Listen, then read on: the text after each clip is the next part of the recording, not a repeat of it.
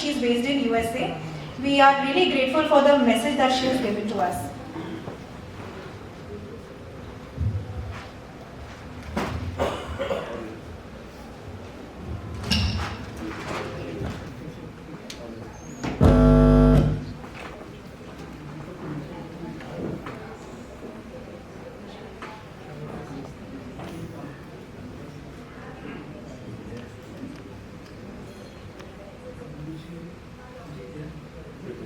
Of National Homoeopathy Conference 2025, NHC 25.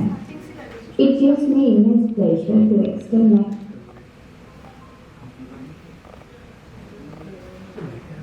Hello everyone, this is Dr. Kavita Kokuno, President and CEO of KA, Founder and Director of KA Homeopathy Study Group and KA Miraculous Minds Meditation Group. Happy congratulations to DHMA, Delhi Homoeopathic Medical Association, on the occasion of National Homoeopathy Conference 2025, NHC 25. It gives me immense pleasure to extend my heartfelt congratulations to DHMA. I sincerely thank DHMA for honoring us with a warm invitation to be a sponsor for this prestigious conference. It is truly inspiring to see this gathering of esteemed homeopathic professionals, academicians, researchers, and healthcare experts from across India, united in the spirit of knowledge sharing and holistic healing. We will be conducting 2-minute Anapanasati meditation. With much gratitude, we will hear system founder Practice Pekaha Patriji and Swarnamala Patriji Amma. So in this meditation, we gently observe our natural breath to receive the cosmic energy. Let's sit comfortably, any place. So just cross your feet, clasp your hands, fingers into fingers, close your eyes. If you have glasses, just take out your glasses. Observe your natural, easy, calm breath.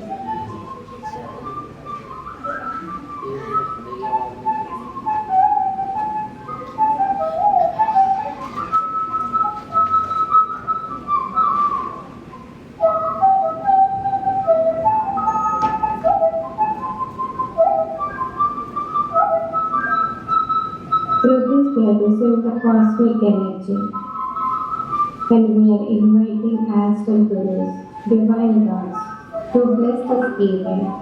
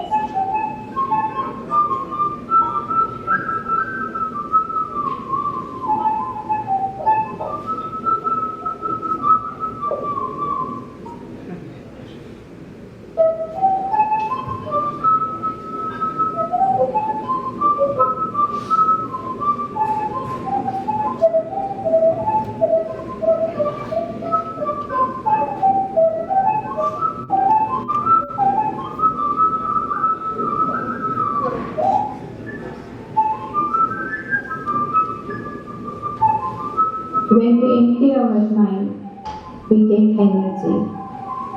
And when we observe our breath, we empty our mind.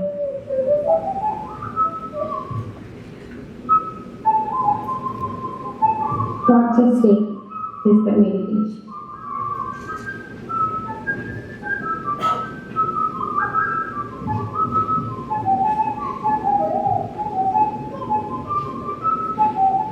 And we are doing group meditation in this conference to receive abundance of cosmic energy, to heal us, to gain the knowledge, wisdom through this conference. Just 1 more minute, masters.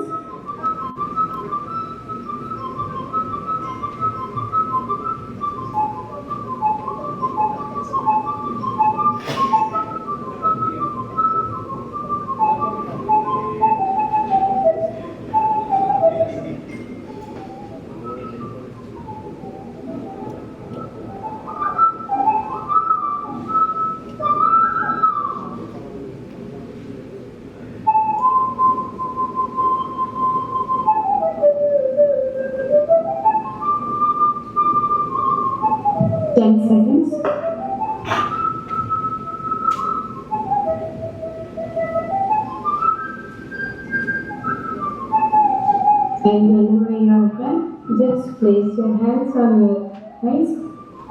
10, 9, 8, 7, 6, 5, 4, 3, 2, 1. And open your eyes with beautiful smile.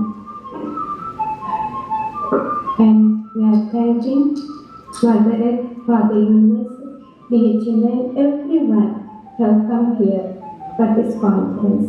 And through this meditative offering, we send positive vibes and best wishes to DHMA for the grand success of NHC 25. And we are delighted and honored to support and be a part of the significant event. Thank you. Thank you so much, Kavita ma'am. We really enjoyed this session, and now we are calm and focused for our session. And I hope all the delegates had a smooth registration. And now we welcome you for a welcome tea, and so that we can begin this day with full energy, dedication, and followership. हाँ, जैसे doctor Deepika ने बोला कि जो शुरुआत है खासकर India में तो चाय के साथ ही होती है, तो आप सबका स्वागत जो है हम लोगों ने नमस्कार और तिलक के साथ तो किया ही। सबके लिए टी का एक अरेंजमेंट है, आप प्लीज़ सब लोग एक साथ हम लोग चाय पियेंगे और उसके बाद हम लोग सेशन शुरू करेंगे। गुजारिश ये है कि बस जितनी जल्दी हो सके आइए, क्योंकि हम लोग अभी तक 15 या 20 मिनट लेट चल रहे हैं, तो मैं चाहता हूँ कि 15 मिनट में मैक्सिमम चाय पी करके सब लोग यहाँ पर मिलेंगे। तो सभी लोगों से रिक्वेस्ट है कि चाय की तरफ प्रोसीड करें। किसी एसोसिएशन का जो प्रेसिडेंट है वो हमेशा एक आज्ञा देता है हमें आगे कार्यक्रम को बढ़ाने का। तो मैम आपसे आज्ञा चाहते हैं कि हम आपके द्वारा इस कॉन्फ्रेंस को जो आपने बनाया है उसको हम शुरुआत करने की एक छोटी सी आज्ञा चाहते हैं। Doctor Shweta Singh ma'am.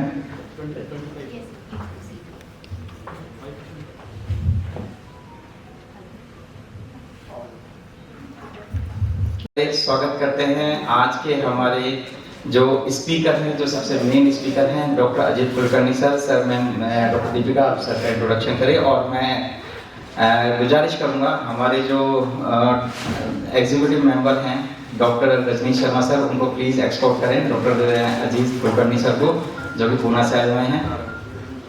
Dr. Ajit Kulkarni sir is an MD in homeopathy, a veteran homeopath with over 35 years of clinical and academic experience. Dr. Kulkarni is an internationally acclaimed teacher, author, and researcher.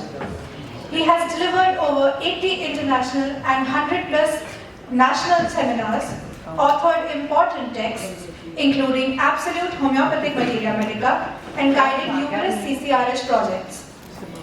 His many awards include Gold Medal in DI Homeopathy London, Excellence in Homeopathy, and Homeoratna. We kindly welcome you, sir. अब मैं चाहता हूं कि जो हमारे दूसरे executive हैं, vice president भी हैं एसोसिएशन के, डॉक्टर एसपी वर्मा सर, वो हमारे guest of honour doctor Sandeep Sharma sir को एक्सपोर्ट करेंगे और स्टेज तक लाएंगे। तो वेलकम है डॉक्टर संदीप शर्मा सर का। Doctor Sandeep Sharma sir. Dr. Sandeep Kumar Sharma sir is an independent writer, filmmaker, and director from New Delhi with an extensive career in print and visual media. He has created over 875 television episodes for Doordarshan and other channels, produced documentaries, serials, corporate films, and radio features, and conducted numerous workshops on script writing and filmmaking. With more than 50 published books, several novels, research works, and active contributions to blogs and YouTube channels, he is also widely recognized through multiple national and international awards for literature, filmmaking, and cultural contributions. Doctor Sandeep Sharma के बारे में जो इन्होंने बताया वो उनका एक official record है, लेकिन इसके अलावा उनकी सबसे बड़ी तारीफ ये है कि आप लोगों ने दूरदर्शन तो देखा होगा, दूरदर्शन के लगभग 150 से ज़्यादा जो एपिसोड है वो इन्हीं की राइटिंग है। तो DHMA ने हमेशा एक बात ये ध्यान रखी है कि ऐसे लोगों को आगे लाना जो स्टेज के पीछे रहते हैं। तो डॉक्टर संदीप शर्मा को हो सकता है कि आपने टीवी पे ना देखा, लेकिन जितनी भी स्क्रिप्ट है आज की डेट में भी जितनी भी स्क्रिप्ट राइटिंग है 50 से ज़्यादा बुक लिख चुके हैं अलग अलग टॉपिक्स पर। तो डॉक्टर संदीप शर्मा सर आपका स्वागत है हमारी एसोसिएशन में।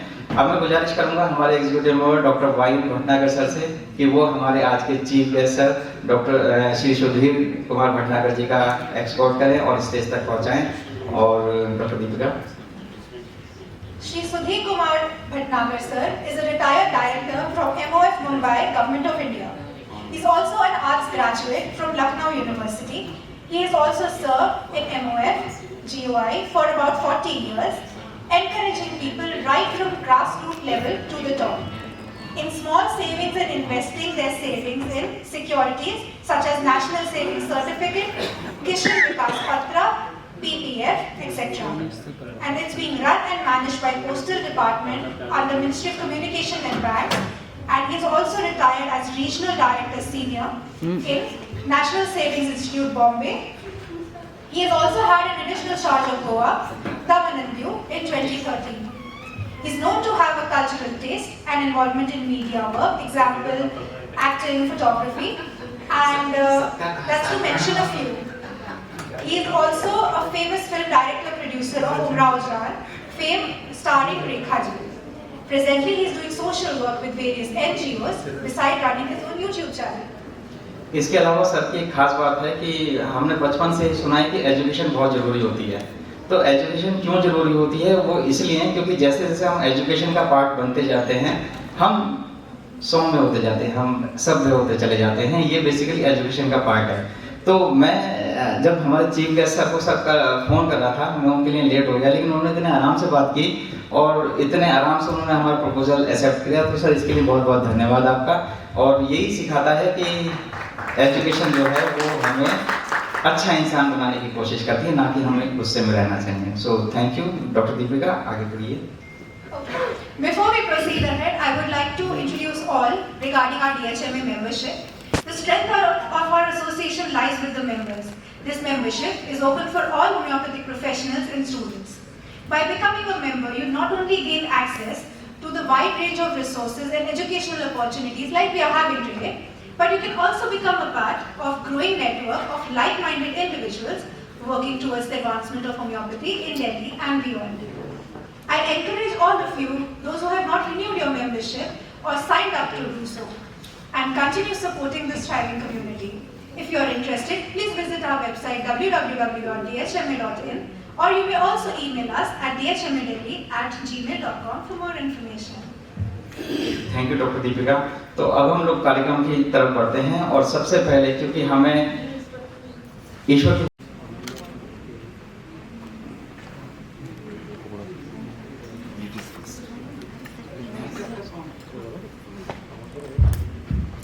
While we are having a lamp lighting ceremony, I'd like to invite our dignitaries for the Saraswati Vandana.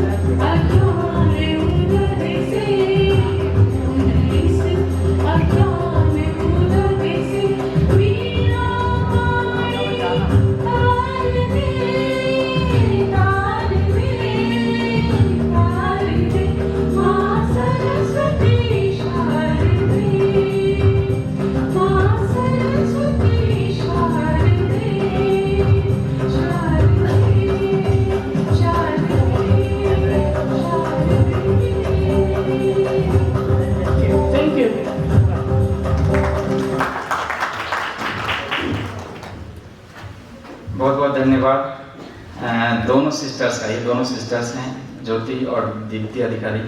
और अब हम आगे का कार्यक्रम शुरू करते हैं एक छोटे से वेलकम के साथ।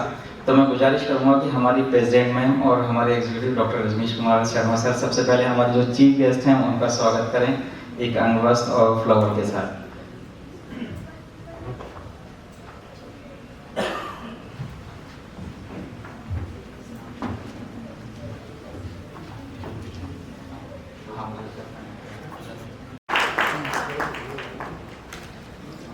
बहुत बहुत स्वागत है सर आपका दिल्ली होम्योपैथिक मेडिकल एसोसिएशन में। और क्योंकि आप मिनिस्ट्री ऑफ फाइनेंस से हैं तो हमें भी कुछ तरीके सिखाना है कि दिल्ली होम्योपैथिक मेडिकल एसोसिएशन और कैसे फाइनेंशियली स्ट्रॉन्ग हो जाए, अच्छा काम करें।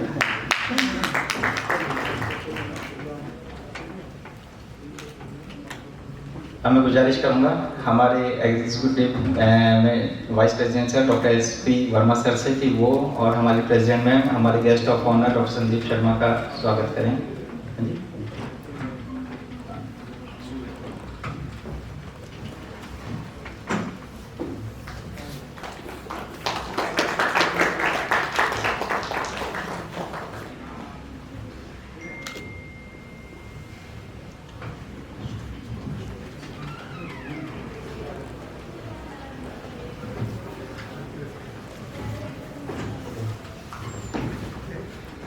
मैं गुजारिश करूंगा डॉक्टर वाइन भटनागर सर से कि वो आएं और हमारे जो आज के स्पीकर हैं डॉक्टर अजय कुलकर्णी सर का स्वागत करें।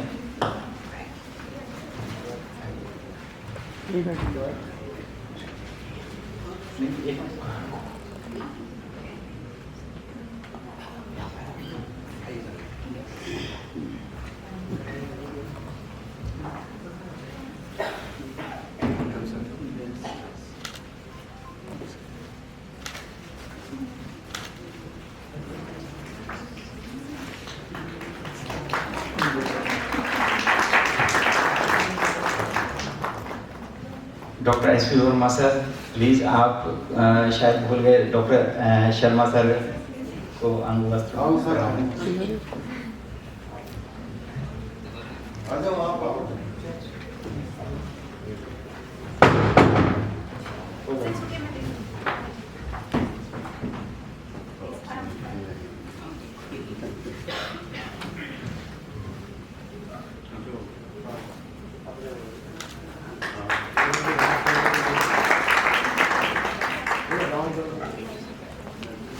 सर आप सभी लोग हमसे जितने भी लोग हैं अगर कोई गलती होती है तो माफ़ी के हकदार तो हम हैं ही, लेकिन सबसे मेन बात है कि आप बताते रहना कि ये गलती हो गई है, क्योंकि ऐसा ना हो कि आप माफ़ कर दो और मुझे ये नहीं पता लगे कि गलती क्या थी। तो हमारी गलती जरूर हमें बता।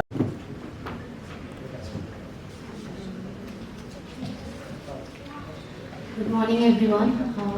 Respected Chief Guest, Shri Sudhir Kumar Bhatnagar sir, Guest of Honor Dr. Sandeep Kumar Sharma, distinguished dignitaries on and off the dais, and my dear DHMA family. It fills my heart with immense joy to welcome you all to the 15th National Homoeopathy Conference 2025. Today is not just an academic gathering, it is a celebration of our homeopathic community, our dedication, and our collective belief in the healing power of homeopathy.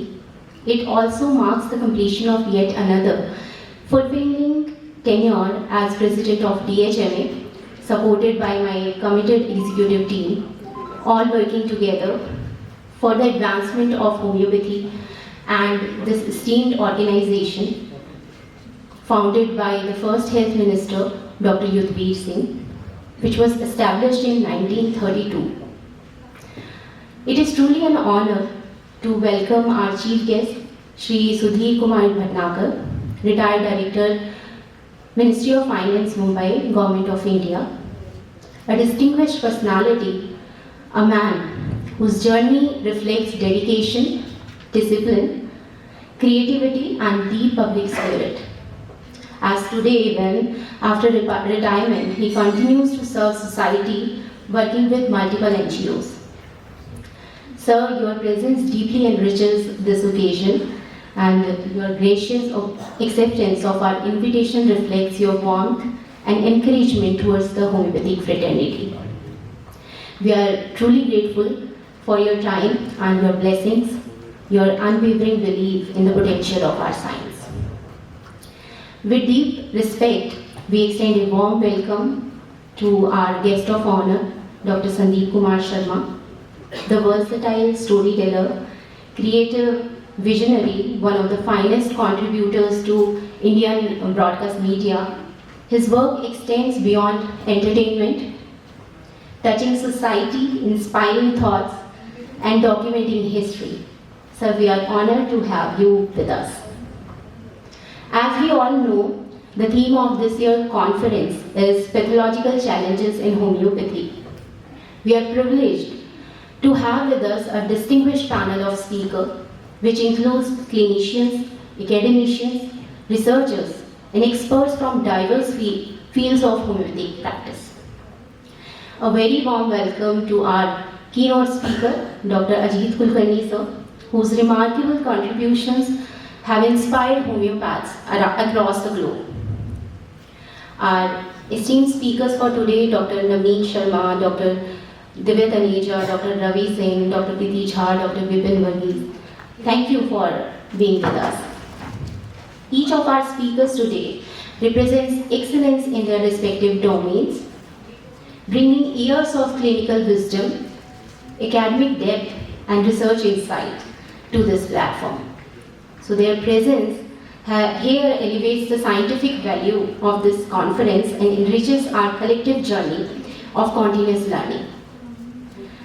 The topics span a wide range of domains: autoimmune disorders, pathological cases, hepatobiliary challenges, disabilities, and many more. We are certain that each of you will offer new perspective that strengthen our clinical understanding and practice.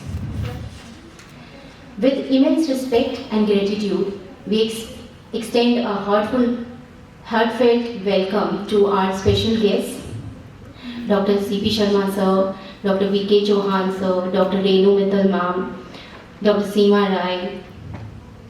They not only bring vast academic experience but also an inspiring legacy of nurturing generations of learners, advancing research and strengthening clinical practice. Now, when I reflect on the last 2 years of DHMA, I feel an overwhelming sense of pride. We have strengthened our monthly CMEs, conducted impactful webinars, supported students, published the Hahnemanian Homeopathic Sandesh, and reached out to communities through multiple health camps.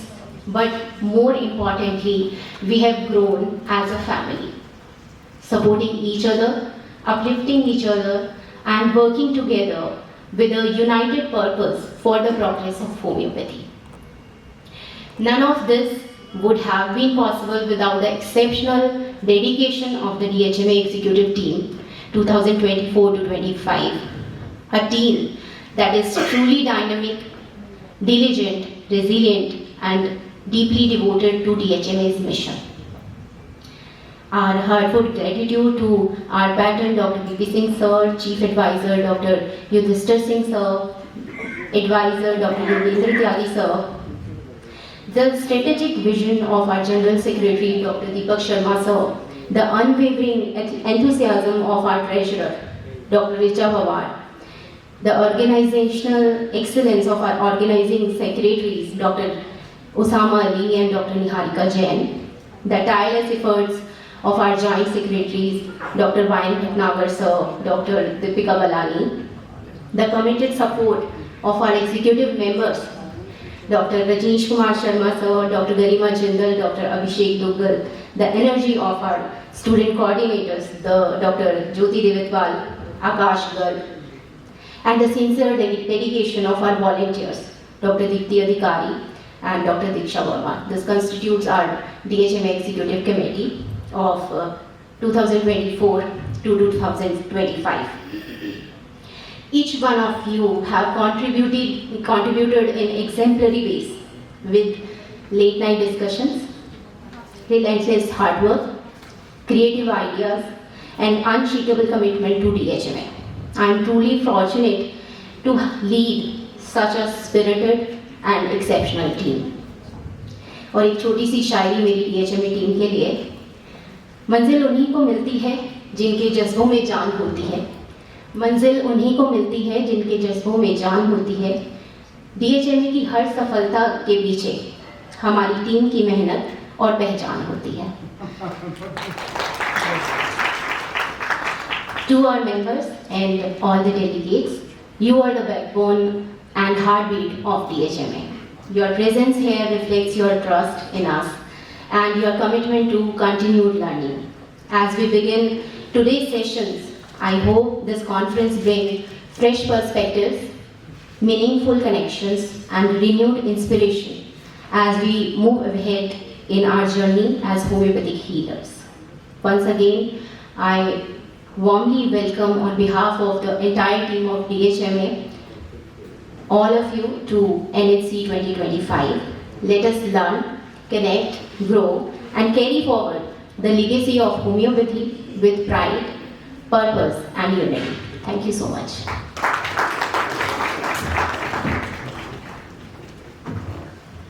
बहुत बहुत धन्यवाद president ma'am.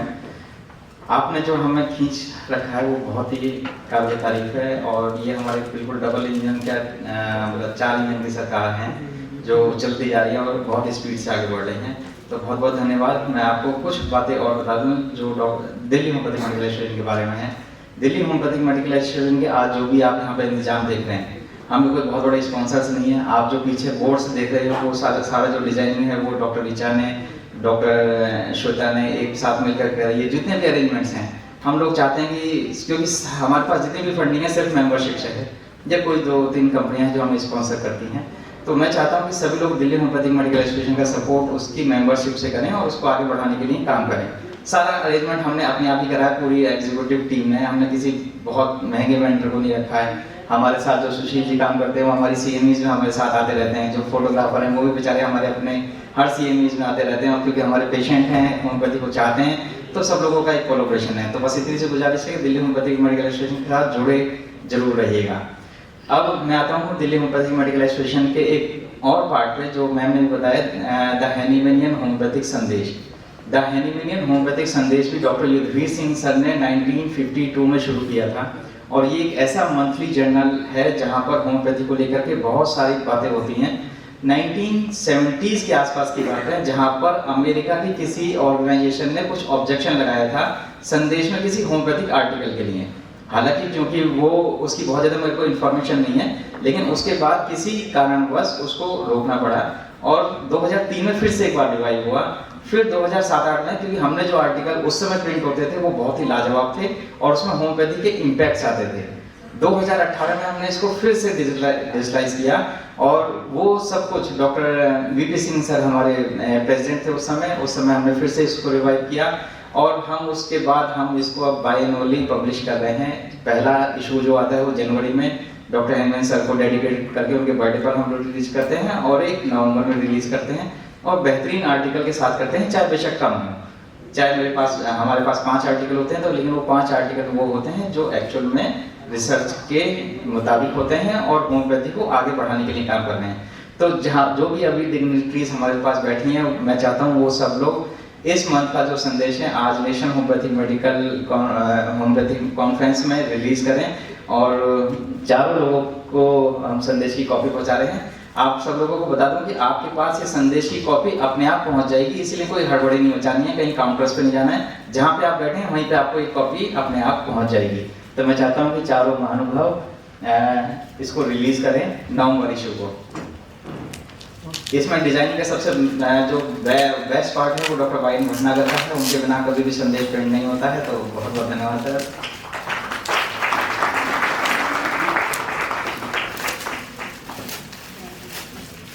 Sorry sir, मैंने रात को मैंने ही pack करी तो थोड़ा मुश्किल तो लगेगी।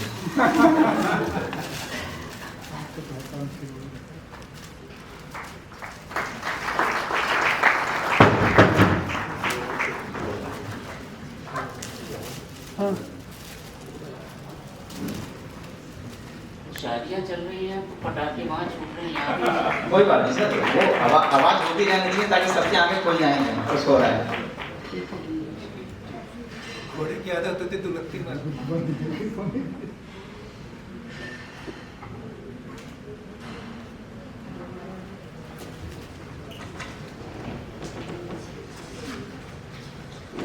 अब मैं चाहूँगा कि हमारे जितने भी यहाँ पर सम्मानित व्यक्ति इस समय डाइस पर बैठे हैं, तो क्योंकि दिल्ली होम्योपैथिक मेडिकल एसोसिएशन के जितने भी एग्जीक्यूटिव हैं जो पूरे 2 साल तक या कई सालों से काम करते आ रहे हैं, तो मैं चाहता हूँ कि उनका एक सम्मान होना चाहिए। और इस सम्मान में सबसे पहले जो हकदार हैं वो हमारी प्रेसिडेंट डॉक्टर श्वेता सिंह हैं, क्योंकि जो पैटर्न सर हैं वो अभी यहाँ पर हैं नहीं, किसी कारणवश आज कुछ इमरजेंसी में फंस गए हैं। लेकिन सबसे पहला हक जो है वो हमारे प्रेसिडेंट का होता है, क्योंकि किसी भी रेलगाड़ी को खींचने का काम इंजन का होता है। तो मैं हमारे जो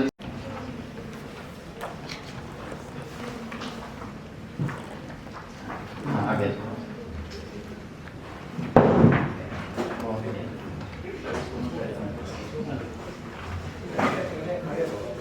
एक दूसरे की डालने में लगे।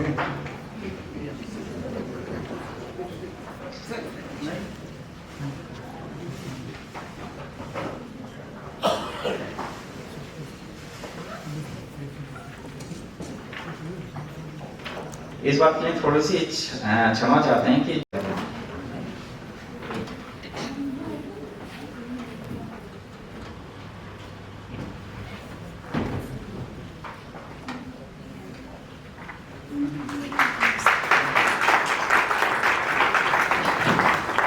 बहुत बहुत शुभकामनाएं डॉक्टर श्वेता सिंह, आप बस ऐसे ही हम लोगों को आगे लेकर के बढ़ते रहो। इसके बाद मैं बुलाना चाहता हूँ हमारे vice president sir doctor Satya Prakash Verma sir को।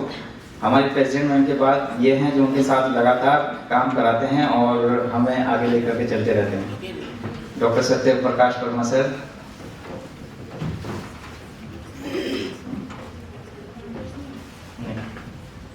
आओ सर।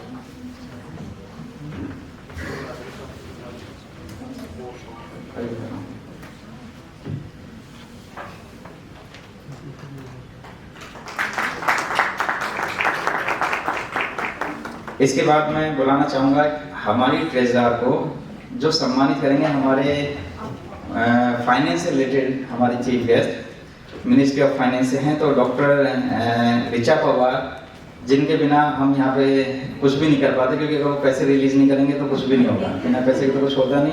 तो डॉक्टर ऋचा पवार, आप हमें ऐसी पैसा प्रदान करते रहना तो हम अच्छी अच्छी कॉन्फ्रेंस कराते रहेंगे।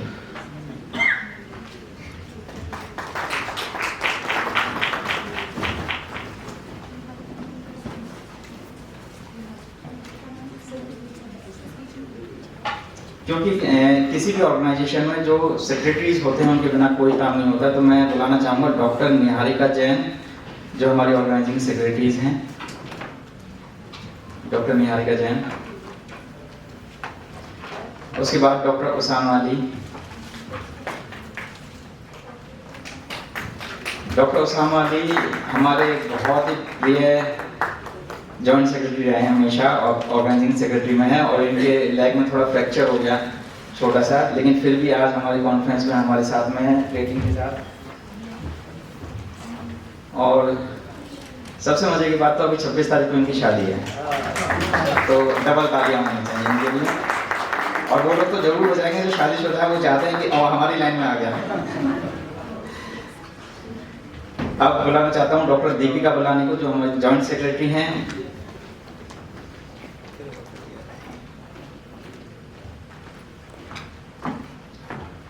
डॉक्टर दीपिका बुलानी आज मेरे साथ एंकरिंग कर रही हैं, और मुझे बहुत गर्व हो रहा है कि मुझे आज सच में बहुत सारा काम नहीं करना पड़ा, इन्होंने पूरी तरह से अच्छे से स्क्रिप्ट तैयार करी है। इसके बाद हैं डॉक्टर बाइन भटनागर, जो हमारे जॉइंट सेक्रेटरी हैं, और ये सबसे प्रिय आदमी मुझे इसलिए लगते हैं क्योंकि जो आज आप यहाँ पे सर्टिफिकेट देखेंगे, संदेश की कॉपीज देखेंगे, ये सब इन्हीं की देन है। सारी प्रिंटिंग का जिम्मा लेते हैं, और रात को मेरे पास 12:30 बजे ये संदेश को प्रिंट करा करके देके गए हैं।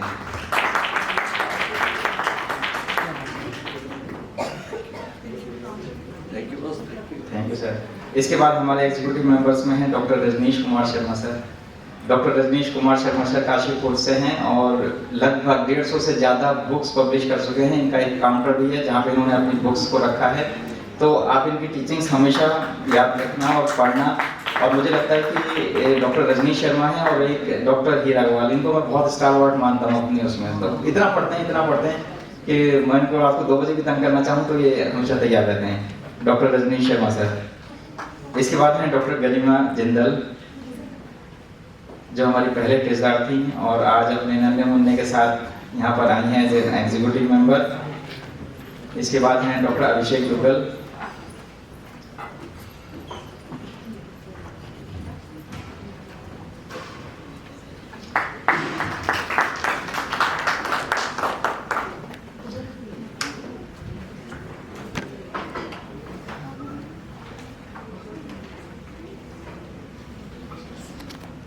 डॉक्टर अभिषेक दुग्गल को देखकर मुझे अपना बचपन याद आता है। मैं पहले ऐसे ही था, फिर सबने कहा कि यार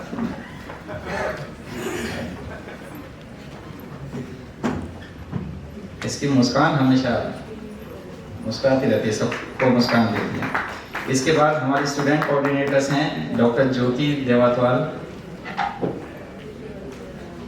जो हमेशा हमारे ऑनलाइन कामों को सपोर्ट करते हैं। इसके बाद है mister Akash Garg. Akash Garg as a student उन्होंने अभी थोड़े दिन पहले ही दिल्ली होम्योपैथिक मेडिकल एसोसिएशन को ज्वाइन किया है। आप लोगों को बता दूं कि जो भी स्टूडेंट आए हैं उनको मैं सबसे ज़्यादा धन्यवाद देना चाहता हूं कि अगर स्टूडेंट किसी कॉन्फ्रेंस में आ रहे हैं तो इसका मतलब सीखने का उनमें कोई जज्बा है। तो आकाश बहुत बहुत धन्यवाद तुम्हारा दिल्ली होम्योपैथिक मेडिकल एसोसिएशन को ज्वाइन करने का। बाकी स्टूडेंट्स को भी ऐसे ही प्रेरित करो। और किसी भी ऑर्गेनाइजेशन में कोई भी काम वॉलंटियर्स के बिना नहीं होता। तो वॉलंटियर्स में हैं डॉक्टर दीप्ति अधिकारी, जिनकी अभी आपने सरस्वती वंदना सुनी होंगी, डॉक्टर दीप्ति अधिकारी और डॉक्टर दीक्षा वर्मा।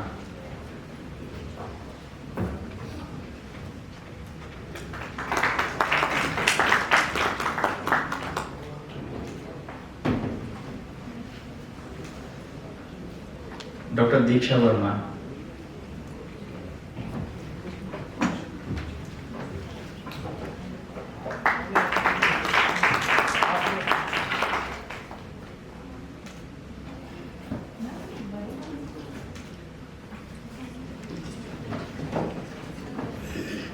अब नेक्स्ट सेशन में मैं सबसे पहले बुलाना चाहता हूं हमारे जो आज के स्पेशल गेस्ट हैं, क्योंकि डॉक्टर अजित कुलकर्णी को सर्वप्रथम सुनेंगे, लेकिन जो हमारे गेस्ट ऑफ ऑनर हैं डॉक्टर संदीप कुमार शर्मा। मैं गुजारिश करूंगा सर हमारे एसोसिएशन के लिए 2 शब्द कहें, आपको कैसा लगा। इनके बारे में एक बात और बताना भूल गया कि जो इनकी सिस्टर हैं वो भी एक होम्योपैथिक डॉक्टर हैं और होम्योपैथी के साथ इनका एक अलग लगाव है। जब मैं पहली बार इनसे ऑल इंडिया रेडियो में मिला तो मुझे लगा कि यार ऐसे लोग जिन्होंने इतने सारी राइटिंग करनी है, इतनी सारी बुक्स के पब्लिकेशन किया है, इतने सारे एपिसोड लिखे हैं, दूरदर्शन जिसको हम एंटीना घुमा घुमा करके देखते थे, पर हमें ये नहीं पता होता था कि उनके पीछे सर हैं। तो please sir, thank you, welcome. Thank you doctor. कहाँ से शुरू करूँ? मीठी गोलियाँ, अक्सर सुनते हैं कि ये तो मीठी गोलियाँ देने में माहिर हैं। बचपन में सुनते थे, आज भी सुनते हैं, लेकिन आज उसके मायने बदल गए हैं। मीठी गोली होम्योपैथी हम सब जानते हैं और डॉक्टर साहब ने भी कहा, मेरी 2 सिस्टर होम्योपैथिक डॉक्टर हैं और लेकिन अभी ओल्ड एज में हैं तो प्रैक्टिस छोड़ दी। मेरा वास्ता ज़्यादातर मेरे परिवार में या तो डॉक्टर हैं या एडवोकेट हैं, बस मैं ही थोड़े साइड से अलग हो गया हूँ। होम्योपैथी जब बचपन में सुनते थे तो होम्यो से समझ में आता था शायद ह्यूमन बीइंग के लिए होगा, क्योंकि जानवरों के लिए अलग दवाइयाँ होती हैं। लेकिन बाद में समझ में आया कि होम्योपैथी एक ऐसी पैथी है जो पूरी दुनिया में प्रचलित है। हिंदुस्तान में विलम्ब से जरूर आई, देर से जरूर आई, लेकिन आज वो पॉपुलर है। मैं 2 आपको होम्योपैथी के चमत्कार बताना चाहता हूँ जो मैंने अपनी बड़ी सिस्टर डॉक्टर चित्रा शर्मा जी के सानिध्य में देखा। मैं उनके पास रहकर कुछ सिविल सर्विस की तैयारी कर रहा था। मेरे एक परम मित्र या जिसको कहें लंगोटिया यार, उनके फादर यूपी रोडवेज में थे। उनके घुटने साधारण भाषा में कहूँ तो जाम हो गए थे, बैठ नहीं सकते थे, बैठ गए तो खड़े नहीं हो सकते थे। काफ़ी इलाज कराया और बाद में मेरे फादर ने कहा कि एक बार डॉक्टर चित्रा से मिल लो, शायद कुछ फ़ायदा हो जाए। उन्होंने कहा कि दवाई आपको नियमित खानी होगी और मैं आपको दौड़ा दूंगी। शायद आप यकीन नहीं करेंगे, 3 महीने के अंदर वो बुजुर्ग व्यक्ति जो करीब 67-68 ईयर ओल्ड थे, जिनको बैठने में, उठने में, लेटने में दिक्कत थी, वो 3 महीने के अंदर दौड़कर बस पकड़ने लायक हो गए थे। एक दूसरा चमत्कार जो मैंने अभी सर्च कर रहा था तो ये था कि शायद होम्योपैथी में कैंसर की कोई दवाई नहीं है, लेकिन डॉक्टर चित्रा शर्मा ने, रिटायर्ड मेजर आर्मी के थे, उनको केवल इसीलिए रिटायरमेंट दिया कि वो कैंसर के पेशेंट थे और लास्ट स्टेज लगभग आ चुके थे। एम्स में दिल्ली में उनका ट्रीटमेंट चल रहा था और जो उनका अपना हॉस्पिटल है आर्मी का, वहाँ भी चल रहा था। एम्स के डॉक्टर्स ने उनको डेट दे दी थी कि इसके बाद आपका सर्वाइव करना ईश्वर की कृपा पर होगा। गाजियाबाद में जहाँ सिस्टर का क्लिनिक था वहीं वो शायद रहा करते थे और एक शाम वो निकल रहे थे क्लिनिक के सामने से, क्योंकि डॉक्टर चित्रा शर्मा ने अपने घर पर एक क्लिनिक बनाया हुआ था। उनकी वाइफ को कुछ प्रॉब्लम थी तो उन्होंने कहा चलो लेडी डॉक्टर हैं, दिखा लेते हैं। पहुंच गए, बातचीत हुई, पता चला बातचीत में कि आप इस तरह की प्रॉब्लम में हैं। तो डॉक्टर चित्रा ने कहा कि ठीक है, आप मुझे फाइल दिखा दीजिए, मेडिकल फाइल जो आपकी, मैं केस स्टडी करना चाहती हूँ। गारंटी नहीं है कि मैं आपको ठीक कर पाऊंगी और ये भी मैं नहीं कहती कि आप मेरी दवाई खाएं। मेजर को समझ में आ गया और उन्होंने पूरी फाइल ला कर दी। 1 हफ्ता केस स्टडी किया, बराबर वो भुलाती नहीं। उनकी मेंटल स्ट्रेस को उन्होंने पढ़ने की कोशिश की, मानसिकता को समझने की कोशिश की और उसके बाद वो तैयार हो गए मेडिसिन खाने के लिए।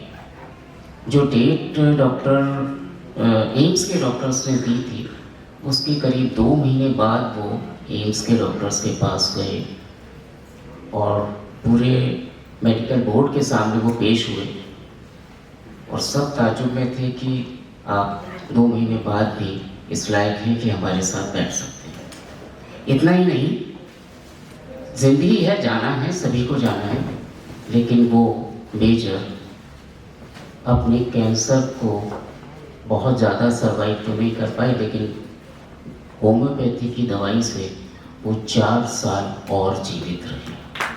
तो ये होम्योपैथी का चमत्कार है जो मैंने अपनी आंखों से देखा और समझने की कोशिश की। दूसरा आज का जो आपका विषय है, पैथोलॉजिकल चैलेंज। मेरा मानना ये है कि होम्योपैथी को शायद पैथोलॉजी की ज़रूरत पड़े। लैब में जाने की मुझे नहीं लगता कि ज़रूरत पड़ेगी, क्योंकि सिम्टम्स अगर डॉक्टर समझ रहा है तो मेडिसिन काम करेगी, ये मेरा विश्वास है। डॉक्टर चित्रा शर्मा ने एक और, अब उस समय मैंने दीपक जी से चर्चा की थी और इनको भी लगा कि शायद उनका नाम सुना होगा।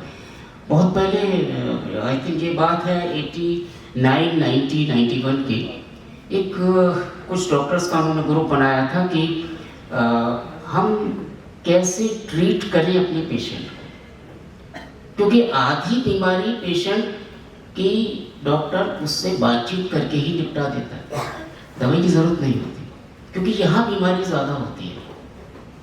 अभी मैंने कल बताया इनको, डॉक्टर साहब को, कि मुझे पहली बार शुगर बढ़ गई मेरी।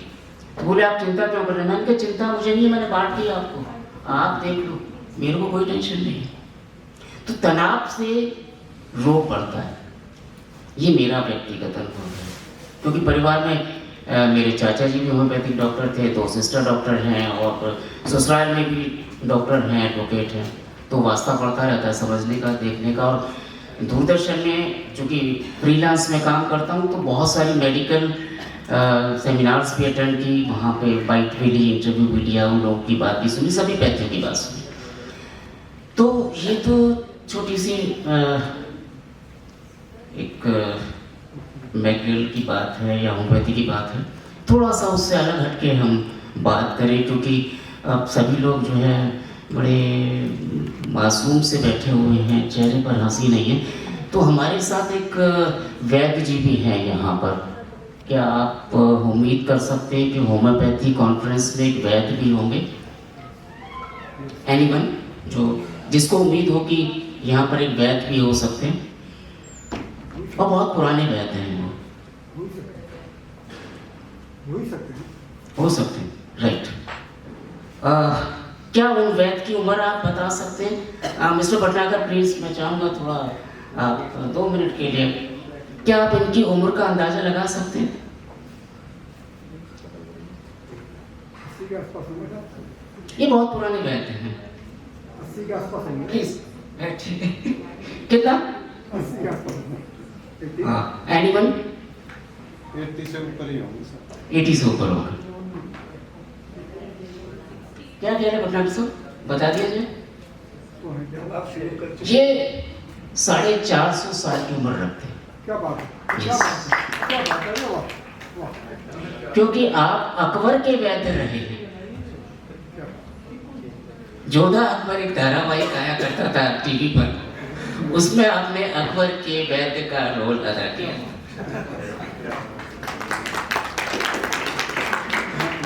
और हमारी यूनिट में हम इनको सबसे युवा साथी मानते हैं, क्योंकि इतनी ऊर्जा है इनमें जितनी मीठी गोलियों में होती है। आप लोग जो देते हैं दवाई डाल के, मदर टिंचर वगैरह डाल के देते हैं। ये बहुत अच्छे कलाकार हैं और बहुत अच्छे इंसान हैं।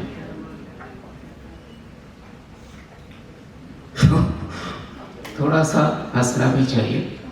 बाकी अभी एक डॉक्टर दीपक ने कहा कि तिलक जो है वो मेडिकल साइंस को इंडिकेट करता है। केवल तिलक नहीं, मेरी 2 पुस्तकें हैं, हिंदू और हिंदुत्व और सनातन धर्म सांस्कृतिक धरोहर। दोनों में मैंने केवल एक ही बात रखी है कि हमारा जो सनातन धर्म है, हिंदू धर्म की मैं बात नहीं करता, क्योंकि हिंदू धर्म मेरी नज़र में ना तो धर्म है ना कोई उसका धार्मिक आधार है। सनातन धर्म है, और वो सनातन धर्म एक वैज्ञानिक जीवन शैली है। सुबह हम जब जगते हैं और रात को जब सोते हैं, तो पूरी की पूरी लाइफ साइंटिफिक है, हर चीज़ साइंटिफिक है। इवन महिलाएं यहाँ बैठी हैं, सोना सबको प्यारा होता है महिलाओं को। आप नथ पहनते हैं, आप कान में झुमके पहनते हैं, अंगूठियाँ पहनते हैं, इसका भी मेडिकल इम्पैक्ट हमारी बॉडी पर पड़ता है। यहाँ हम जब गरम तवा पकड़ लेते हैं तो सबसे पहले हाथ हमारा कहाँ जाता है? कोई बताएंगे? अगर गरम तवा हमने पकड़ लिया तो सबसे पहले हमारी ये दोनों हाथ की उंगलियां कहाँ जाती हैं? सबसे पहले माइंड को सूचित दिमाग पे जाती है। और तो चलिए, सबसे ठंडा पार्ट हमारी बॉडी का कौन सा होता है? आप सब मेडिकल, होम्योपैथी मेडिकल, हमारी बॉडी का सबसे ठंडा पार्ट नोज।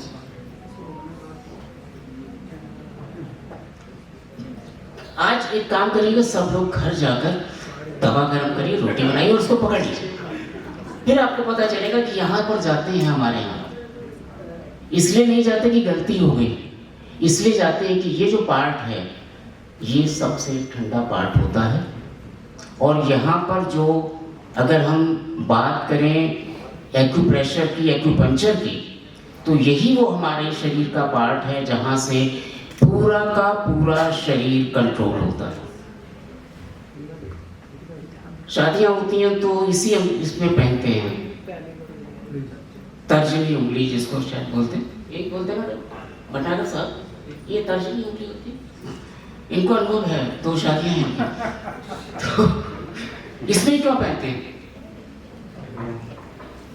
क्यों पहनी जाती है तर्जनी उंगली में? आप सब मेडिकल के लोग हैं, होम्योपैथी के लोग हैं, पता होना चाहिए। हाँ, दिल और दिमाग दोनों को कंट्रोल कर। इसी तरह से अगर हम देखें तो जो 64 कलाएं आचार्य वात्स्यायन ने बनाई, उसमें कुछ चीजें हैं जो मेडिकल पॉइंट ऑफ व्यू से हमारे जिंदगी में जुड़ी हुई हैं। जितने मसाले हैं वो स्वाद के लिए नहीं है, वो मेडिसिन है। चाहे वो मेथी दाना हो, चाहे हल्दी हो। तो हमारा पूरा जीवन जो है वो एक वैज्ञानिक आधार लिए हुए है। और मुझे बड़ा अच्छा लगा, हम लोग अभी पुरी में थे, पूरे हिंदुस्तान भर के साहित्यकार सभी भाषाओं के हमारे साथ जुड़े हुए थे। 2 दिन का सेमिनार था। हमने भी तिलक परंपरा को नहीं अपनाया, और मैं चाहूँगा कि दीपक जी का आप सब लोग ताली से स्वागत करें इस बात के लिए कि उन्होंने तिलक से सभी का स्वागत किया। तो ये केवल स्वागत नहीं है, ये हमारे शारीरिक विज्ञान से जुड़ा हुआ है। बातें बहुत सारी हैं और भी लोग हैं। एक केवल सुझाव मैं देना चाहूँगा जो जर्नल के बारे में अभी जिसको हमने रिलीज किया। रिसर्च पेपर आमतौर पर होते हैं, लेकिन अगर हम कोशिश करें, जो हमारे पेशेंट हैं जिनको हमने ठीक किया है, जो हमारे पर विश्वास रखते हैं, जो हमारी पैथी पर विश्वास रखते हैं, उनके अनुभव भी हम इसमें छापे तो शायद एक आम आदमी को पढ़ने लायक ये जर्नल होगा। क्योंकि अभी तो क्या होता है, हम भी छापते हैं अपना जर्नल इंडियन ऑथर करके, लेकिन वो केवल ऑथर्स के लायक रह जाता है, आम पब्लिक के लायक नहीं रहता। तो अगर कुछ जर्नल बातें इसमें, कुछ मेडिसिन के बारे में, कुछ पैथी के बारे में, कुछ पेशेंट्स के बारे में, तो मुझे लगता है कि शायद हम सबको सबके पास पहुंचा देंगे। बस इतना ही कहना चाहूँगा। नमस्कार, धन्यवाद। बहुत बहुत धन्यवाद सर। तो हमें सब लोगों को ये तो पता लग गया होगा कि हम ठंडा पार्ट भी नहीं ढूंढ पा रहे हैं मेडिकल फील्ड से होते हुए। एक नॉलेज तो यहाँ पे बहुत बढ़िया से मिल गई, और क्योंकि सब मेडिकल फील्ड से नहीं है, लेकिन अगर इतनी सारी मूवीज़ को बनाना, इतनी सारी राइटिंग्स को करना, तो मतलब छोटा एक्सपीरियंस तो नहीं रहा होगा। तो वो आज हमें पता भी लग गया कि वो बहुत बड़ा एक्सपीरियंस है। और सर बहुत बहुत धन्यवाद कि आपने संदेश के लिए जो कमेंट किया है। तो संदेश के बारे में बता दूं कि हम इसको पीयर रिव्यूड जर्नल बनाने हैं सर, और कुछ मेडिकल जर्नल पीयर रिव्यूड की कुछ अपनी गाइडलाइंस हैं। तो इससे पहले जब हम संदेश को पब्लिश कर रहे थे तो वो एक नॉर्मल मैगजीन थी, तो मैगजीन में हम टेस्टिमोनियल्स को प्रिंट करते थे, लेकिन अभी हम लोग सिर्फ रिसर्च पेपर ही कर सकते हैं, और इसकी 10 कॉपी हमें ऐसे ही निकालनी है, तब जाकर के हमें ISSN नंबर अप्लाई करने के लिए एलिजिबल होंगे। तो इसके लिए, क्योंकि आज हमें नेशनल होम्योपैथी कॉन्फ्रेंस में है, इसलिए हमने संदेश में कुछ इमेजेस भी डाल दी हैं, वरना इमेजेस भी अलाउ नहीं होती हैं। तो जो भी हमारे संदेश चले हैं वो सर हम ISSN नंबर के लिए कर रहे हैं, पर आपके सुझाव पर मैं जरूर ध्यान दूंगा। बहुत बहुत धन्यवाद। अब मैं गुजारिश करूंगा हमारे जो चीफ गेस्ट सर हैं श्री भटनागर जी, वो आए और हमारी दिल्ली होम्योपैथिक मेडिकल एसोसिएशन के लिए 2 शब्द कहें।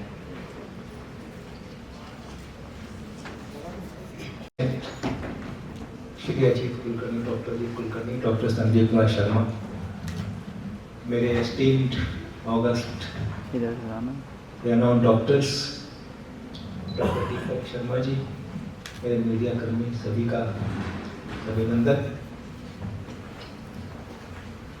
आज अगर सीधे सीधे टॉपिक पे आ जाए तो सिर्फ उसके पहले मैं कहना चाहूँगा कि कल रात मेरे डॉक्टर संदीप शर्मा का मेरे पास एक मैसेज आया व्हाट्सएप पे। वो जो बाहर बैनर बना है वो कहने लगे इसको देखिए ठीक है। तो मैंने देखा, उसमें ठीक था, सब कुछ अच्छा था।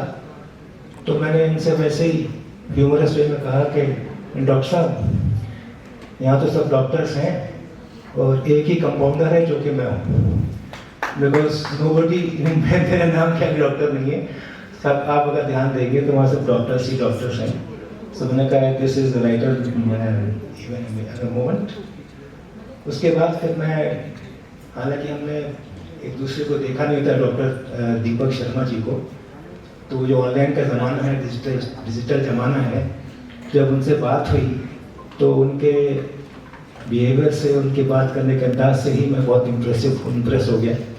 मैं कहा डॉक्टर साहब ये मेरा ऑनर है कि आप मुझे यहाँ बुला रहे हैं आपकी इस कॉन्फ्रेंस में, तो जैसे भी होगा हम ज़रूर आएंगे। हालांकि मैं आउट ऑफ दिस फील्ड का आदमी हूँ, फिर भी कोशिश करूँगा। तो आपका टॉपिक जो है पैथोलॉजिकल चैलेंजेस, तो चैलेंजेस के लिए कहेंगे कि life itself is a challenge. यहाँ तक आना मेरे लिए डॉक्टर साहब नहीं है, क्योंकि ये काफ़ी सेमिनार्स वगैरह में जाते रहते हैं जैसे भी बताया उन्होंने, लेकिन मेरे को मौका ऐसा ज़रा कम ही मिलता है। तो एक चैलेंज था और बहुत जल्दी से स्टार्ट करना, सब तैयारी करना आना। तो जहाँ तक आपका पैथोलॉजिकल का है कि ये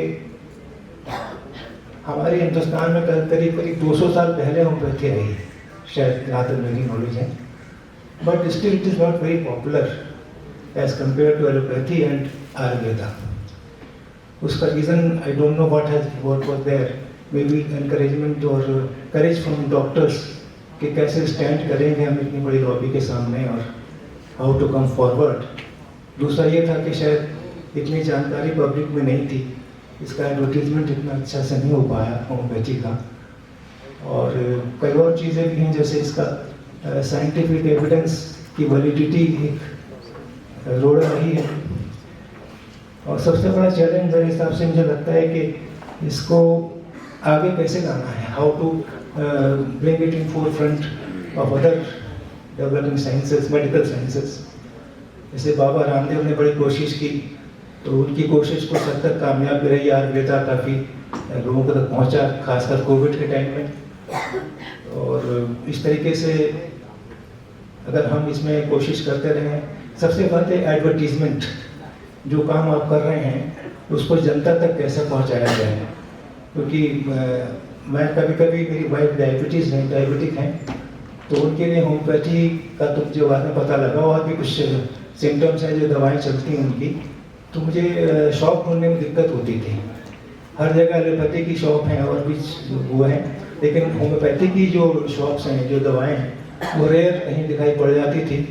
तो एक तो दुकान को पैट्रोनाइज करना पड़ता था। तो इसका मतलब पॉपुलैरिटी की कुछ कमी है, किस लिए कमी है, या आप लोग थोड़ा सा रिसर्च करेंगे इसके ऊपर। शायद कहीं ऐसा ना हो कि फ्रांस, यूके की तरह इसको भी फंडिंग मिलना या गवर्नमेंट की तरफ से मिलना, हेल्प मिलना, पता नहीं आप लोग मिलते हैं कि नहीं। तो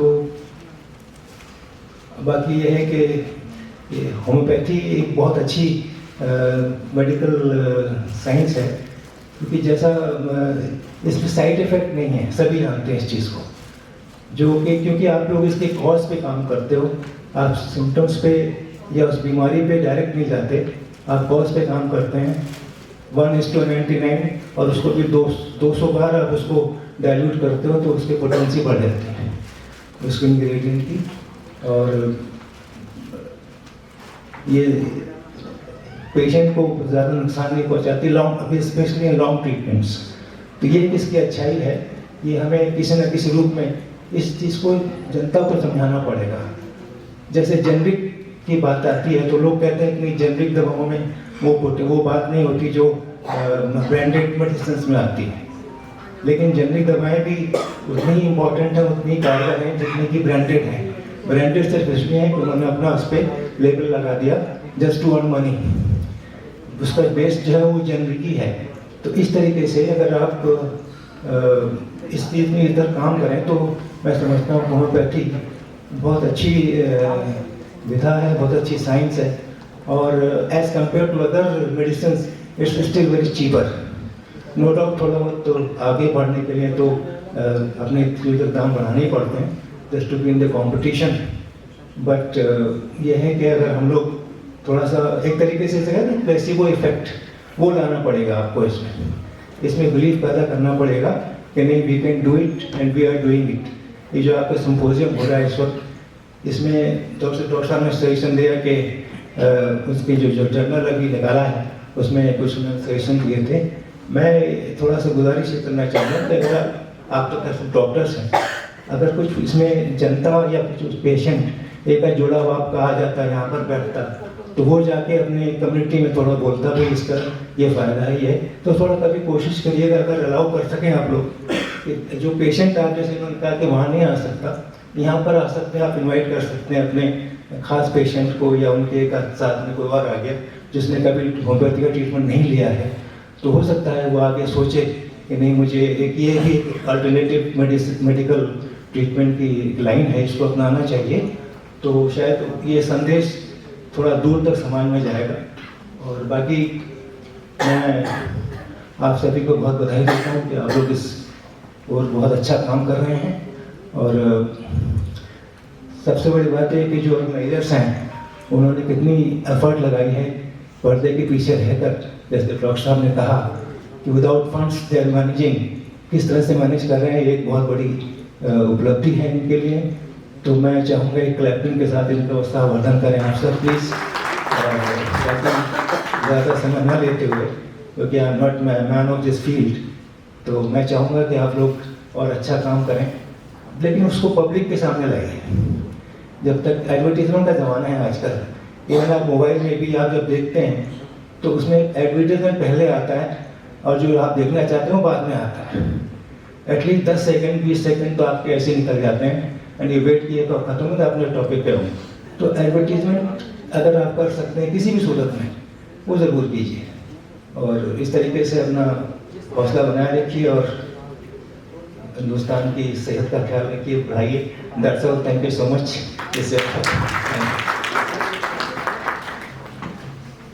थैंक यू सर, बहुत बहुत शुक्रिया आपका, आपके सजेशंस का।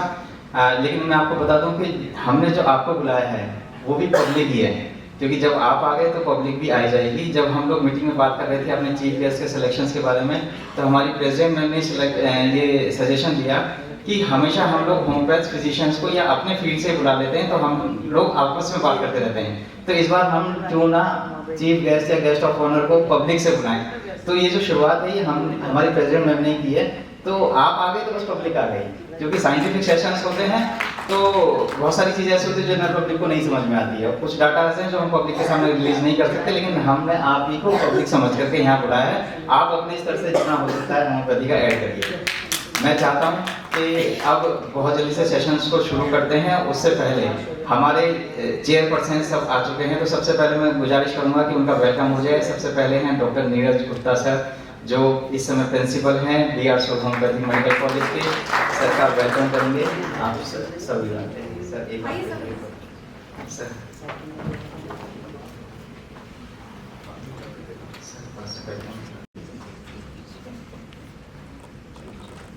डॉक्टर सी शर्मा सर,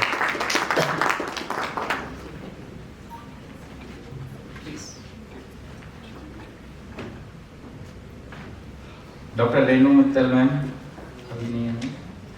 इसी के साथ मैं चाहता हूं कि हमारे, क्योंकि चीफ गेस्ट सर ने मुझे बहुत लिमिटेड टाइम दिया हुआ था, तो मैं चाहता हूं कि जो आज के हमारे सबसे स्पीकर्स हैं उनका सम्मान भी हमारे चीफ गेस्ट द्वारा हो जाए। तो मैं गुजारिश करूंगा डॉक्टर इच्छा पवार, सबसे पहले आप डॉक्टर अजीत कुलकर्णी सर का एक सम्मान करवा दीजिए। ज़्यादा सर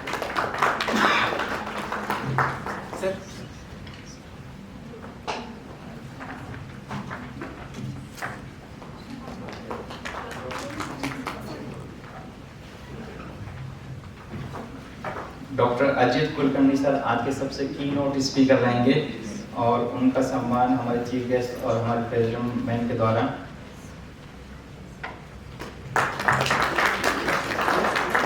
तो बेशक हमारे चीफ गेस्ट शायद हमारे साथ, हम चाहेंगे पूरी कॉन्फ्रेंस में रुके, लेकिन जितनी देर भी रुके वो हम उनको एज ए पब्लिक समझ करके आज उनसे डिस्कशन करेंगे और देखेंगे। इसके बाद जो हमारे प्रेजेंटर्स हैं उसमें सबसे पहले डॉक्टर नवनीत शर्मा,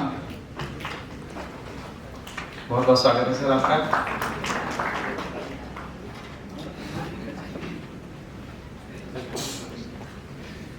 डॉक्टर रवि सिंह, वो शायद रास्ते में। Doctor Divya Taneja ma'am,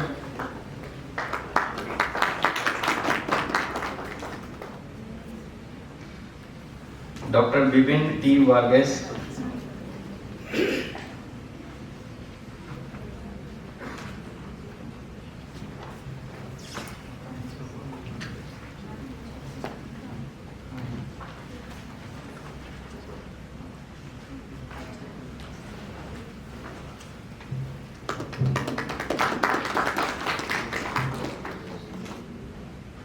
doctor Bipin. तालियां भी एक रहती है तो थोड़ा जोर से तालियां बजाएं। इनको सुनने में और भी मजा आएगा, बहुत अच्छी अच्छी बातें कहेंगे।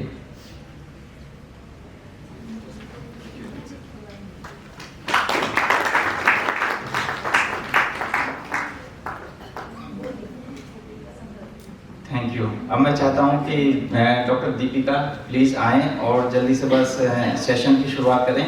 उससे पहले जो हमारे वॉलंटियर्स हैं, मैं गुजारिश करूंगा हमारे guest of honour chief guest sir please अपना अपना स्थान ग्रहण करें ताकि हम साइंटिफिक सेशन को अच्छे से सुन पाएं। वॉलंटियर्स जो हैं वो प्लीज इनकी यहाँ से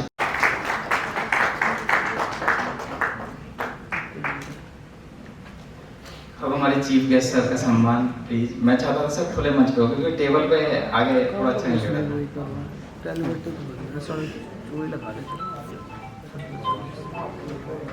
आप लोग आए इतनी अच्छी सलाह दी, वरना क्योंकि हो सकता है कि आज हमें पब्लिक की बात सुनने को मिल गई, ये बहुत अच्छी बात रही कि पब्लिक का ओपिनियन भी आना चाहिए।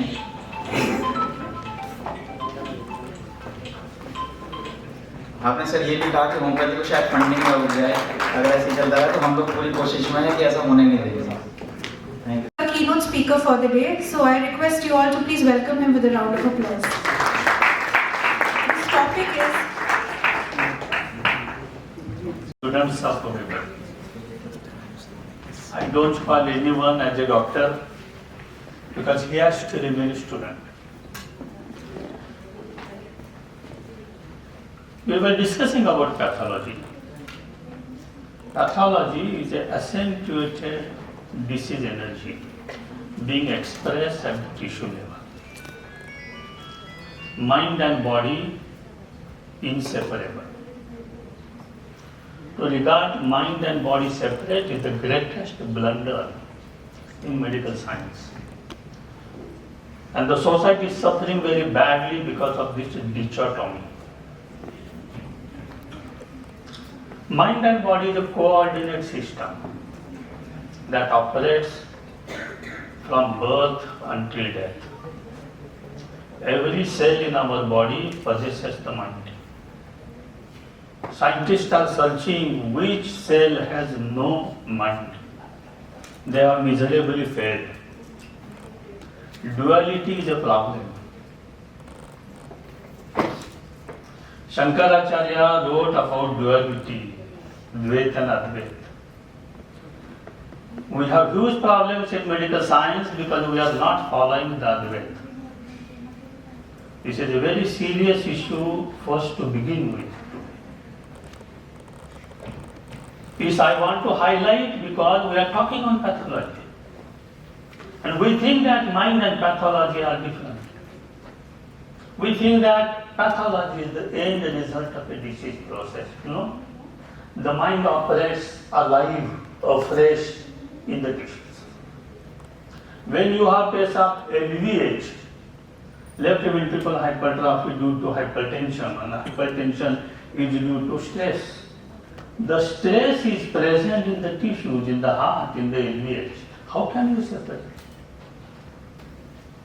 The greatest blunder done by the so-called evolution of the science in the civilized life is to regard the mind and the body as the separate. Nothing is separate from nothing. Everything is connected to everything in this universe. To regard that the universal consciousness is the same pervading everywhere, and to understand it in fragmentation is a problem. Yes, there are solutions. Technology made it so advanced that there are no healthy people today. I say the technology is so advanced that there are no healthy people today. I made this statement with scientific proof. Okay. So I begin with my lecture. The lecture's emergent statement is very fundamental to all of us. I always say that our life is at least 90% owned by us, done by us, maintained by us. We are riding in the future with this 90%. The 10% is coming from this and that and environment and earthquake and destiny and karma and generation, genetic. 90% your own life. So when we deal with pathology, the same human being operates. When we deal with the pathological tissues, they speak the language of holism. It is not fragmented. A simple wound is also not fragmented, remember. It speaks the language of the whole system, the biological system, the personality. I'm practicing since 40 years, being an international teacher. I traveled in at least 22 countries, gave hundreds of seminars. I have clinics in many countries, and I see that the big problem with us is we lack the vision of totality to understand the sickness. So vision of totality is the basis of understanding the sickness. So we will see today how autoimmune disorders have a very big role to play. Yeah, this is my plan of presentation. This is a very big lecture. I gave it for 14 hours in 3 countries. So I have to complete within something like 3 hours. So I will be quick. I will not read out, you have to read out. I will just give my opinion. So we talk about autoimmunity. We talk about clinical challenges of the defense of the host, science of self and non-self discrimination, concept of self, defensive and restorative processes, information processing and cognition, active interaction with the environment, maintaining equilibrium, and for symbiotic relationship. What are these words?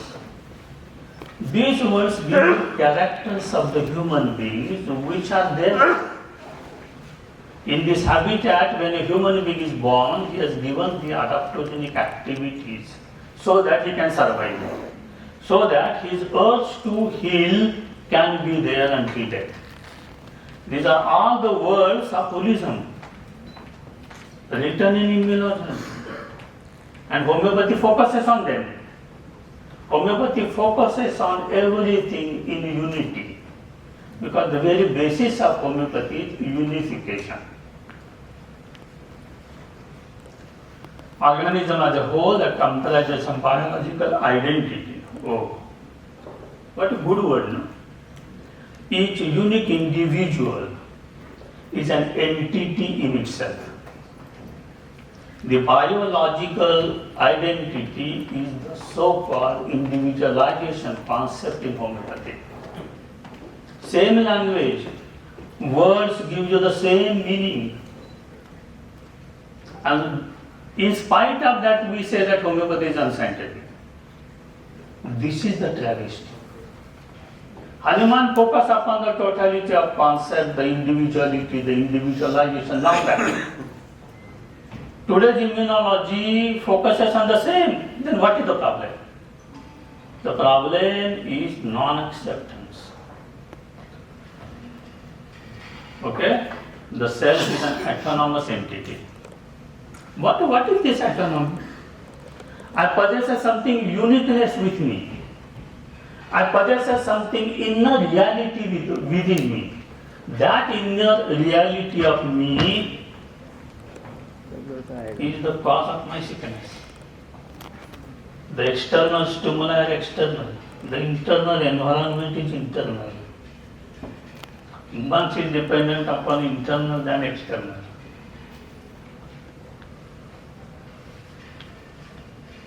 Yes, so we talk about security, stability, identity, protection, and identification is the process of recognizing the self. Now the problem comes up. A daughter after marriage becomes the wife. So the identification of a role is changed. She becomes a mother. Mother role comes up. When she has children, the role of a mother is more pronounced. Husband is brushed aside. So in this changing environment of interaction, we have to be with our own identity and identification of roles. We have a very grand remedy Sepiano who doesn't like to cook, who feels that husband is loving is a problem. Because husband's love is perceived as a load. And love is very mutual, you see. If I am loving Gupta ji, he has to love me.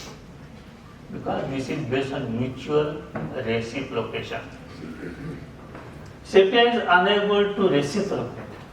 So the love of the husband is felt as a load. So you have a very big load and you want to now ascend the Everest, know what happens. So we talk about identity, we talk about identification of roles, and we talk about something distorted. I am unable to understand my role. No? I don't want to be with you. I have my own space. Our Sepia tells to the husband, don't touch me. Aversion to touch. It's a classical symptom, no, in Sepia. Do you know why? Because the ingredient of Sepia ink contains sulfur. The sulfur doesn't want to be touched. The same touch at the intimate level is sex, and aversion to sex. So we just travel from touch to sex. Thus, the remedy talks about the identification. Now let us try to understand one more sentence now. In homeopathy, we have relationship of remedies.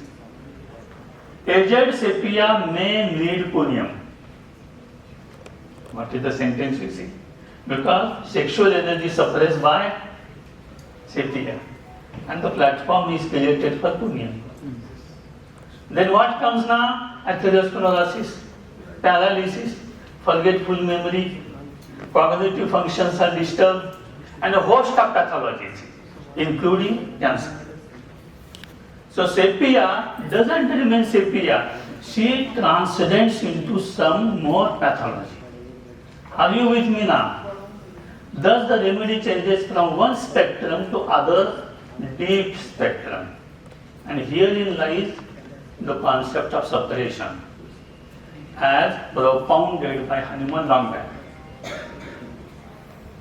People don't think of this separation as a path. I just delivered 3-day seminar, 21 hours at Israel, only 15 days later. I talked for 21 hours on separation. And my study went for 450 slides which I prepared. I could deliver only 140. Such a very big subject. I think this subject of separation must be taught to all pathies. So we need a change in the syllabus. Separation occurs or no? Mother is controlling, husband is very domineering, we have to suppress our emotions, aspirations, intentions, wishes, longings, anger, ambitions. Do you think they remain stagnated in the mind and body? The answer is yes. This is what psychology says, this is what psychiatry says, this is what homeopathy says. So autoimmunity means misdirected immune response to the host. It's like a boomerang, no? It's like a poop, no? Long back there was a poop in Israel, in Turkey. Do you know this? The Prime Minister of Turkey crushed it. What is this poop? ये बंडोखोरी होती है, rebelliousness होता है. जो soldiers है वो system के against जाते हैं, वो बोलते हैं we will not follow the discipline. What is cancer? Growth and growth, no. And what is this growth? Of unicellular autonomy, where I will attack the multicellular. I will be the one, I will be the one king. ये हुकुम शाह हो जाएंगी मैं. Dictatorship शेष क्या होता है? तुम्हारा स्थान नहीं है, मेरा स्थान है. They just want to grow. Therefore the problems come up, because they do not follow symbiosis. They do not follow the discipline. then the problem comes. Because cancer cells take the food from you, the vitality from you. They get nurtured by you. So the host is affected. Because there is active immunity. घर में 20 लोग हैं, लेकिन एक आना का नियम है, पूरा 20 लोगों का फैमिली डिस्टर्ब होती है, वो किसी को सुनता नहीं है, मारता है, मर्डर करता है, गुंडागिरी करता है, सब अच्छे लोग का 90 पीपल और एक क्या करता है, टेररिस्ट पैदा होता है, क्या होता है देखो, पूरी फैमिली डिस्टर्ब होती है, लूज होती है, डिस्ट्रॉय होती है, वही तो है ना sir. Disease is being expressed through many ways. That many ways understanding of a disease is the very process of understanding a human being, understanding the life. And it is here that homeopathy penetrates deeply. And that is the specialty of homeopathy. Why the case taking is so deep in homeopathy? Because it has to go through a deeper process of understanding the complexity of the phenomena of the disease. Yes. So we have immunity at two levels, organ specific and systemic. There is a now recognition problem.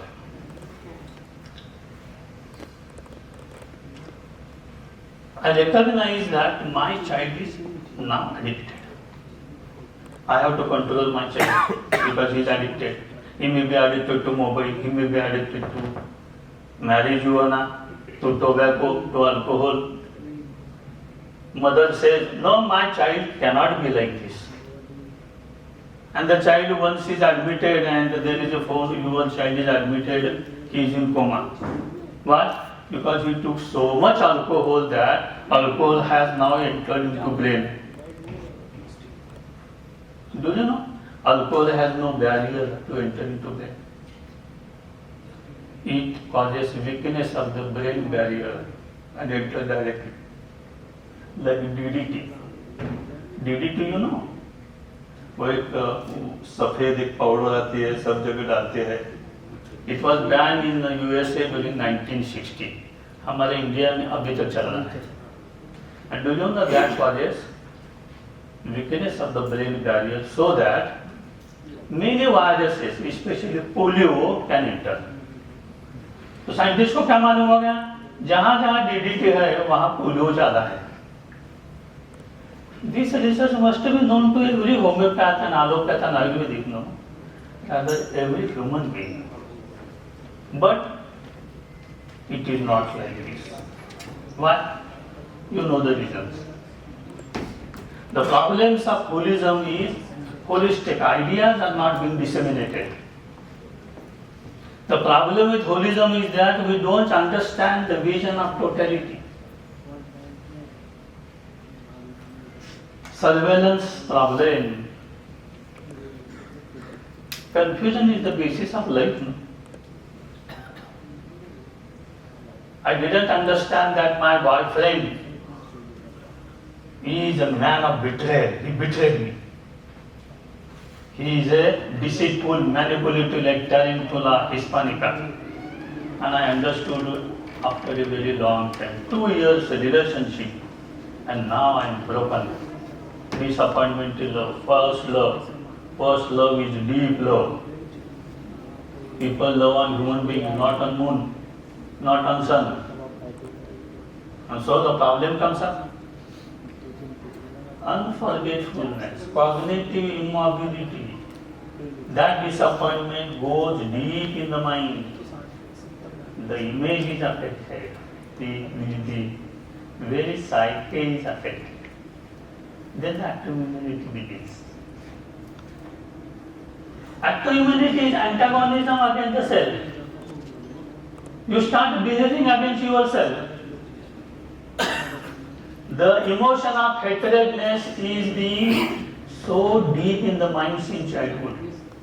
I had a case of a boy aged 10 years. His father was killed by uncle in property issues. At that time his age was 4 years. He came in the clinic. I began the treatment. Mother is telling me she behaves very badly with everyone. She is very angry, behavioral problems, school aversion, study aversion, beats, knows schoolmates on the playground. He is kept aside because there is a fear when he will beat the other people. So I took the history. I began the history. I told mother to go outside. In many children with behavioral problems, remember, after 8 years, don't allow the parents inside. Check the independent history. If you find they are unable to give, yes, you can find it. In the first absence of the patient. We need data. We need data from patient, from relatives, we will take it.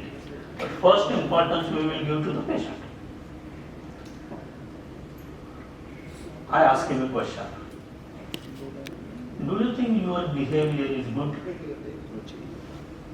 It's a simple question, no? But deep question. For an 8-year student, this is a deep question. Do you know what answer he gave me? I am surviving in order to kill my paternal uncle. You see, I am surviving. मैं जीवित रहना चाहता हूं क्योंकि मुझे मेरे paternal uncle को मार देना है, उनका किल करना है. Are you able to see the headedness, the revenge, the mind so fresh, keeping the hate and the anger and the resentment and jealousy, whatever words you want to do. Then there is a strong negative emotion which is in the mind, causes active unity, causes antagonism with the self. The very process of symbiosis in the mind is affected. Thus the cause settled from the mind goes enter into the cell. And that weak organ of the cell is affected. This is called as a biological inferiority concept, which is described in medical science. Everyone is born with some biological inferiority. Maybe eyes, maybe head, maybe abdomen, maybe you see reproductive system, whatever may be. And then the first disturbance from the mind to the body goes into that inferior organ. Thus people suffer from skin diseases and eye diseases and this and that. The recent advances in psychoneuroendocrine system suggest that most of the diseases, especially chronic, are being caused and maintained by the mind. Where homeopathy goes ahead since 230 years. Are you with me? Don't see that homeopathy is inadequate. It is inadequate because it is very complex in the study as far as the intelligence is concerned. This is altogether a different idea. In its structure, it is very sound. In its practical application, over 200 years, a lot of changes have occurred. Our case taking has improved, our data processing has improved, our Mathemedica has crossed more than 5,000 remedies. We have more than 12 software students to process the data. And we have the greatest advantage of AI today for the sake of data processing. Although I understand there are several problems with AI. So immune surveillance, central nervous system, in the liver, in several organs. Now, internalization. You know why the people died in corona with cytokine storm and pneumonia? Because of autoimmunity. The pathology is dysregulated. Do you know pathology is a defense? Do you know this? A person eats tobacco, keeps it here, and there is a cancer here. Before cancer, there is hyperplasia. There is a thickness of the wall. Why? Protection. The chemical injury should not go inside. So the body makes the wall thick. This is what we call as hypertrophy. So is it a problem or a solution of the body? we have forgotten the defenses of the body. The big problem with homeopathy is that they are not taught that physiology and pathology are defense mechanisms. Everything is defense mechanism.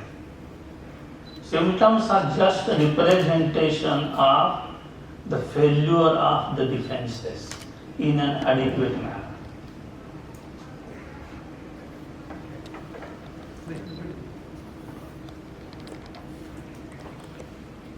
Newly married couple went to the honeymoon, Simla, Kulu Manali, Uttarachal, where our doctor is there. And husband is absconded. Where he is, phone not available. What is the role of the husband here? Identification of the role, surveillance mechanism, recognition mechanism. Are you able to see this? This is the life of the many people, no? Why the people suffer? Because they lack the symbiosis. They lack the circumstantial behavior. They lack how to present themselves adequately before the others when it is necessary to be presented. Thus the problems of each personality with their mixture of emotions and characters come together uniquely.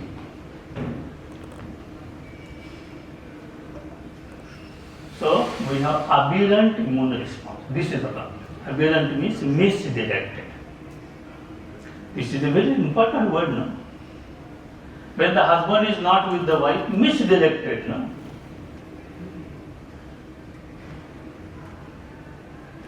Our Sharmaji and Bhatnagar started talking on homeopathy, no? Did they give us lecture on Doordarshan? No? Because this is not the platform. You see the problem of a human being. He doesn't understand the platform of life.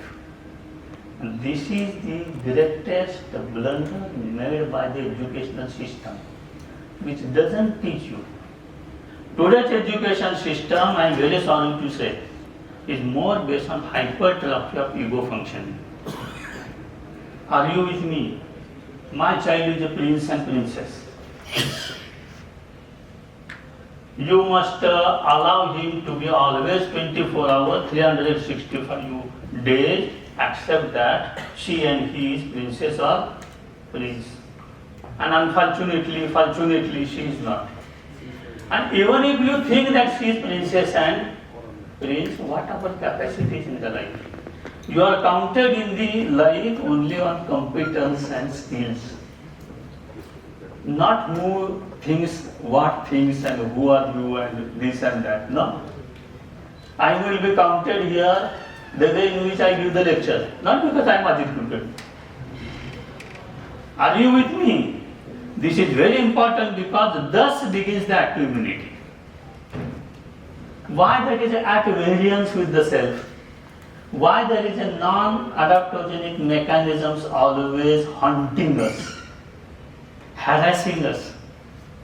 Because we are trapped inside, because of social structure, because of family structure, because of non-education. So the issue of immunity problems of the human beings are not only medical, forget it. Most of the diseases, according to Virchow, are related to culture.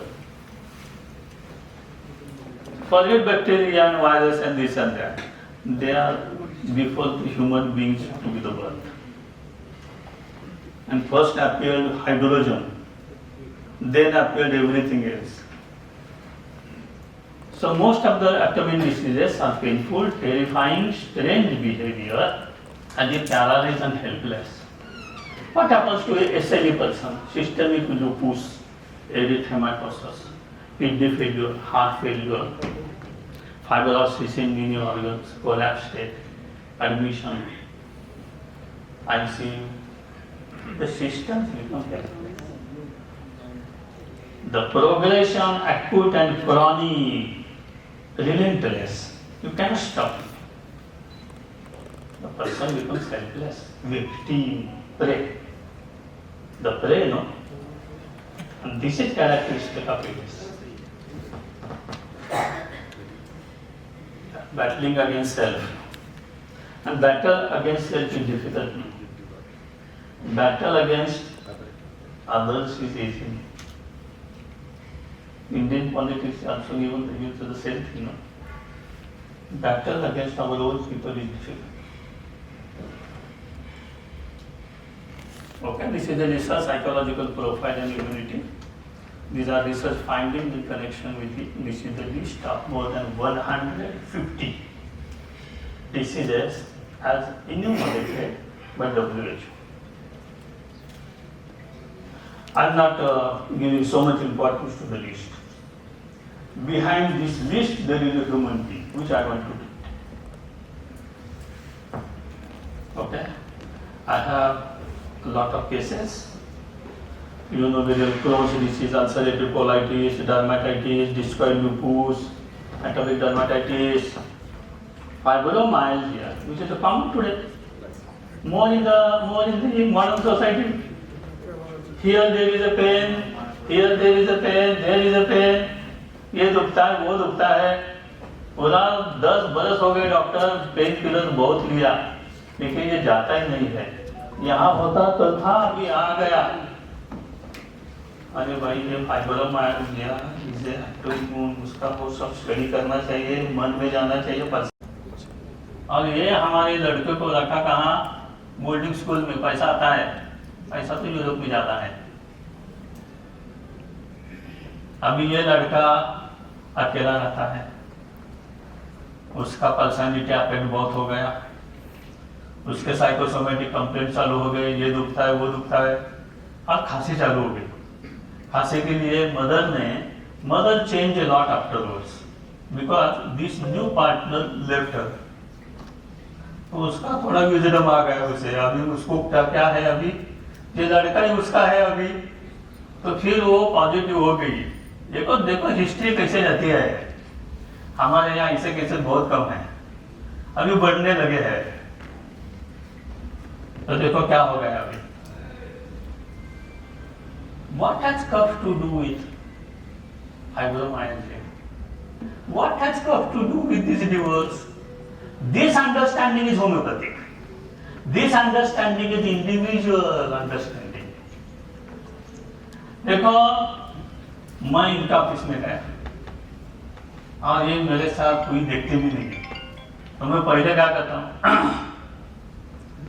मेरे साथ देखे, उसको कुछ फायदा नहीं होगा, ये बहुत बिजी है. 2 बार किया तो भी कुछ फायदा नहीं, तो मैंने खांसी चालू कर दी. अभी क्या हुआ, थोड़ा मैं आगे गया. ये खांसी जो है ये सीकिंग अटेंशन है. ये कब से चल रहा है? जब से father, he was attached to father. He cried for many months in the history. This patient cried for many months because he wanted to meet father. Are you seeing now?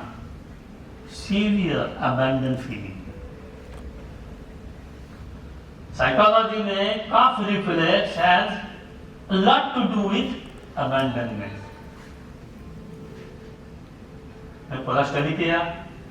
Non communication, reserve personality, shyness ऐसे बैठी है, open नहीं है, ऐसे बैठी है.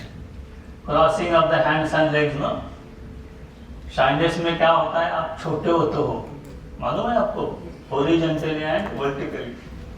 This is a very deep study which I made in my body language book of 800 pages. And body language talks 65%. Your verbal language talks only 35%. And you cannot keep the holistic science of homeopathy only in the words. It is injustice on homeopathy. एक साथ बोलेंगे आप holism हमें करना है, homeopathy holistic है, और body language जैसा इतना बड़ा ज्ञान आपको मालूम नहीं है. और कहाँ बॉडी लैंग्वेज का ज्ञान नहीं है बोलो. MBA में है, बैंक में है, अभी इंजीनियरिंग कॉलेज में अभी डाला है, फिल्म इंस्टीट्यूट तो सब उसका है. आपका चेहरा कैसा है, क्या है, उसको जब वैल्यू नहीं है, बॉडी लैंग्वेज का वैल्यू है. Are you with me now?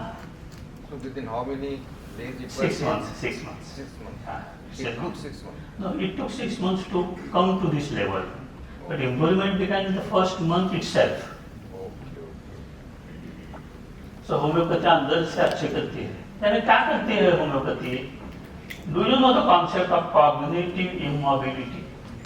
Cognitive immobility means the patient is stuck in some emotions.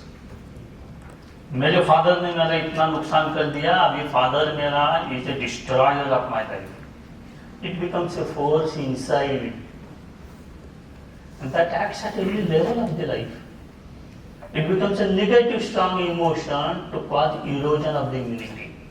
Immune response का एक symbol से जाता है. Are you with me? Why the life history is important in individuals? Why we have to focus upon evolutionary totality concept in homeopathy? Nothing is fragmented. Everything is connected to everything.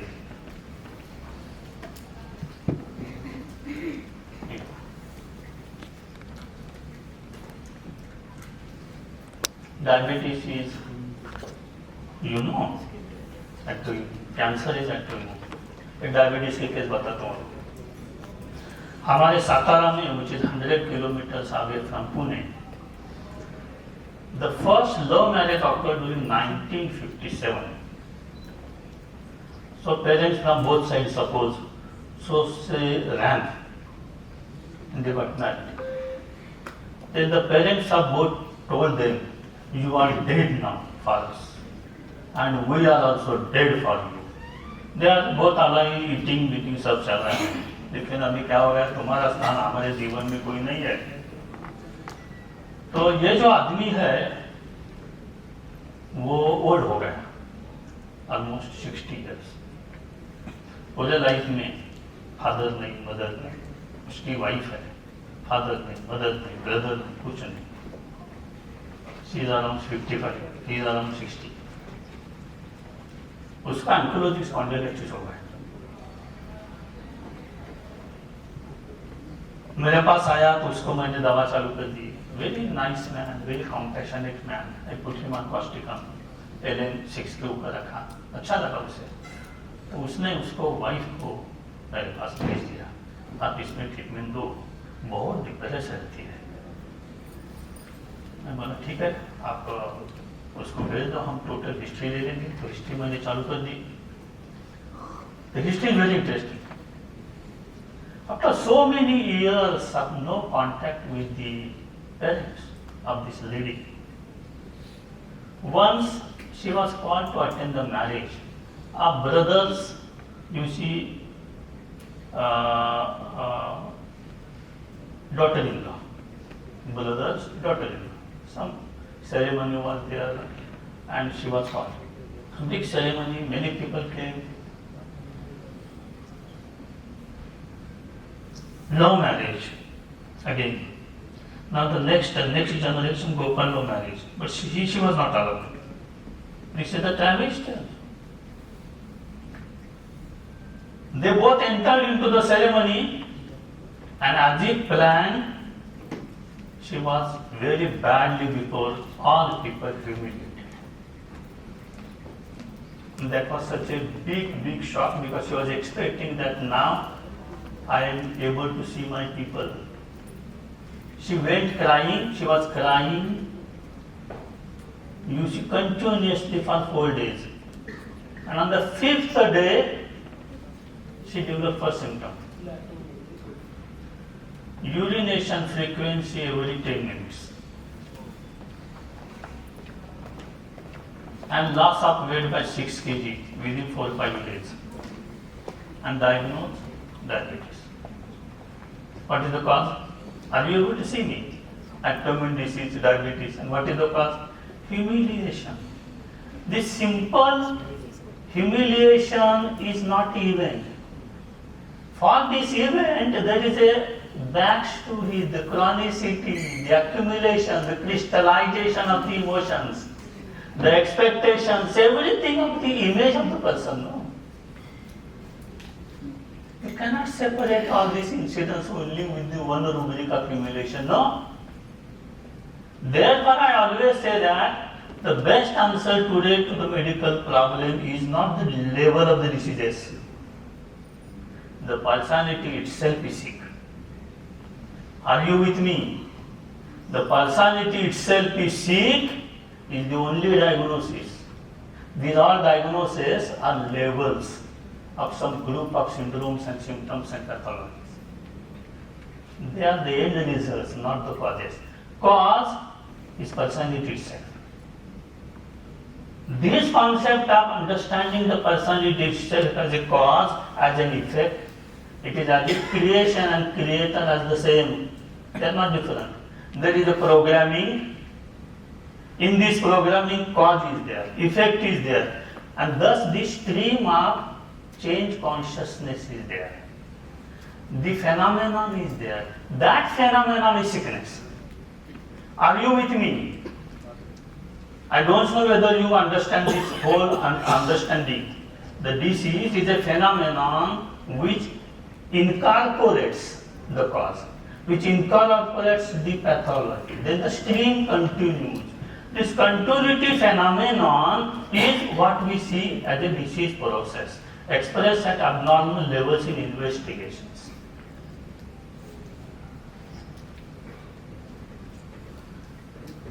With this humiliation, everything, she became totally apathetic. Lost everything, no hope of everything. When the husband brought her for the first time, she sat outside. She gave me the history. My husband told me she doesn't want to do anything now. She doesn't want to cook. As if she has lost the soul. What is the sentence of the husband you get now? This is phosphoric acid. As if the system loses the soul, the go, the will to live. And acid phosphoricum gradually restored her energy. Her blood sugar came down, and she was as before, with counseling us.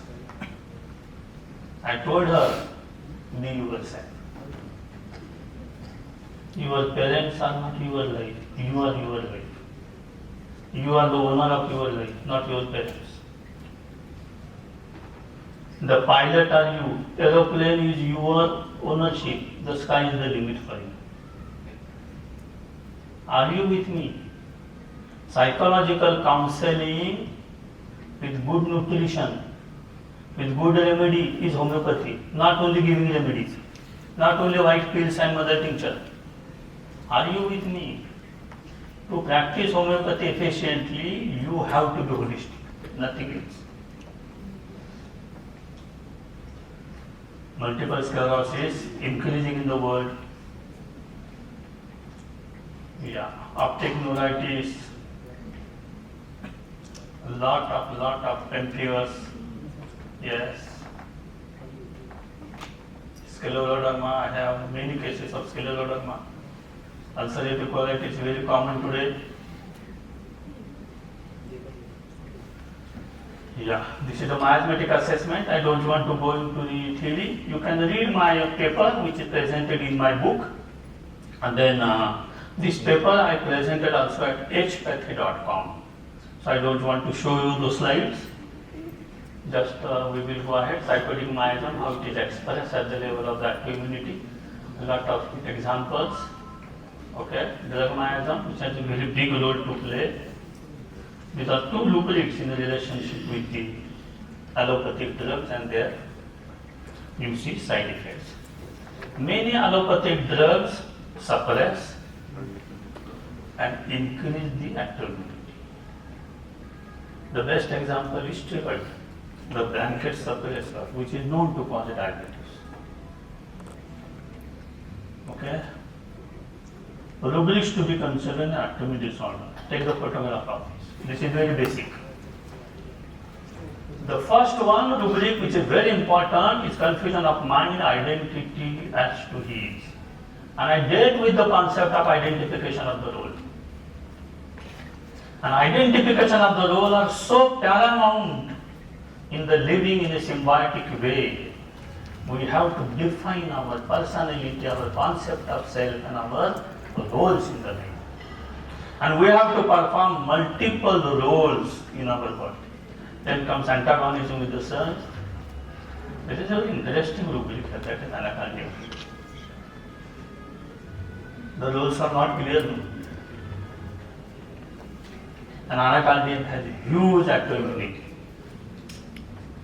The best example of active immunity in anacardium, you know, is at the level of dermatitis, atopic dermatitis. I will show you a very interesting case. So mind destructiveness, self-destructiveness, a lot of rubric. Mind self-torture.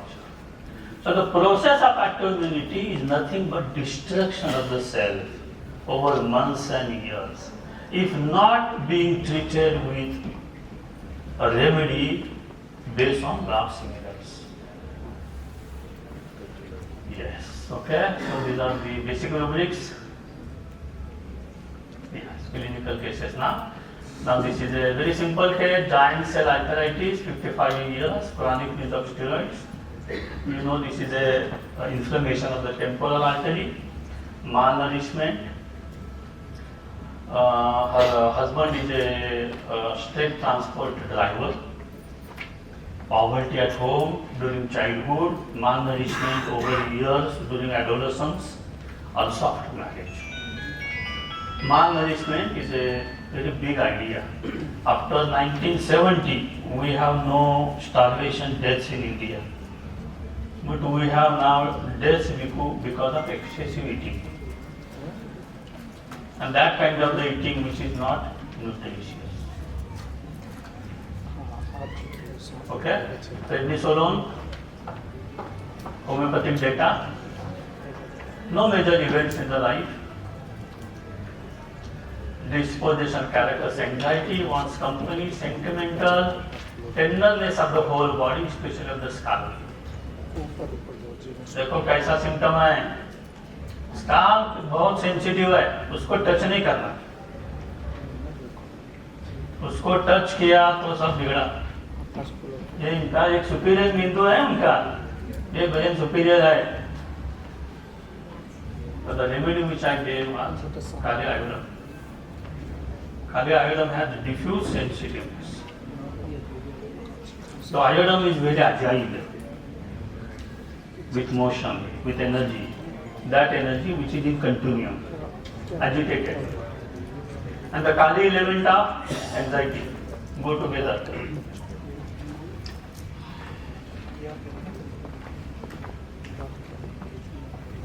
So there is a giant, she also has got urticaria. Okay, warm depression, malnourishment, which is very unique to all iodide remedies. And you have now iodine with very good result. This is a case of a homeopath, primary biliary cirrhosis, exorbitantly LFT high, weakness.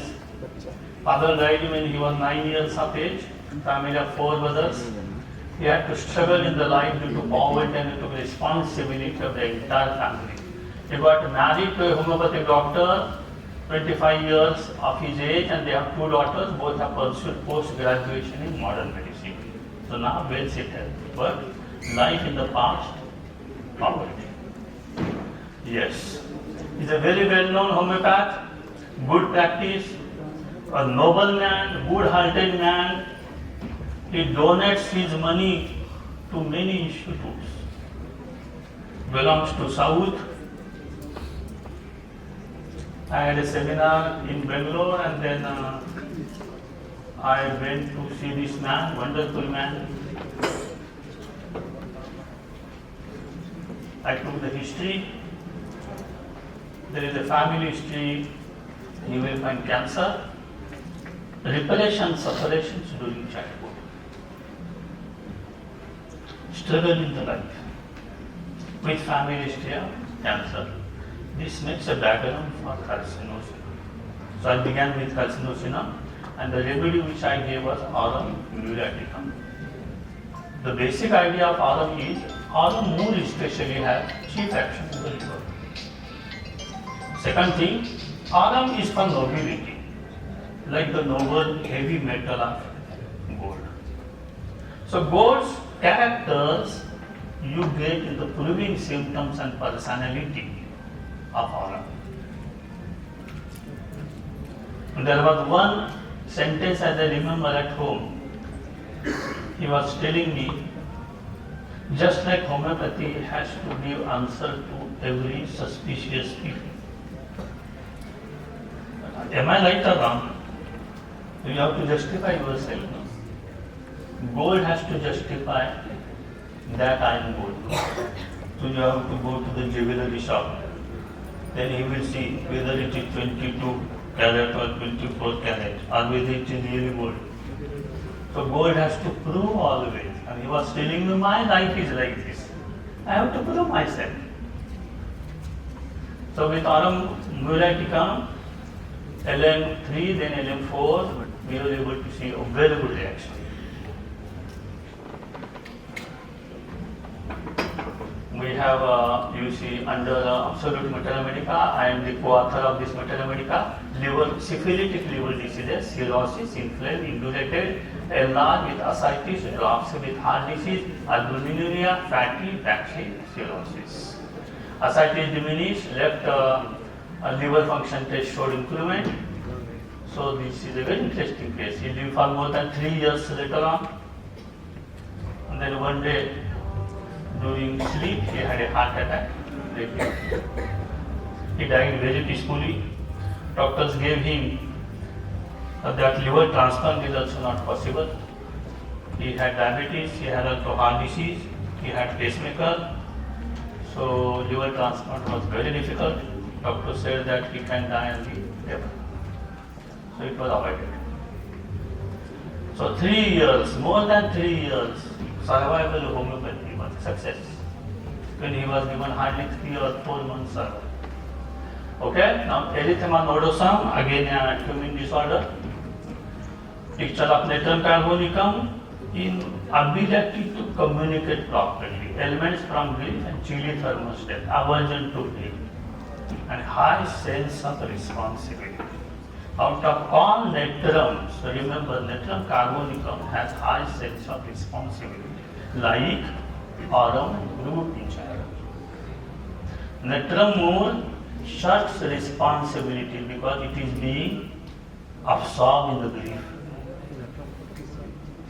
So he becomes more selfish to stick, to adhere to his grief. So identification of the role is affected. My grief is very important to me. How I can leave it aside? I am suffering from the grief and I cannot do this work. And one companion love is very peculiar to natrum. If disappointment in love, I cannot now love with any other person. No. This is natrum muraticum. So with natrum calf, erythema nodosum, you will find it did a very nice job. And then it fell back. After natrum calf, the case turned to conium, become more sheepish. You know this sheepishness, like pulsating. Lack of confidence is also very common with all carbonicums. Calcula calf, natrum calf, aurum calf. Because carbonicum is very sensitive. And carbonicum gives you a weak carbon to be associated with its cation. So the system becomes more chilly, more sensitive, more impressionable. So you get more stimuli, more inputs being affected over the system. And the system reacts in a mostly psychosomatic manifestations. Natrum calf has more than 50 stimuli as far as the headache is concerned. Can you imagine the sensitivity of natrum carbonicum? Okay, this is a fibromyalgia case. One more case. Mother-in-law problem. I had a very interesting case of you see total window. So I am sitting like he is sitting, and I am the patient. Okay, he is Ajit Kulkarni. So a lady came and I started the history. The history began, do you know what happened? 5 minutes I am trying to glean the data physicals, and she went into mother-in-law. Because according to her, mother-in-law is very important.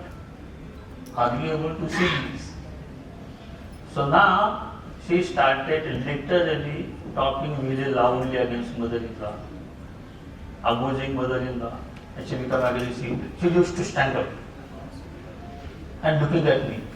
And once she was doing like this one. So I'm like this one. And once she told me, you see, I will kill my mother-in-law. And while doing, her this finger touched my eye. So I had a thought now whether she will pierce me inside.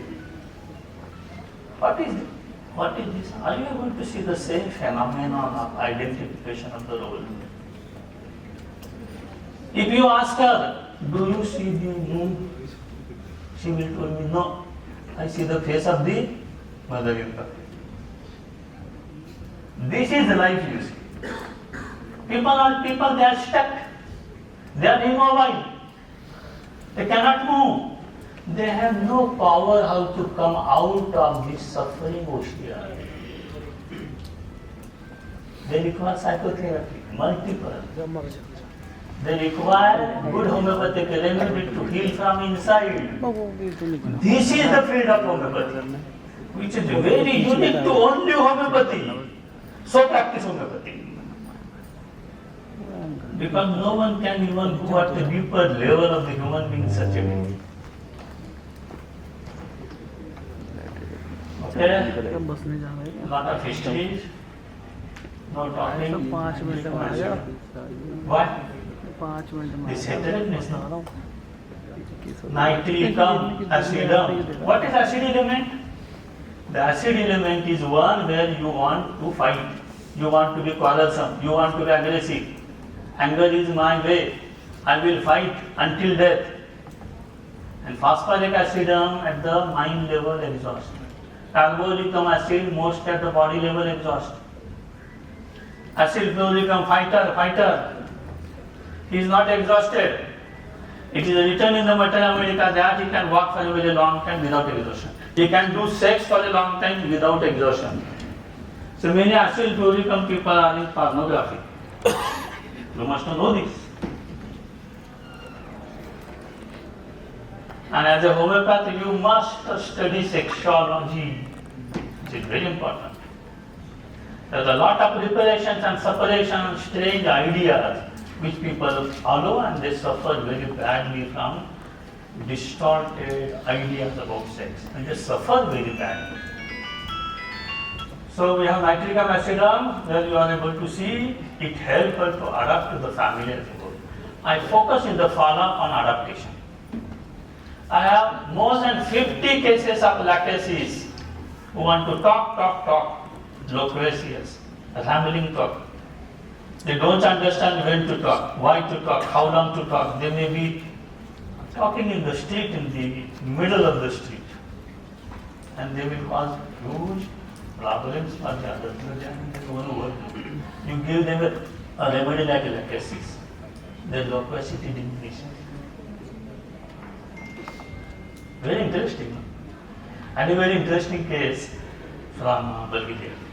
She was a naturopath student, ND, diploma in naturopathy.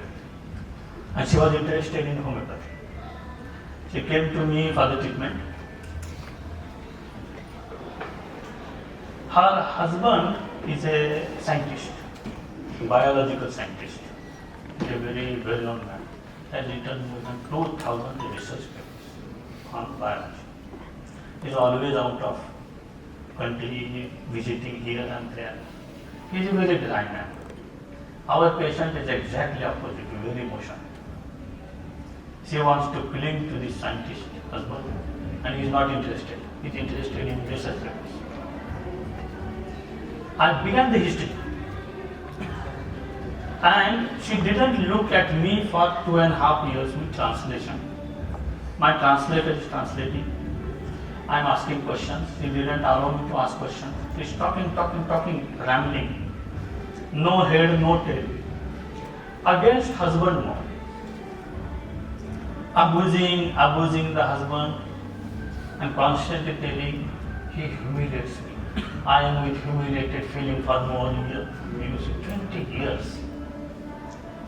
My very sincere translator is translating abusive sentences for me. Then at a point she told me, Ajit, it is impossible to translate now. Because this is such a filthy and abusive language, it is not better to translate. I say, I understood, she is abusive. It is enough for me. Okay? Now, there is always a question which I ask. There is a problem with husband, wife, equal. So I ask a question. What exactly bothers you about this person? If the husband is a problem, what kind of the behavior of the father is the most bothering for you? So that I understand in a better way the dispositional character. And she told me, when I am very angry, I am crying. My husband has something like this one, and he gives before me and tells me, give your all water from the eyes here. I will carry it in the laboratory. Do you understand now? This is the most humiliating for me. I am just telling you the real story of this case. So, she was operated for left mastectomy because of cancer 20 years ago. And one day in the morning, she couldn't stand and walk. So she was investigated and she was found that she has huge tumor in the left side, in the uterus, with sciatica and some spinal metastasis. And she didn't want to go for any surgery because now she has become a naturopath, so that ghost is acting over her. I will not go for any surgery, naturopathy can cure me. And she came to me. Throughout 2.5 hours, she didn't look at me. She is looking here. I have the window. She is looking, you see here. I am before her, translator is near me, not looking at translator, not looking at me. There are more than 80 people coming from several countries. This is a live case. And abusiveness continued. People were very bored of her abusiveness. Translation with this technology for Russians different, for Croatia people different, for German people different, they have some international device. Now the situation is that I took it as a very good case of lesson for me. What is the lesson? Her life is a failure of symbiosis, which is the very basis of cancer. So what is her life? The disease shows you the same language. This is very interesting. This kind of the study in homeopathy is very unique to homeopathy. So I have to now go for a remedy who is disoriented. We are in the hall, but she is not in the hall. She is in her mind. She is absorbed in herself. She doesn't know her role, identification of the role as a very good patient, no. She is interested in abusing husband 2.5 hours. What a power she possesses, no? This is nothing but insanity and madness. You become disoriented, humiliated feeling, and there are some physical symptoms. And I came out with a very good remedy, that is the lycinum, which is prepared from the saliva of a rabid dog. Now rabid dog is disoriented, rabid dog is mad. The rabid dog doesn't understand that he is a dog now. He is just trying to bite, no? As if she is biting through humiliation, pricking through humiliation. This is the reason why Stapes agri has stabbing, pricking. You understand? These are the words used in psychology, no? Why are you pricking me? Why are you stabbing me today since morning? Why pass, no? In the proving of Stapes agria, what you get is these all symptoms related to humiliation. This is the language understanding in homeopathy. Language after 5 or 6 months, She came to me. I have this video also. She was looking at me, answering very well. Not only that, she became quiet. Although the abusiveness persisted, but in much less degree. And to tell you the truth, the metastasis in the spine disappeared, and by 25% within 6 months, the tumor in the uterus regressed. Only one dose of lycinum tumone. No repetition, nothing. Don't call it as a placebo. Homeopathy is never a placebo. It acts on birds, it acts on animals, it acts on agro-homeopathy, it acts on children, it acts on comatose patients. Don't do this mistake. And those people who say that homeopathy is placebo, fight with them. Fight with them. Show them. I had a long discussion with the scientists. Because I am always prone to, you see, attack and to answer these questions, you see. So placebo, you was so much troubling me. So married man, so asking me a question. Do you love your wife? Yes, I love. Show me. Show me your love. I am eager to watch this love. Oh, it is impossible. I can show you how I love. You see, I gave so many items to her on each birthday of her life. I say, very nice, you are a noble man, you are a noble husband. I am asking you to show me love. You are giving me objects. Is it possible that any electronic microscope scanning can give you love? Is it possible? No. Because love exists, but invisible. Love exists in the form of an energy. In a way, all emotions exist, but if you show me the anger, show me the compassion, show me the love, show me the fear, no, it is impossible. The same about all kinds of energy. You can see the electricity effects. You cannot see the electricity as the energy. Principle is the same. Nothing different. Just an example to give you. Okay, so every disease is intrinsic and pertains to the patient as a whole and must be treated internally. Do you agree with me? Every disease is internal and must be treated internally. Every disease is an expression of the change in the rhythm of the body, the change in the energy pattern of the body, and thus from energy to matter, the progression of the journey begins, and then you get the pathology.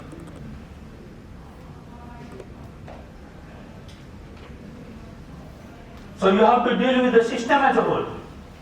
Biological system with its all intrinsic phenomena, with all the genetic milieu that is available. So homeopathic treatment redirects the journey, allows to find the lost identity and renders a healing necessary for harmony and synthesis. So this is part 1. Now I want to give you several cases. Okay, so are you with me now? Okay.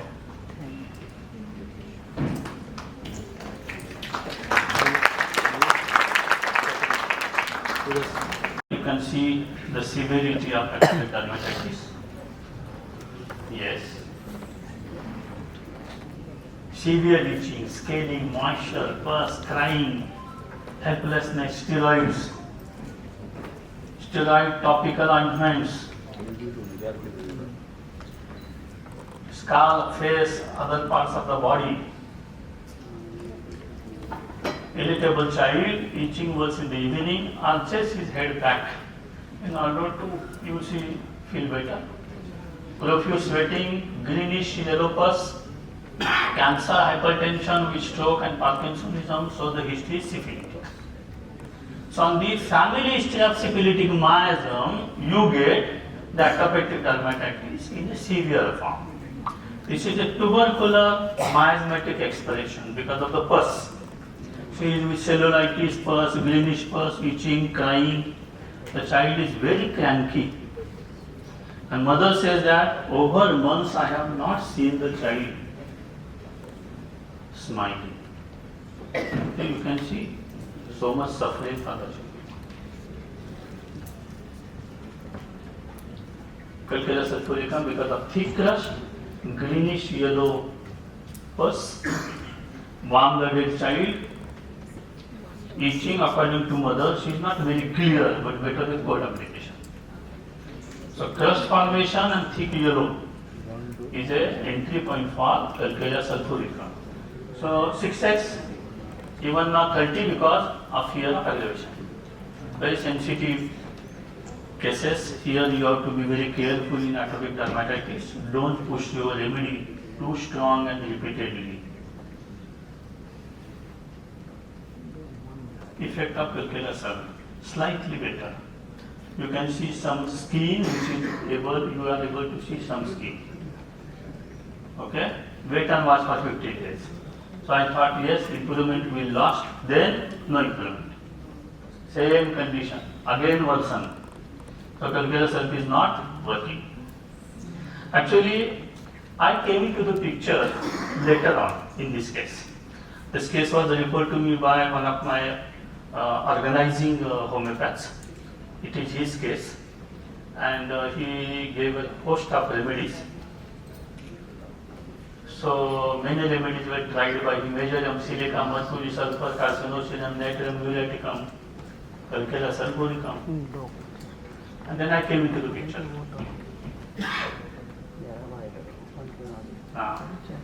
Mother, she still was pregnant. Had a quarrel with husband when mother was pregnant for 2 months. The tussle continued and intensified, and finally husband left her during 5th month of pregnancy. And she was loving the husband very much. This was a shock. The mother of the child felt cheated, humiliated. She became depressed and tried her best to conciliate with him. Be with me. At least during this period of pregnancy, don't go away. She was crying literally, yielding, yelling. But husband found a new woman. This was the history. And she expressed as if her soul is separated from her body. She had thoughts of suicide, but due to the child, refrained herself. So, you see, during pregnancy, such an event, such a deep depression, cheated feeling, betrayal feeling, grief. And I want to give a remedy which is different. The remedy where separation is a big problem in life. I want the structure of a remedy where they work together as a pair. They are not separate. And I must give you a remedy, and by praising the one who found this remedy very well. That was Watson. Do you know? Watson made a research over double helix structure. Who died last week only. He is one of the great scientists of the world. Was able to give you double helix structure of the humans. And then how this human timber could be separated, no? That was then the research that came out. So the genetics improvise at a very different level. So the credit goes to Watson. Thus homeopathy flourishes, no? Most of the research in allopathy is done by not allopathy doctors. Do you know this? It is done by physiologists, psychologists, chemists, anatomists, pathologists, sociologists. And allopathy takes all these research and call that it belongs to us. Homeopath should do the same. So I began with a research project of psychological modules being integrated with homeopathy. This is my very promising work today. I gave many seminars in the world over this. How Freud concept could be amalgamated with homeopathy. How Jung's concept could be understood in better way with homeopathy. This integration is very important today for psychological study of the human beings in totality. Okay? So the remedy which I gave is DNA. Double helix structure. You know, even a simple touch, simple glue to double helix structure can have enormous consequences. Structurally, mentally, mental retardation, Mongolism, whatnot. Genetic anomalies. Now, this is the state of the child before DNA 200. Okay? See now. Single dose, 200, not 1M, no repetition, child sensitive. Okay? Are you able to see? But pathological investigation. Pathological dermatitis. Pathological. It was diagnosed by dermatologist. Most of the dermatosis during childhood are atopic. See now. Are you able to see his face now? Much clearer. Much better. Scalp and skin of other parts better. No repetition. Placebo is not being given in foreign countries. This is the human DNA proved by Phillips Robbins around 1980. There is a proving data of more than 72 pages. I structured this remedy and developed a personality structure of this remedy in my absolute homeopathic material. So I have worked over this remedy. We were unable to find this photo because after this separation and she went at long place, more than 900 kilometers away from Moscow. Because now her life became a different one. And then I wanted the photo. I got this photo after many years. My very close friend Alexander Martens tried for this. He phoned where she is. So she was in a city 900 kilometers. And he found her because I was insisting. Next time when I will go and come to you, you must give me the photo. So this is the photo. Okay? So you can see the wonderful effect of the DNA as a remedy. Human DNA is potentized. You know, DNA separation was the greatest contribution of many scientists. How to filter the DNA was a very big contribution. And the DNA is like carcinogen. There is a concept of oneness. I have to be one with you. If two people are doing the business, we are not separate. If two couple is there, we are not separate. So, I am belonging to the family in a well-knit position. So, it's like you see, I am not separate at all, but when you have a drop of water in the ocean, the drop becomes ocean. Are you with me? So there is a unity. There is a oneness. In the same way, in relationships, there is no separation. You and me have the same goal in life. Same souls, although different, we speak the same language. The double helix structure of the DNA, we look same. We work same. We have the result same. We have the mission same. We carry the species forward. It's like you see, निर्माण करना, maintain करना, destroy करना, ये तो हमारा सनातन का एक philosophy है ना. डीएनए नहीं होता, ये इंफॉर्मेशन सब उसके मेमोरी में नहीं आती, तो हम यहाँ नहीं होते. Okay, so I will be with you as far as other cases are concerned. अभी मुझे तुम्हारे से क्लैपिंग चाहिए ये केस में.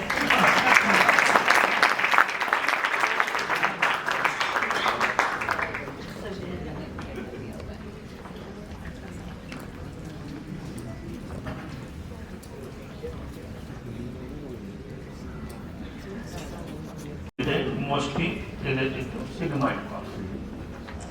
Okay? 28 years. Since 2016, she has panic attacks, works when alone, work stress, and elements from death of a friend. That shows her sensitivity, that shows her impressionable mental state. We receive the responses and keep them crystallized. Death of the friend in this big universe is possible, no? But we take in. And it's difficult for us then to separate ourselves. This is the problem. This is the process of retention. So psychotic miasm does this.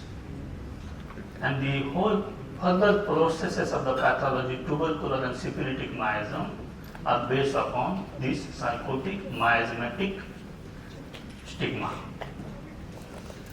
So ulcerative colitis, it was 2014, 2016 panic attacks. So first body is affected, then mind is affected. This is the process of a journey. Sometimes it is different.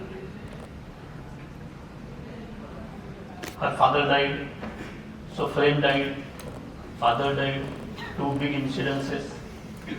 Chili, desire for chocolate, chicken, dreams of dead people. What is your idea of dreams of dead people?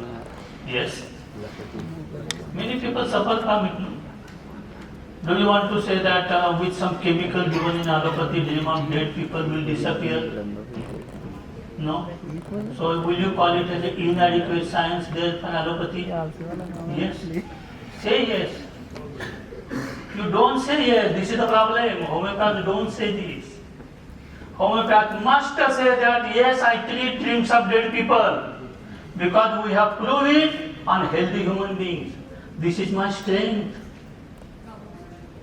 And you must feel proud of this strength. Feel proudness in doing homeopathy. Homeopathy is too deep. We are too small. And don't criticize homeopathy because you are small. Don't do this mistake. Homeopathy is surviving. I will tell you, 73 countries have homeopathy today. Homeopathy has crossed $7.2 billion business in the world. Do you know this? $500 million business of homeopathy is present only in India. Read it on the Google and tell me Ajit is wrong. So we have enough patients. Where the allopathic patients will go if they don't feel better? Ask me this question. Ask this question to your friends, you see. They will have to approach homeopathy. They will have to approach Ayurveda. They will have to approach Siddha and meditation and Adhyatmic gurus. Am I right or not?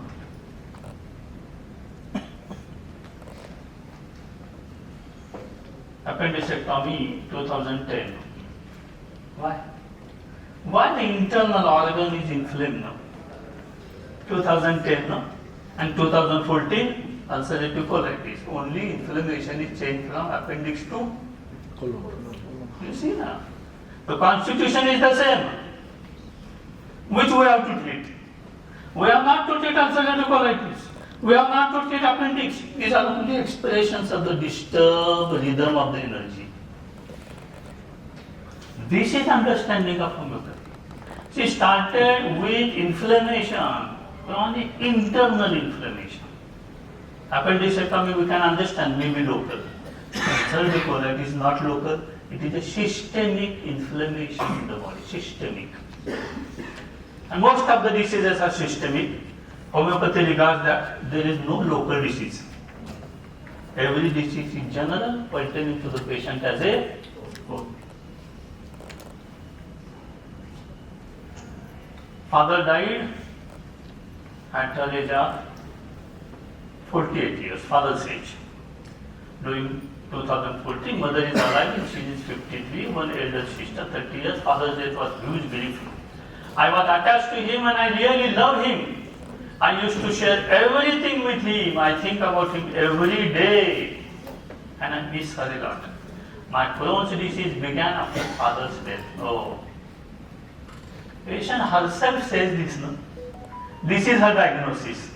So she became a doctor, no? When the patient understands her problems very well, who is the diagnoser? Patient. And a very interesting case I will tell you. A woman of around 60 years came to me. And she has hypertension, she has psychosomatic acidity and this and that. So while examining her blood pressure, she told me, doctor साहब आपको मालूम है ये blood pressure मुझे क्यों हो गया? मेरा एक ही बच्चा है और आफ्टर मैरिज ये मेरी जो डॉटर इन लॉ है उसने उसको ले लिया और वो मेरे से दूर हो गया। वो 4 साल हो गए मेरे साथ बोलता नहीं बिल्कुल। इसकी तकलीफ होने के बाद मेरा ये ब्लड प्रेशर है। मैं बोलता हूँ मुझे याद आ गई और गुस्सा मेरा बढ़ गया बहुत उसके तरफ और उसके वाइफ के तरफ, तो मेरा ब्लड प्रेशर बढ़ता है। Who diagnosed this? Whether diagnosis is correct? अभी वो ब्लड प्रेशर की गोली खा रही, उससे क्या हो जाएगा? बीपी कम हो जाएगा। मन का क्या होगा? आगे मन चिट करता है क्या? तो ये इनएडिक्वेट है या नहीं है? अभी थोड़ा थोड़ा विचार करो जरा, बस हो गया। साइंस साइंस साइंस कर लिया आप, अब ये इनएडिक्वेसी का बोलो ना। अभी फ्रॉक का ब्लड प्रेशर कम हो गया, ये दवा देने के बाद फ्रॉक का ब्लड प्रेशर कम हो गया, तो फ्रॉक को बिलीव था क्या? फ्रॉक का डिसअपॉइंटमेंट इन लव हो गया था क्या? ये रिसर्च कोई किया गया? क्यों नहीं किया? तो हम इनएडिक्वेट बोलेंगे। आपको मान्य है या नहीं है तुम्हारा प्रॉब्लम है। So we deal with the science with inadequacy. We deal with the science which do not addresses, which doesn't address the real problem.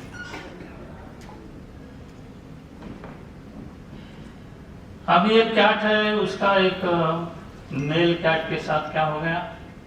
प्यार हो गया, डिसअपॉइंटमेंट हो गया और इससे ब्लड प्रेशर बढ़ गया। फीमेल कैट का दवा वही देंगे। अब डिसअपॉइंटमेंट का क्या करेंगे? कुछ नहीं करेंगे। हम साइकियाट्रिस्ट को भेज देंगे, उसे वो नींद की दवा देगा, उसको नींद आएगी और रिलेटिव जो है घर में उनको भी नींद ज्यादा अच्छी आएगी क्योंकि patient is sleeping very well. देखो मैं क्रिटिसिज्म नहीं कर रहा, उसमें जो अच्छा है वो अच्छा ही है। इसका मतलब सब अच्छा है ऐसा नहीं है, सब में प्रॉब्लम्स नहीं है ऐसा नहीं है। So we have to be very selective. When you are अच्छा वी विल कॉल यू अच्छा, व्हेन यू आर नॉट अच्छा we will not call you अच्छा।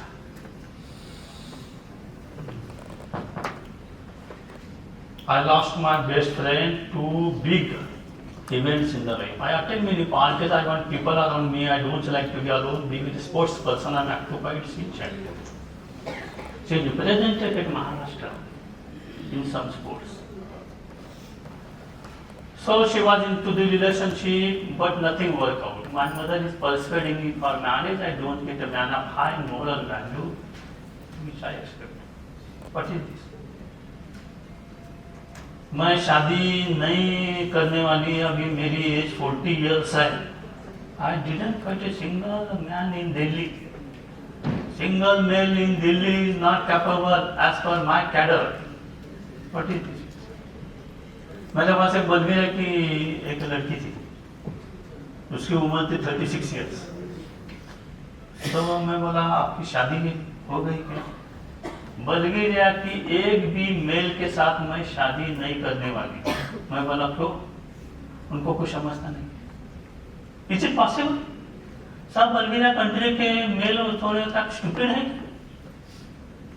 You see how the people go to pattern of some confusion of the mind. और जहां जहां reality छोड़ते हैं और ईगो डालते हैं प्रॉब्लम आता है। I repeat again, whenever a person goes away from reality, he suffers greatly. देखो ये सेंटेंस लिख के लिखो आप. Sentence is very important. Reality going away is the beginning of illness. आप 4 फुट के हैं तो बोलो मैं 4 फुट का हूँ. आप 6 फुट के हैं बोलो मैं 6 फुट का हूँ. मेरा पगार 40,000 है बोलो 40,000 है. ठीक है, आपको 80 मिला तो मैं भी खुश होगा. फिर अभी आपका सैलरी 40,000 है, वही पकड़ो. आदमी क्या करता है, उसको रियलिटी नहीं चाहिए. तो बीमारी की शुरुआत होती है रियलिटी छोड़ने के बाद. और ये फिलॉसफी बेसिक है ना मेडिकल साइंस की. You will wonder what I think. Listen to me carefully. मुझे लगता है हमारी गलती क्या हो गई है, हमने एनाटॉमी, फिजियोलॉजी, पैथोलॉजी, बायोकेमिस्ट्री इसको बेसिक साइंसेस समझ लिया. यहाँ से प्रॉब्लम ये इंपॉर्टेंट है. बेसिक फर्स्ट है फिलॉसफी ऑफ लाइफ, दूसरी है साइकोलॉजी. ये 2 पिलर, उसके ऊपर 4 पिलर है. कौन से? Anatomy, physiology, pathology, biochemistry. ये 2 छोड़ के नहीं है. हमने ये जो 2 है ना छोड़ दिए और जो ऊपर की 4 पकड़ लिए, प्रॉब्लम आया. आप समझ गए. इसलिए अभी मेडिकल साइंस में क्या सिखाना चाहिए पहले दिन के सबको? Bhagavad Gita, Sanatan, man to man, human to being relation, psychology उसका स्टडी. फिर थोड़ा चेंज आ जाएगा, नहीं तो ये मटेरियलिज्म खा देगा सबको. एम आई राइट और रॉन्ग? मेरा एक पेशेंट है, बहुत पुअर पेशेंट है, उसको डायरिया हो गया, गैस्ट्रोएंटेराइटिस, वॉमिटिंग डायरिया. उसको एडमिट किया. उसका बिल 2 दिन का 27,000 किया. मेरे सातारा छोटा शहर है, टाउन है, कितना किया? 27,000. उसको ECG लगाया, उसको ये किया वो किया, और बोला तो आपको हार्ट अटैक आया है. कहाँ पे हार्ट अटैक का कोई रिलेशन नहीं है. ऐसा क्यों हो रहा है? क्योंकि हमें क्या हील करना है. तो हनुमान बहुत होशियार था. वो क्या बोलता है? Define what is to be cured in the sickness. ये इंडिविजुअल में मुझे ट्रीट क्या करना है, सिकनेस क्या है, ये डिफाइन करो. What is true sickness? True sickness, I again repeat, is not the level of the disease. I repeat again and again, don't fall in this trap. This is my disease, this is my disease, ulcerative colitis is my disease. No. Behind ulcerative colitis in this young lady, who is a sport lady, there are two griefs. Can you separate these 2 big events in the life from ulcerative colitis? Is it better? Then what you are talking about ulcerative colitis? Ulcerative colitis is just a result, not the cause at all. Anticipatory anxiety about health. Sometimes I feel I will collapse, something will happen to me, and there is sudden unconscious feeling, sudden fear, panic attack. This is the rubric for panic attack, sudden fear. Fear of losing someone because she has lost you. I cannot see someone suffering, she is sympathetic. Okay, data from the mother. During panic attack, she becomes restless and feels that something bad will happen, and she may die. And then she is very obstinate, and I cannot control the situation when I am obstinate. Okay, so these are her personality characters.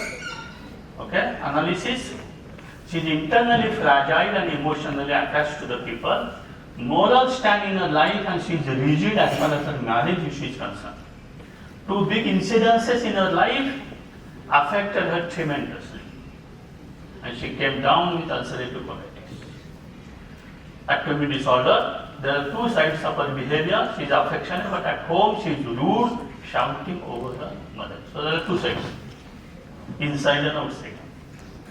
Many people are at home different, outside different. Our lycopodium is very, very, you see, important remedy for this. They behave with seniors different and with juniors different, no? Subordinates. This is the polarization. She has a company desire. Anxiety, fear, elements from grief, occupation of male, obstinate, animals, love for, sympathetic, inflammation, colon, diarrhea, food, chocolate desire, diarrhea, milk, you see desire. So everything here open to you. Okay? So now we want the video. I will not tell you the remedy before video.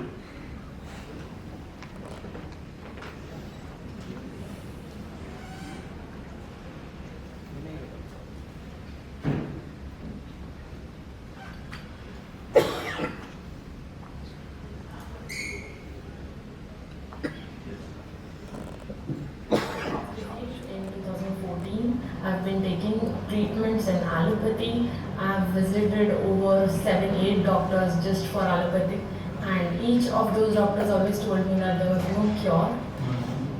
After this, I was told by my cousin that homeopathy actually offers a lot of remedies. So because of Crohn's, I had a lot of joint pains, I had skin rashes, everything related to my stomach, all kinds of problems. And still there was no medicine that was giving me relief. And a month back I came over here, and with just these 3 medicines I have been feeling much better. I have not felt this better in 4 years, and I was skeptical about homeopathy, but it has completely changed my view. I am getting up on time, I'm sleeping well, I'm able to eat things and not have consequences for it. And I'm not getting any kind of side effects for it. I am extremely ready at work. It has been a great 1 month for me as of now. So I'm really looking forward to get better. And people say there's no cure to it, and I'm actually going to be cured of this because of homeopathy. Thank you. Thank you. What she says is very good. Within 1 month, her energy is being restored. Hanuman used the word restoration of health. It's a very important word. मुझे mother in law ने कुछ बोला तो इतना दिल को लगता था, दिन रात में क्राई करती। अभी आपकी दवा देने के बाद मैं रोती नहीं हूँ। मैं क्यों रोती थी? मदर इन का स्वभाव मैं तो चेंज नहीं कर सकता। What I should do? I should not cry. I have to fight. I have to see that my joy is my own joy. This feeling a remedy gives as a cure. Internally, at a deep level of the mind. In the deep recesses of the mind, there is a grief, there is anger, there is hatredness. Your remedy tries to resolve it. Are you with me? Because you put the same picture in the mind. When you give ignatia, you produce grief in a patient. And you ask the system, now deal with this grief. मेरे सामने अभी grief है, क्या करेंगे आप? अरे, I will deal with it. I didn't understand that I have to do this. You get the feeling how the homeopathic remedy acts with the law of similars. So there is a, you see, fear of robbers in Natrum carbonicum. You give the remedy Natrum carbonicum, fear of robbers disappears. Why? Fear of examination. How it disappears with the because you induce the fear of anticipation in the patient. Are you with me? And then you have to deal with it. Previously, you were unable to deal with it. So it is as if you get the resources. Your mobilization of the resources occur with homeopathy. And then you are in the process of cure. मैं बलवीरा में एक lecture देता था. Lecture देते देते मैंने एक sentence किया. बोला सेंटेंस. मुझे भी मालूम था मैंने इतना बड़ा सेंटेंस बोल दिया है. सेंटेंस मैंने बताया, a homeopathic remedy allows the path of truth, and then the direction is created so that the patient walks along the same path of truth. क्या बोला मैंने? तो gave this sentence. There is a very good method in Bulgaria that after the entire day is over, someone comes on the platform and gives the summary of what happens this morning. So senior lady came and told, this sentence of Dr. Abid Kulkarni is so revealing and deep that I only want to say that homeopathy approaches the path of truth for healing. And without this path of truth being achieved, no cure is possible. Okay, in severe ulcerative colitis, you give immunosuppressive patient is out of this, but you must understand steroids are not going to treat the grief, they are not going to treat the emotions, so there is a relapse, so there is a chronicity. Homeopathy truly creates the pathway of truth, along with the patient must steer through. Okay, now I want the other आओ जो है ना video दूसरा video है वो open कर हाँ हाँ हाँ बढ़िया क्या आप नीचे कर देते नहीं अच्छा okay go to the PowerPoint okay remedy I will tell you this is PowerPoint हाँ आगे कर दे दो यस आगे कर दे दो यस लिपर dilation phosphorus ignatia arsenic sepia लाइकोनेट्रम का फास्फोरस में compromise at moral issues and is not rigid. Ignitia comes up as a grief remedy and lacks the other features. Arsenic gets projected due to panic state, but arsenic is not sympathetic. Arsenic is like a bulldozer. And what is the characteristic of arsenic? He starts dancing even before the music begins. So much active, so much restless, so much driving, is always in the driving seat.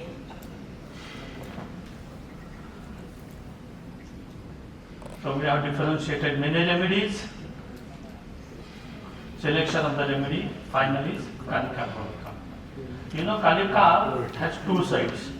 At home he is different, outside he is different. Outside very polite, manners, idealism, and at home Kalika could be rude, even angry. You know, Kalika is one of the grand remedies like Stapes agria against suppress anger also, because of idealism. I am so ideal that I cannot express my anger to feel me down. So actually, anger is a big issue in Kali Carbonicum. So, Kali Carbonicum are in a single dose, acute remedy ignitia. Then if the, you see, same remedy could be given arsenic alone for the sake of acute colitis. Yes, single dose of Kalika Banem and a very positive effect. 2 doses of Kalika. So patient is maintaining well with the same schedule, and the patient was followed up for 2 years. We have the videos. We have the video. Now she is in America. No relapse of ulcerative colitis since more than now. You see how many years she is with us. Okay.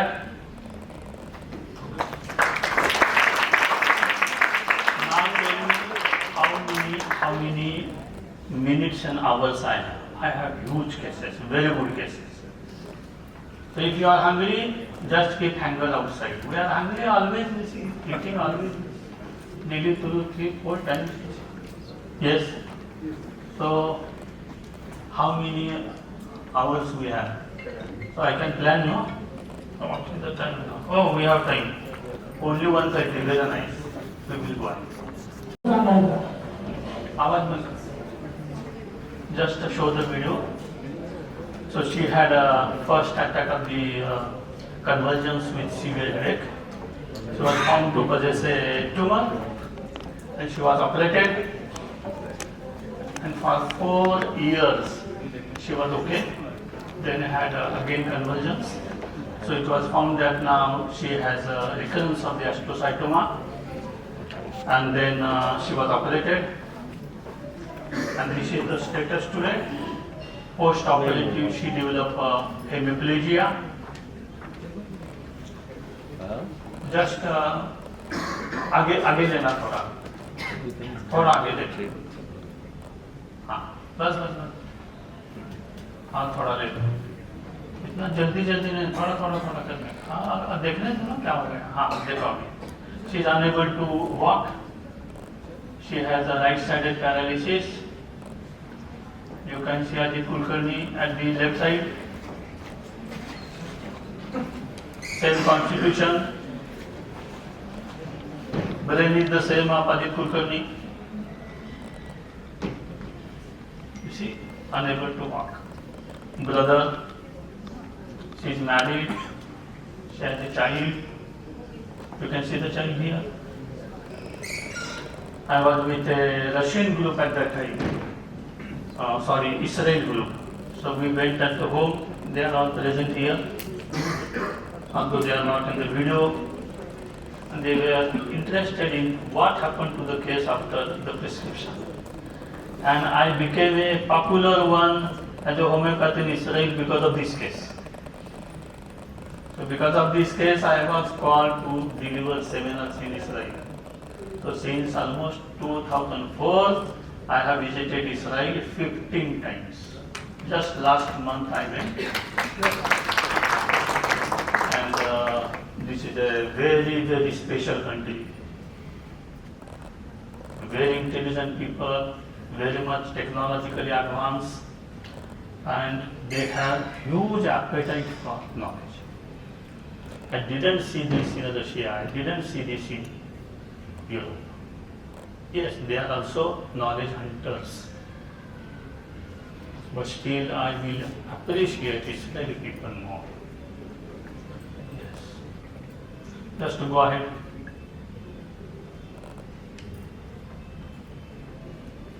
Just go ahead. Just to show them. Yeah, these are the, you see, artistic designs which she makes.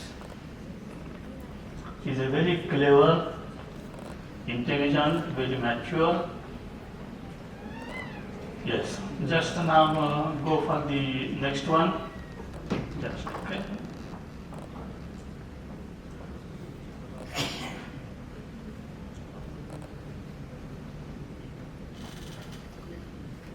Record.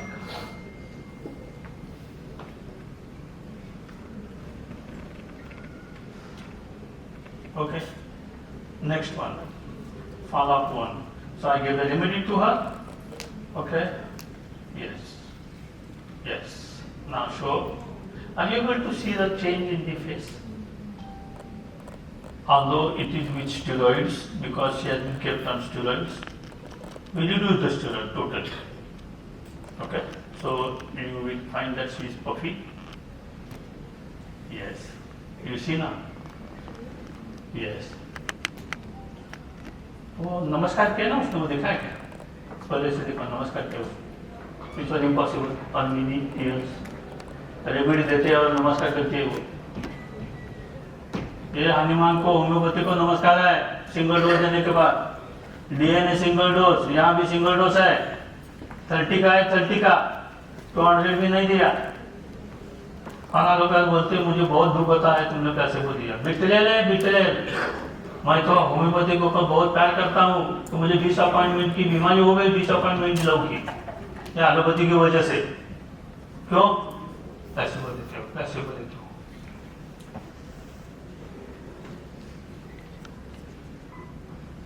Go ahead, just go ahead, show them. Now we have to see how she walks now. थोड़ा देखो. ये दिखाओ ना, पीछे जाना पड़ेगा, आप आगे बहुत गए, थोड़ा पीछे जाओ. वॉकिंग चाहिए आपको.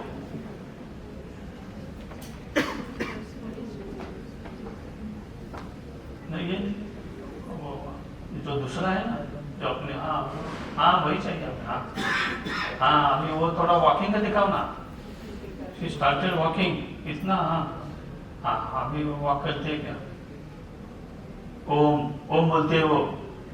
मैं तो पहले सबको बोलती थी पानी. क्यों? वो ग्रामेटिकल प्रॉब्लम्स आते हैं ना. वो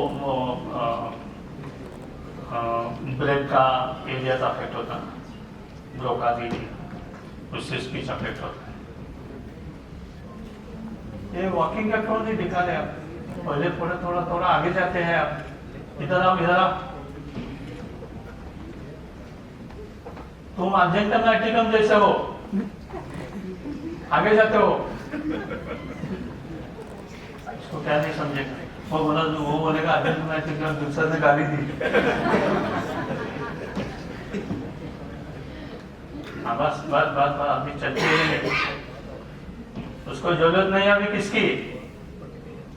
उठती है, चलती है, गार्डन में काम करती है, कुकिंग करती है।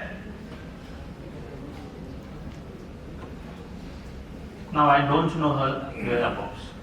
The story is very interesting. We followed this case for 1.5 years very actively. Then there was a big quarrel between the in-laws and the patient's family. Once it was known that she has again recurrence of astrocytoma, the husband and the in-laws disappeared. Because doctor told at Mumbai that she is not going to survive now. So they don't want to spend the money. Why to spend money when she is going to die? And when she came at Satara, showed me, the improvement began, and then she carried. She was carried at Thane, near Mumbai. Now the interesting story was very intelligent, compassionate, artistic, orator, first in everything, handsome. Many young people are after her to get married with her. So this is her adolescence life, and she is a very good, very intelligent. And now, during the discussion, during the case taking, a very remarkable PQRS symptom came up. When the parents of the patient will say, your husband is not coming, your in-laws are not coming, this is not good, she will tell them, these are my people. Don't criticize them over them. Don't abuse them. These are my people. This is characteristic. Now, just to see when you are in her position, will you say this? It is difficult. That nobility of the mind, that is PQRS. So I want a remedy which corresponds to everything, plus this PQRS symptom. And I was searching for that remedy. And I found the remedy. I found the remedy where patient doesn't want to go away from her nobility, away from her compassionate nature, away from her positivity in the life. That's the remedy. But it must correspond also to the pathology, to her personality, to her genetic information, oncogenes which she received. Okay, now see, single dose of 30, homeopathic, great potential placebo.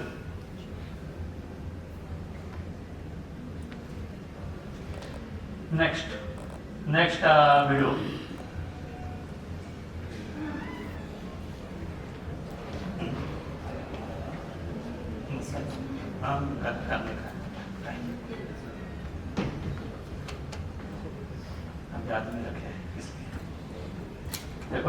देखो ये single dose से hemiplegia कितना improve हो गया। देखो थोड़ा आवाज कर दो, मदर इज स्पीकिंग। और थोड़ा मदर का क्या है, थोड़ा वो स्टूपिड है, उसको समझता नहीं, उसको क्या है वो कुछ उसको ज्यादा अकल नहीं है। मदर क्या करने का होता है। Children are more sometimes intelligent than the parents.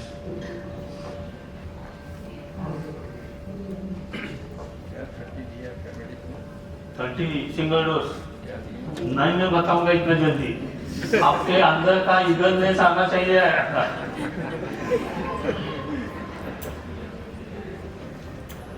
चलो पावर पॉइंट लगा।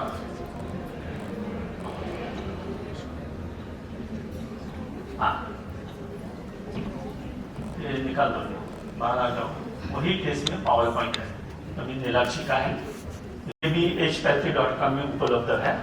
You must read this wonderful chapter from my book also. These are my 4 books which I am about to show you. I have to say that data processing in homeopathy can be a unified approach based on standardization, where we will give value to the individualization. लेकिन individualization doesn't mean freedom unlimited. आज क्या हो रहा है, मैं जो करता हूँ वही individualization है, ऐसा नहीं है. You will understand better the value of the PQRS and keynotes provided you know the totality. आप टोटलिटी में नहीं है, सिर्फ PQRS में है तो प्रॉब्लम है. This is my understanding of a keynote. I have thoroughly written over it. There are more than 6 chapters in which I have written over keynote system and the totalistic system consideration. तो मुझे आपको बताना है, this is my way of understanding. Name of the disease in this case is one-sided chronic. What is one-sided? Where PQRS are absent, characteristics are absent because susceptibility is poor. So body cannot manifest the symptom at all. Zone of the illness structural, phase of the illness recurrence, active phase. Affinity brain tissue, pathology malignant, state of pathology irreversible, threatening the life. Pattern of response progressive, pace of the disease rapid. Expressions at physical level, you will find no general, no particular, nothing. Pathognomonic only, common only. Next. Yes, fundamental cause miasmatic, dominant syphilis. Reasons, advanced irreversible pathology of cancer, brain as locality, recurrence of astrocytoma, hemiplegia, susceptibility low. Reasons, I give reasons of everything. In order to make a rational presentation of homeopathy, it is very important that the teacher must give reasons of everything. Otherwise, there are huge problems. I cured this person, I cured that person. Okay, very good, you are great. Now give us reasons. You students must be after reasons. Otherwise it is not learning. They avoid it. They avoid it.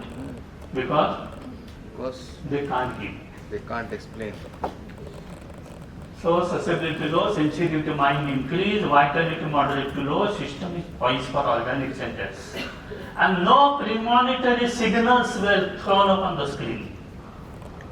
Astrocytoma first attack, no symptom. She just collapsed, astrocytoma was found out. Due to syphilitic mind. So this is the prescribing totality. Exuberant, living life fully, cheerful, altruistic, sympathetic, vibrant personality, intelligent, fastidious, artistic, love of nature, desire to travel, vivacious, refined. Brain tissues are refined. Our patient is also refined. So I want a remedy which acts on refined tissue, with personality is refined, nobility is refined. This is the idea. Okay, so remedy selection. I can give you a big seminar over differentiation. We have unfortunately no time. So this is a discussion life and death issue, theme of perfectionism, exuberance, crisis, load, optimism, refined. And final selection is calcination. A single dose of calcination 30 made a remarkable change. Hemiplegia improved almost up to 80%. 80% improvement, second surgery, no hope, astrocytoma, fastest growing, no recurrence, no repetition of the remedy. Patient lived for 3.5 years. I was keeping contact with the brother who hails from Satara city, and then it was impossible because he was also thrown out of the picture by the in-laws. So, whereabouts of this now patient, I don't know. Sorry to say. I'm still trying. Still sometimes he meets me on the road or something. He says, I don't know. See how the people behave. How people behave. Human beings are first animals, then human beings. Unfortunately. brutal, animalistic, beastly, these human beings. So we suffer. And homeopathy, with its intrinsic merit and profound philosophy of life, can transform the society. Are you with me? Only homeopathy is the answer to the suffering humanity. Allopathy has progressed very well in many other fields of biochemical medicine. Yes, we will accept that. We will also push homeopathy to such a level in the world that humanity suffers much, much less, almost nil, and live the life with happiness. So with these words, I'm really happy that I'm here with you all, and to be, you see, privileged to be here, and I express my gratitude that you call me and listen to me. Thank you.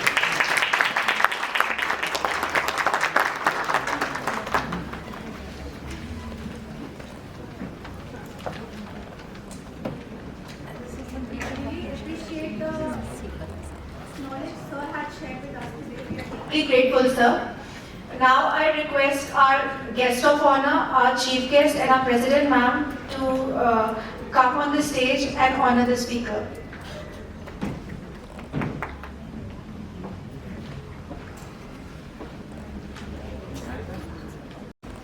Sir please थोड़ा आगे आ जाइए।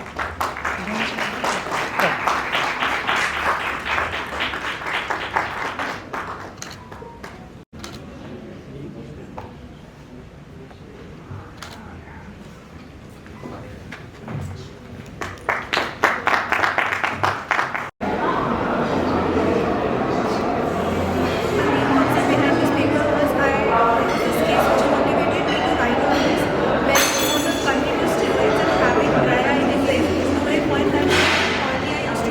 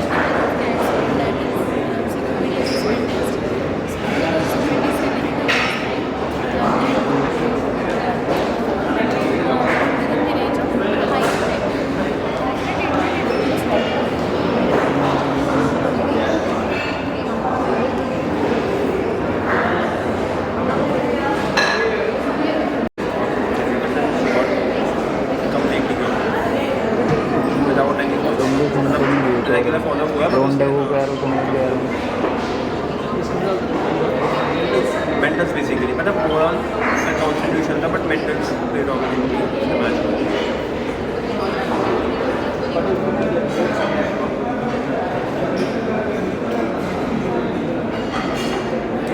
This is chief complaints of mentioned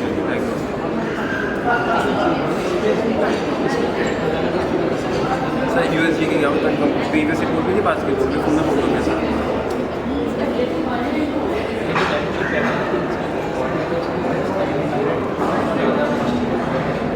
वैसे classification सब वो मैंने mention इसमें नहीं करा बट वो मेंशन था उसमें।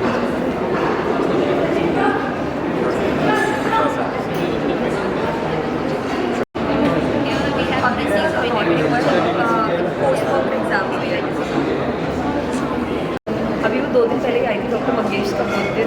हाँ बराबर है।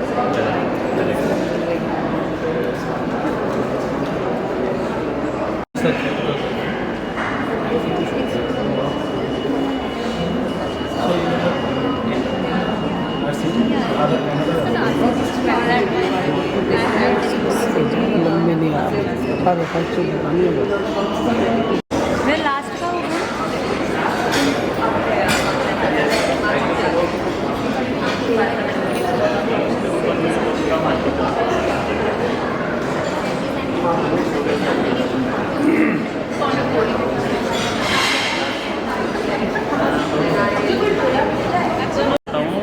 ऑक्सीटोसिन जो देते हैं ना ऑक्सीटोसिन डिलीवरी के लिए which is found to be the major cause of autism and ADHD। बोला भी इतने साल हो गए इस्तेमाल कर रहे ये तो मेरा वर्क है अभी सप्रेशन के ऊपर।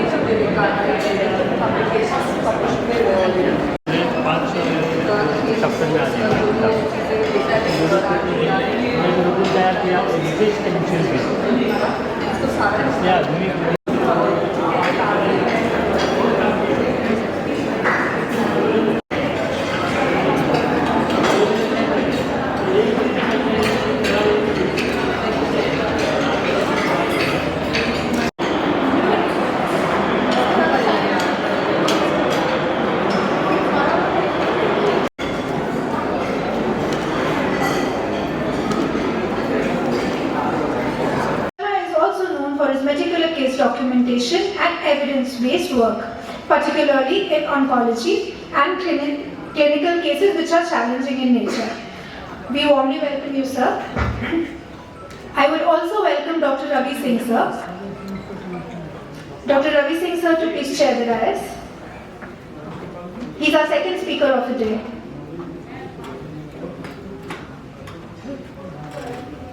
Dr. Ravi Singh sir is an MD in homeopathy, a passionate teacher and researcher committed to Hahnemannian classical homeopathy and the study of medicine transmission through hair. An experienced faculty member and certified trainer for homeopathic software, Dr. Singh brings rich academic and clinical experience with numerous national and international ventures and 34 research publications.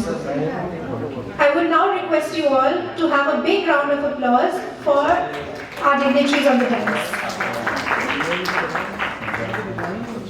I now request Dr. Shweta Singh ma'am, our president, and Dr. Deepak sir, our secretary, to please welcome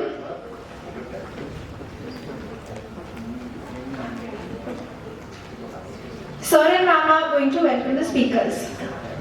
First, Dr. Namit Sharma sir.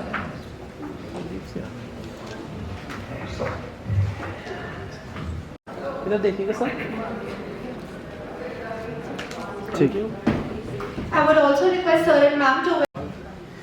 Sir थोड़ा आगे आ जाइए।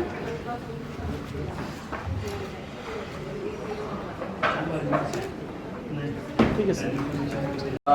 Respected doctors, will we removing this, sir?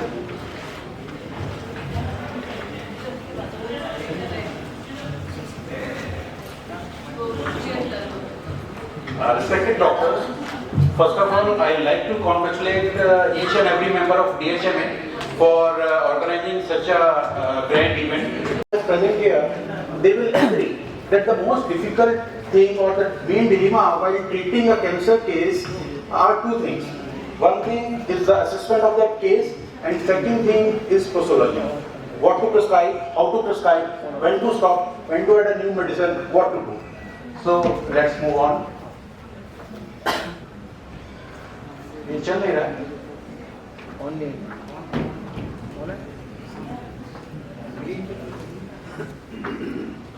देखो भाई कोई इसको.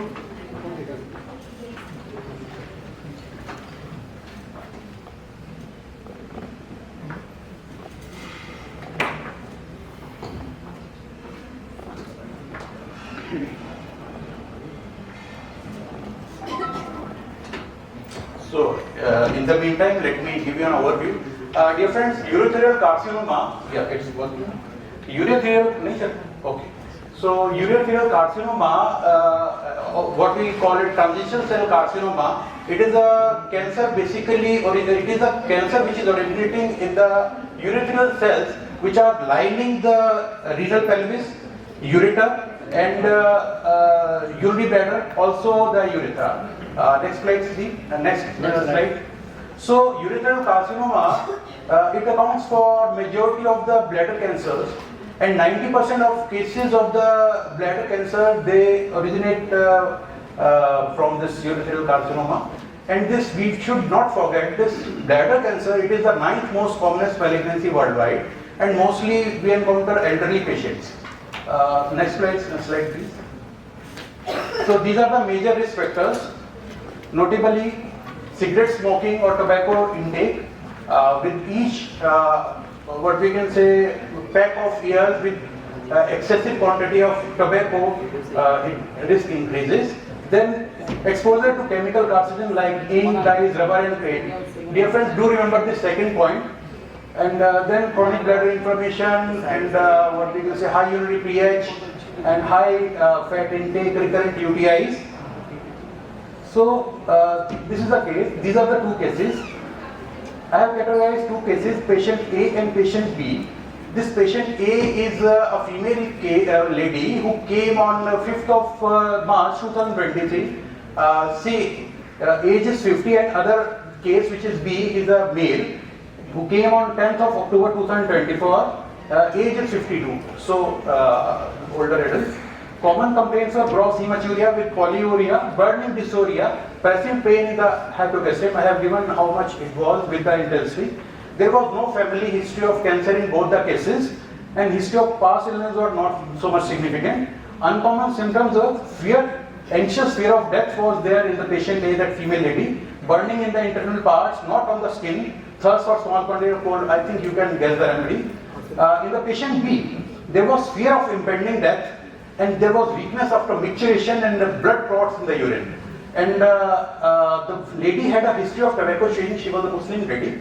And the patient B, there was no history of tobacco chewing or cigarette smoking, but he worked in Gujarat in a what we can say stone marble industry. He used to polish the what we can say artifacts which are exported out of India. He was in the QC team basically. These were the ultrasound findings. In the patient A, of female, there were 3 masses, 37x7, 10x8, and third was into 6x3 in the CT scan findings. Also in the USG finding we can see. So in the male patient, there was also a single mass, Caesar size. In the USG it was 33x17x13, it's quite too much. In CT scan of CT urography, it was 17x18x20 mm, and it was present in the what we can say left posterior wall of the bladder, and even going up to the trigon, which USG was indicating. And in patient B, it was indicating that both the inguinal nodes, they were present there, they were seen. In histological findings, both were showing what we can say urethral carcinoma low grade. And interesting thing was this, that in patient A, tumor was reaching up to the lamina of the urinary bladder, whereas the patient B, lamina propria was free of tumor. That means that is the lining which what we can say separates your epithelium from the what we can say muscular layer. This was the staging P1, N0, M1 because no node was involved, no metastasis was seen. In patient B, P1, N1 because no nodes were involved. And this was the international ICD codes, code 10, and code 10 was C67 in both the cases, and ICD 11 code was 2C64.2 in both the cases. So this was the assessment. Eastern Oncology Cooperative Group score was assessed. In patient A, she was, interesting thing is, she was brought in by, she was unable to walk. So on one side her husband was supporting her, and on other side her son was supporting her, and they brought into my clinic, and she was barely able to speak. So it was two, she was ambulatory, capable of self-care, but she was unable to carry out different activities. Patient 1 could do the things. Patient B could do the things, so score was 1. Her Karnofsky performance status, which is from 0 to 100, of patient A was 60% and B for 70%. Now let's move. These are the histological radiological findings. You can see of the first case.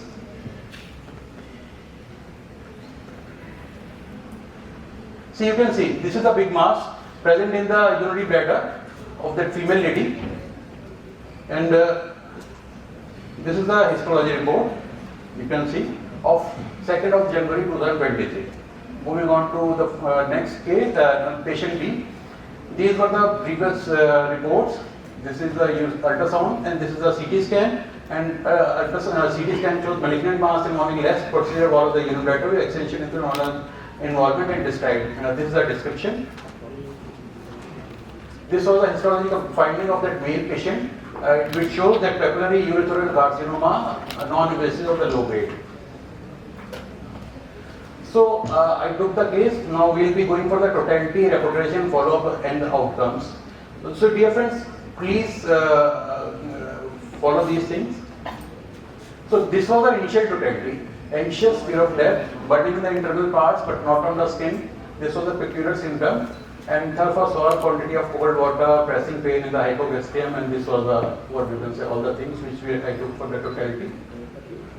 This was the initial reportization. This is the initial reportization sheet. You can see arsenic is coming out.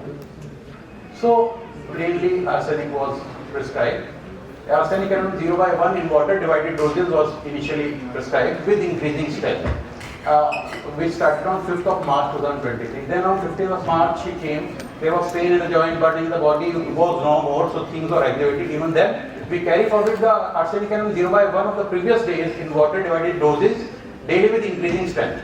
Then on 30th of March when she 30th of March when she came, so she was having a sensation of heaviness, something hard in the hypogastrium was there. But there was no unusual source, so that I thought that now I should stop this medicine as action is going on, so I gave placebo. On 20th of April when she came, 1.5 months after, so she was carrying a scan. So it was showing a polypoid focus of just 5 into 7 mm. Previously it was of, if you do remember, there were 3 masses there. So it was now only a small polypoid focus within 1.5 months. But she was passing blood with ropey discharge in the urine. So hydrostatic scan 3N is 3x in water divided doses with increasing strength. It was prescribed at that time. On 6th of May when she came, she was relieved, but burning was still there. PL was given. And on 16th of May when she came, again we took exhaustive case seeking was done. Then she told, as Dr. Kulkarni was saying, then she revealed that she has always been dictated and her wishes supplied by her husband, her in-laws, and now from children. She always has to do according to their will and against her wish. She never spoke a single word in front of the in-laws, in front of the husband, or to the kids even. Now there was burning without mixturation in the urethra. This was a typical symptom. So Staphysaceae 0/1 was prescribed. Then followed after it on 30th of May there was no hematuria. So it was again carry forward. Previous days 0/1 Staphysaceae in water divided doses, daily with increasing strength, and so it was going on. And so she was better than before. After 3 months, now interesting thing happened. After 3 months, on 30th of June, when she got the ultrasound, there was no focus. I was very happy that I have done a very good thing. There was no focus, but also there was no hematuria. So pathologically and according to the reports, she was fine allopathically. But okay, but there was one thing. There was uterus was showing cervicitis. So I gave Staphysaceae. Okay, let's give it. She was relieved a bit. Again it was. So again it was given in, it was going on from the 16th of May 2023, but it was continuing in the what we can say water divided dosage. So this was the totality of the patient age. The second totality what we took: silent grief, emotion suppressed, burning in the urethra only when not urinating, apprehension she might die, and there was blood in the urine, burning in the internal part, it was still there. Cancer of the urine bladder. So these were the what we can say totality of the symptoms in the rubric. So this was the reportization. See, Staphysaceae comes out to be the medicine. So follow up. After on 26th of July 2023, she came. She was irritable. Doctor साहब, मैं ठीक हो भी जाऊंगी, मैं अभी ठीक नहीं हूँ. What will happen? She started with me. There was burning in the hypogastrum and uvula, but it was less. It was not of so much extent. So Staphy was continued of the previous days, which was continuing. Then on 18th of August she was better, so it was continued. Then on 28th of August she came. It was again we continued with the same thing. On 2nd of September when she came after 6 months, we again went for a sonology scan. So in this, bladder mass was not evident, but there was still hypertrophy of cervix and cervicitis was still there. But at that time there was burning only in epigastric region. So jalan hoti hai pet mein. So therefore that acute SOS tetrarum for 6x and biochemic 3 grains in water divided dosage for SOS was prescribed. On 27th of September when she came, again she said, because today she said that always her husband insulted in front of the relatives. She has done wrong. Others have done wrong with her, but now there was no burning in the epigastrium. So Staphysaceae was continued again with the divided doses. On 26th of October, when she again came, she asked why her ultrasound is not normal. There was frustration. What more can be done to get the reports normal, she asked. So at that time, carcinosin 200 was given, single dose, then along with the BL. And 30th of November when she came, same she was asking, but now we increased the, what we can say, potency of the Staphy. It was 0/2 in same water divided doses. It was continued, and on 20th of January when she came, again she said, "Sir, you know, I have done whole life for others and no relative had done good to me. When will I will be right?" Again it was, we didn't change the medicine, Staphy 0, with the Staphy 0/2, we were continuing with the same thing with the water divided doses. On February there was no pain and burning, even then we continued. Now after 11th month, still the same things happened, we continued with the same thing. On 20th of April when she came, she was just apprehensive that whether she will be cured, ठीक भी हो जाऊंगी. At that time, I changed the medicine, I changed the potency, and now it was from 2 to we shifted to Staphy 0/3. And again we started with what we can say water divided doses. Then on 18th of June, there was no bladder mass was detected, sonologically abnormality was not detected. Now she was very happy. She said, "I am very happy. Nothing should be done there." I asked her whether I should continue the treatment. No, doctor sahab, now I am fine. After it, so Staphy 0/3 was prescribed, and she was very happy. है ना? I inquired quite some time when her son he came. So he said that she is doing well and nothing is now abnormal. Now we come on to the second case. This was the case of a patient who was working in that stone factory. These were the initial totality of the symptoms of patient B. If fear death is approaching now, अभी मैं मर जाऊंगा, बिल्कुल मरने वाला. Extreme prostration after urination, blood in urine along with clots and bladder cancer.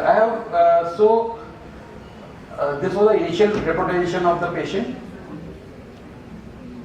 Again, arsenic were coming. So this was a follow-up. So on 10th of October when he came in person, it was the only first time I saw him. All the subsequent follow-ups, they were online because he lives in Gujarat, Gandhinagar, and I am placed in Roorkee in Uttarakhand. So these were the symptoms. Fear as if death is approaching him, hematuria with clots and extreme weakness after passing urine, polyuria. So arsenic around 0/1 in water divided doses, daily dose daily using green strength was given. Same we did it. Again we followed it. On 26th of December, he told me there was frequent urging to micturate. He called me frantically. There was frequent urging to urinate, but on straigning, bloody or ropey discharge was coming, and urine was dribbling. At that time, I was very, very afraid. So at that time, we sent him UA Ursin. It was given in 3x. Then on 16th of January, hematuria was relieved, but burning was still there. At that time, carcinosin 200 was given along with followed by the placebo. This was the totality of the symptoms of the patient. Second totality, when we took again the case, difficulty in falling to sleep as was sure he will die of cancer, says dysuria happened after COVID vaccination. So this was a very interesting thing.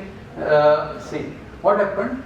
On 12th of February he said, sir, this dysuria, this started by COVID vaccination. उसी के बाद हुआ, उससे पहले तो बिल्कुल ठीक था. And also, कि मेरे को आजकल नींद नहीं आती है because मेरे को ये surety है that I will die of cancer. But there was no hematuria. So at that time, Thuja was prescribed. As we have seen, these were the totality. According to this, Thuja came out of the representation. So it was prescribed, it was carried forward. On 10th of March, when inquired, he told that he cannot sleep, but some nights, once or twice in a week, that feeling happens. Okay, not used. We started with the thing. On 8th of April, he said now he can sleep. Now, so no thoughts of death were there. Polyuria was very less. Hematuria was absent. There was no hypogastric pain. We didn't stop the medicine. It was continued in the divided doses. And on 24th of May, he said, "Sir, this COVID vaccine has done wrong. आपको नहीं पता." Again, it was given. And on 28th of June, after 1 month, he said, "Sir, there is no burning, no polyuria, no pain." So it was continued. On 26th, again everything was fine, but we continued with that Thuja 0/1 with divided doses. And on 20th of August 2025 and ultrasound of 19th of August, everything was fine and patient was very happy. No bladder mass was seen. So again it was given and now he was on placebo. So these were the post-treatment radiological and histological findings of patient A. You can see these are the things. You can see now. See, that was previous one. See, this is the ultrasound and the bladder is fully clean. There is no mass. This is a histological and radiological finding of patient B post-treatment. See, everything is fine. Bladder is clear of any mass. This is the patient testimonial. Run करेंगे? Run कीजिए.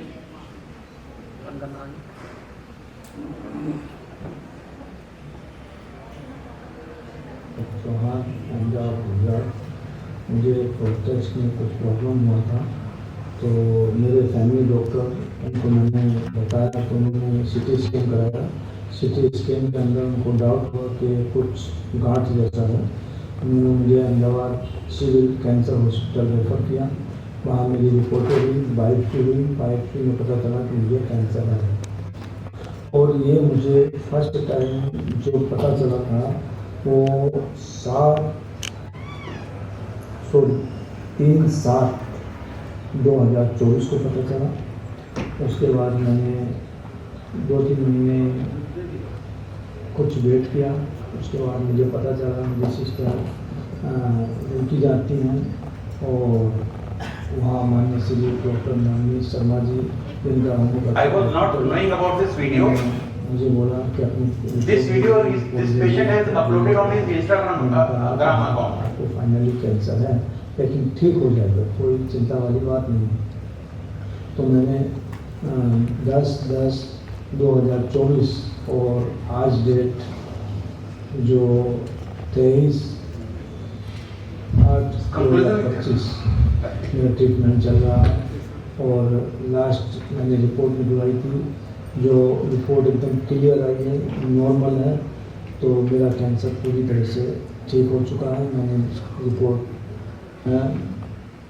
So these are the totality of the symptoms of both the cases. You can see patient A and patient B, medicine selected accordingly, laboratory use and follow-ups. So this was a modified Naranjiro criteria of both the cases.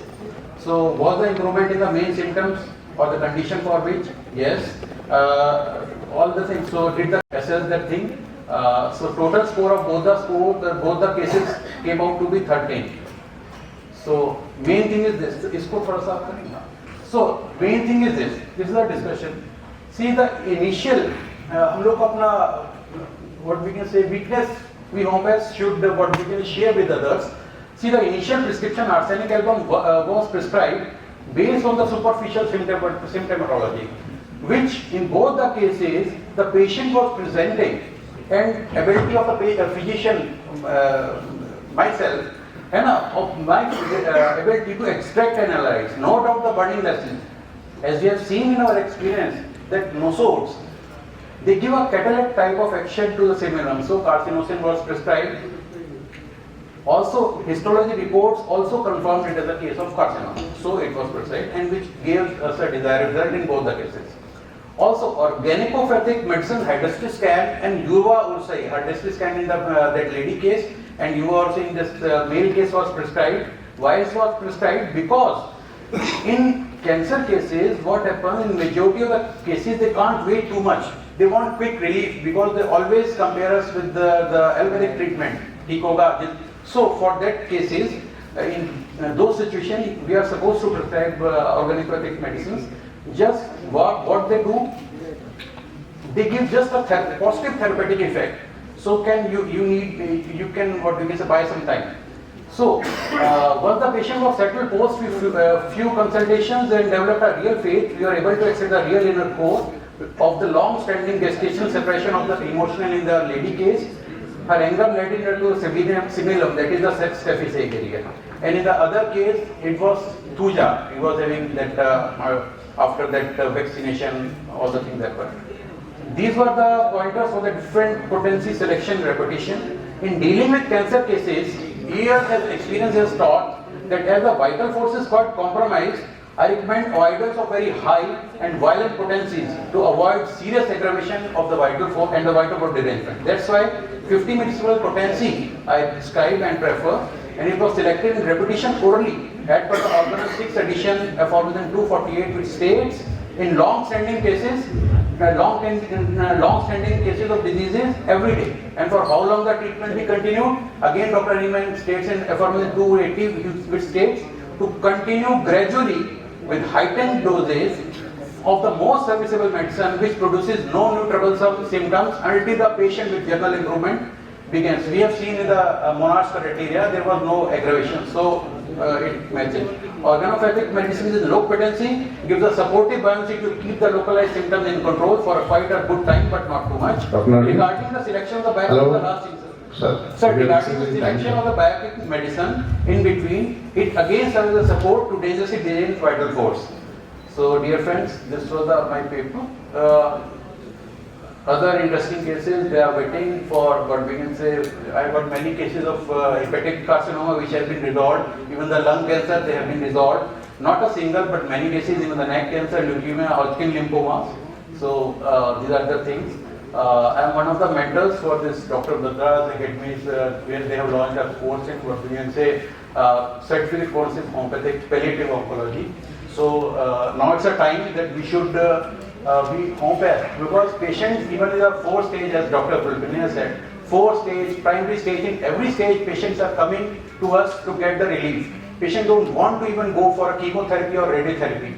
Even sometimes I have to tell them कि आपको जाना है, आपको करना है. They said no, we won't go, because we have seen how much the suffering is there. So it's a high time for us. So thank you all, and thank you DHMA for giving me an opportunity.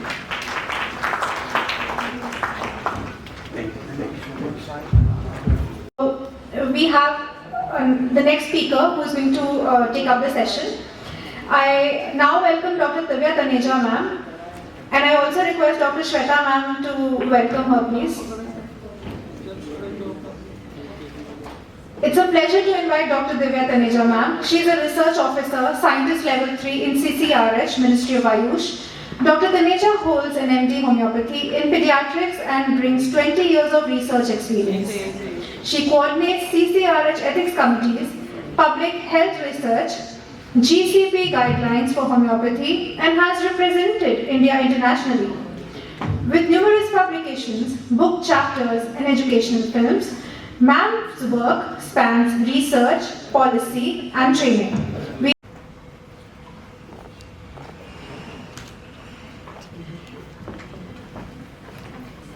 Which paved the foundation for the presentation that I have today. Now, when I'm starting with the presentation, the question is, what do we actually treat when we are giving a medicine? जब हम दवाई दे रहे हैं किसी भी patient को, तो हम करना क्या चाह रहे हैं?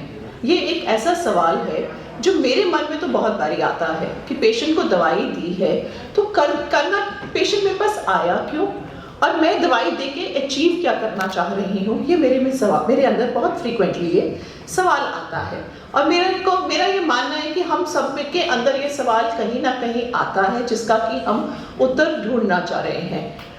And as a doctor I am told कि मुझे जो है बीमारी को ठीक करना है. अच्छा, ठीक है. As a homeopath I am told we do not really treat diseases, we treat the person in a disease. Now that's a very interesting phrase, person in a disease. What do we mean when we talk about a person in a disease? वो person क्या? वो person क्यों आया मेरे पास? The possibility is that the person comes to me with a disease कि जी मुझे ये बीमारी हुई है. But the chances are कि person हमारे पास तब आता है जब उसको कोई discomfort होता है, या उसको कुछ ऐसा फील हो रहा है जिसके कारण जो वो करना चाह रहा है वो नहीं कर पा रहा है. So either it is dysfunction or discomfort, और that he is not able to match up to the expectations of what he or she intends to do.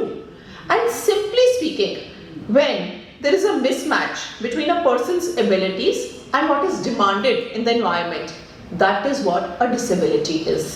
So that brings me to my topic, which is homeopathy for disabilities. So disability is mismatch between a person's abilities and what an environment demands. Now there is a small child, 3 months old.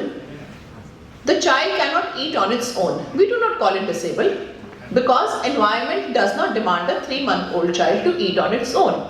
Whereas the same child, when that child is say 6 years old and the child is not able to hold up a spoon and eat on his or her own, that is when the disability comes here. That is where the term disability comes. So it's a mismatch कि क्या वो उससे अपेक्षित है और वो क्या कर सकता है. Now disabilities can have various causes. They could be genetic, they could be birth injuries, they could be metabolic disorders जिसके साथ हम disabilities को associate करते हैं. Disability can also be because of whatever disease a person is suffering from, and that is the reason why we are all familiar with WHO's ICD classification, International Classification of Diseases.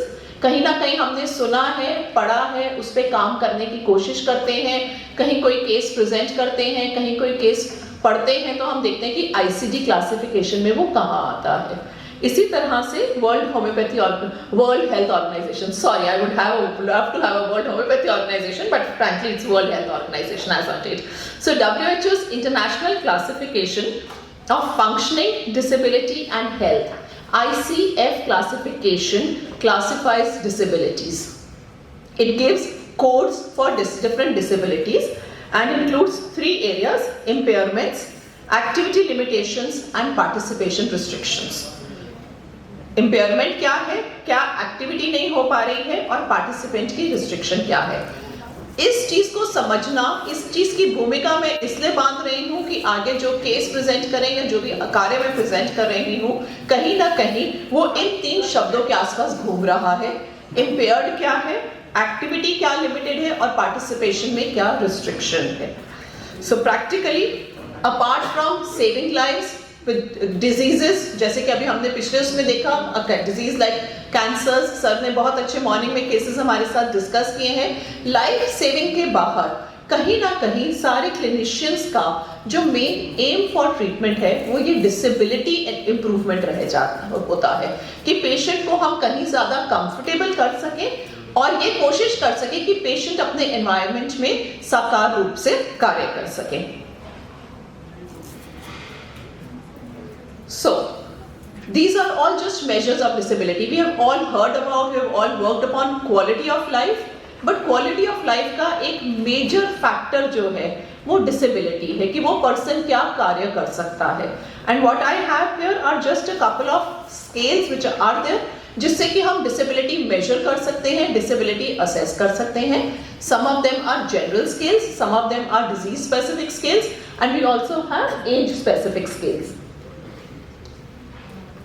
So disability primarily is an intersection. Her age का, gender का, हमारा ethnicity, social context, mental health, इन सारे के सारे factors को मिला के और इन सारे के सारे factors का जो है अलग अलग level of disability है। जो disability एक बच्चे में है उसके कारण, उसकी वजह, वो किस कामों को hamper कर रहा है is very different from a disability in a person who is say 70 years or 80 years. Geriatric disability is a completely different field as compared to pediatric disabilities, but the aim of the treatment remains the same, that we are looking at the impairment, we are looking at the adaptation, and we are also looking at how they are able to participate within the social setup effectively. So this is what I've been talking about. All right. So talking about intellectual disability, frankly, I have my 2 mentors here on the dais incidentally. The topic came up for my master's thesis when I was discussing it with Dr. Neeraj Gupta sir, and I was looking at his work, and then I ended up doing the thesis at the college which Dr. C.P. Sharma sir is heading. So intellectual disability, सबसे पहले तो cognition lack and secondly adaptation. कुछ cognition में कमी है और वो जो कमी है वो adaptation में आ रही है। वो adaptation जो है वो 3 जगह है: conceptual, social and practical. So there is a study, there is a 1993. This study was published in the British Homoeopathic Journal, which gives about 40 cases. I think I'll open the notes right here so that I don't have to turn back. So this was 40 cases. Now this says handicapped children. We don't use the word handicapped or retardation now, we use the word intellectual disability. So 40 cases which were treated, and there was a very interesting statement that they gave it here. The children with organic brain damage, autism and definitive syndromes generally responded well, whereas those with social deprivation failed to respond. That means जिस environment में वो पल रहे थे, बढ़ रहे थे, जिस environment में वो थे, उसका भी एक बहुत बड़ा रोल था in their improvement. बच्चों को चाहे organic brain damage था या autism था, all these children responded. But who did not respond? जो कि socially deprived थे, जो कि social setup में नहीं थे. That means वो जो stimulus उनको चाहिए था, जो दवा के साथ में जरूरी था वो शायद उनको वहां नहीं मिल पा रहा था. And this study actually made me take up this very difficult topic of study. And then this is another paper which was 58 mentally disabled persons, 28 females, 30 males, which were, this gives a beautiful case, histories of all these cases, a tabulated history of all these cases where it talks about what symptoms, what medicines were used, what symptoms responded and what did not respond.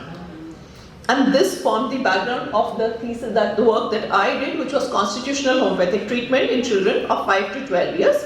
And Dixon Homoeopathic Medical College and Hospital, it started in OPD in the Regional Center of National Institute for Empowerment of Persons with Intellectual Disabilities. Now NIPID is a regional center. Those of you who might be aware कि disability का certification दिया जाता है. NIPID is a center जो कि सरकारी center है under the Ministry of Social Welfare. And यहाँ पे जो है बच्चे आते हैं all over North India से for their certification requirements. NIPID also has got rehabilitation center. They also have a hostel there for disabled children. It has got a rehabilitation center, so that it's a complete setup of physiotherapists, psychotherapists, occupational therapists, rehabilitation therapists. There were medical doctors there, and Dixon Homoeopathic Medical College was able to open an OPD in this campus of NIPID, where they have been providing treatment for the last many years now, almost about 8-9 years now, that the treatment is being provided at NIPID. So that this is where this study was taken, and I was assessing these children on 2 major scales: WHO Disability Assessment Schedule for Children and Youth, WHO-, and a behavioral assessment scale for Indian children with mental retardation. This is called basic MR scale. This basic MR scale was also formed sometime in 1980s, but it's a very, very children specific scale and India specific scale. It was developed in India by Indian experts, so this was a very, very India specific scale. Very frequently what happens is कि जब हम assessment करना चाहते हैं, हमें कोई लगता है कि हमें कोई केस पब्लिश करना चाहिए या हम कार्य करना चाह रहे होते हैं,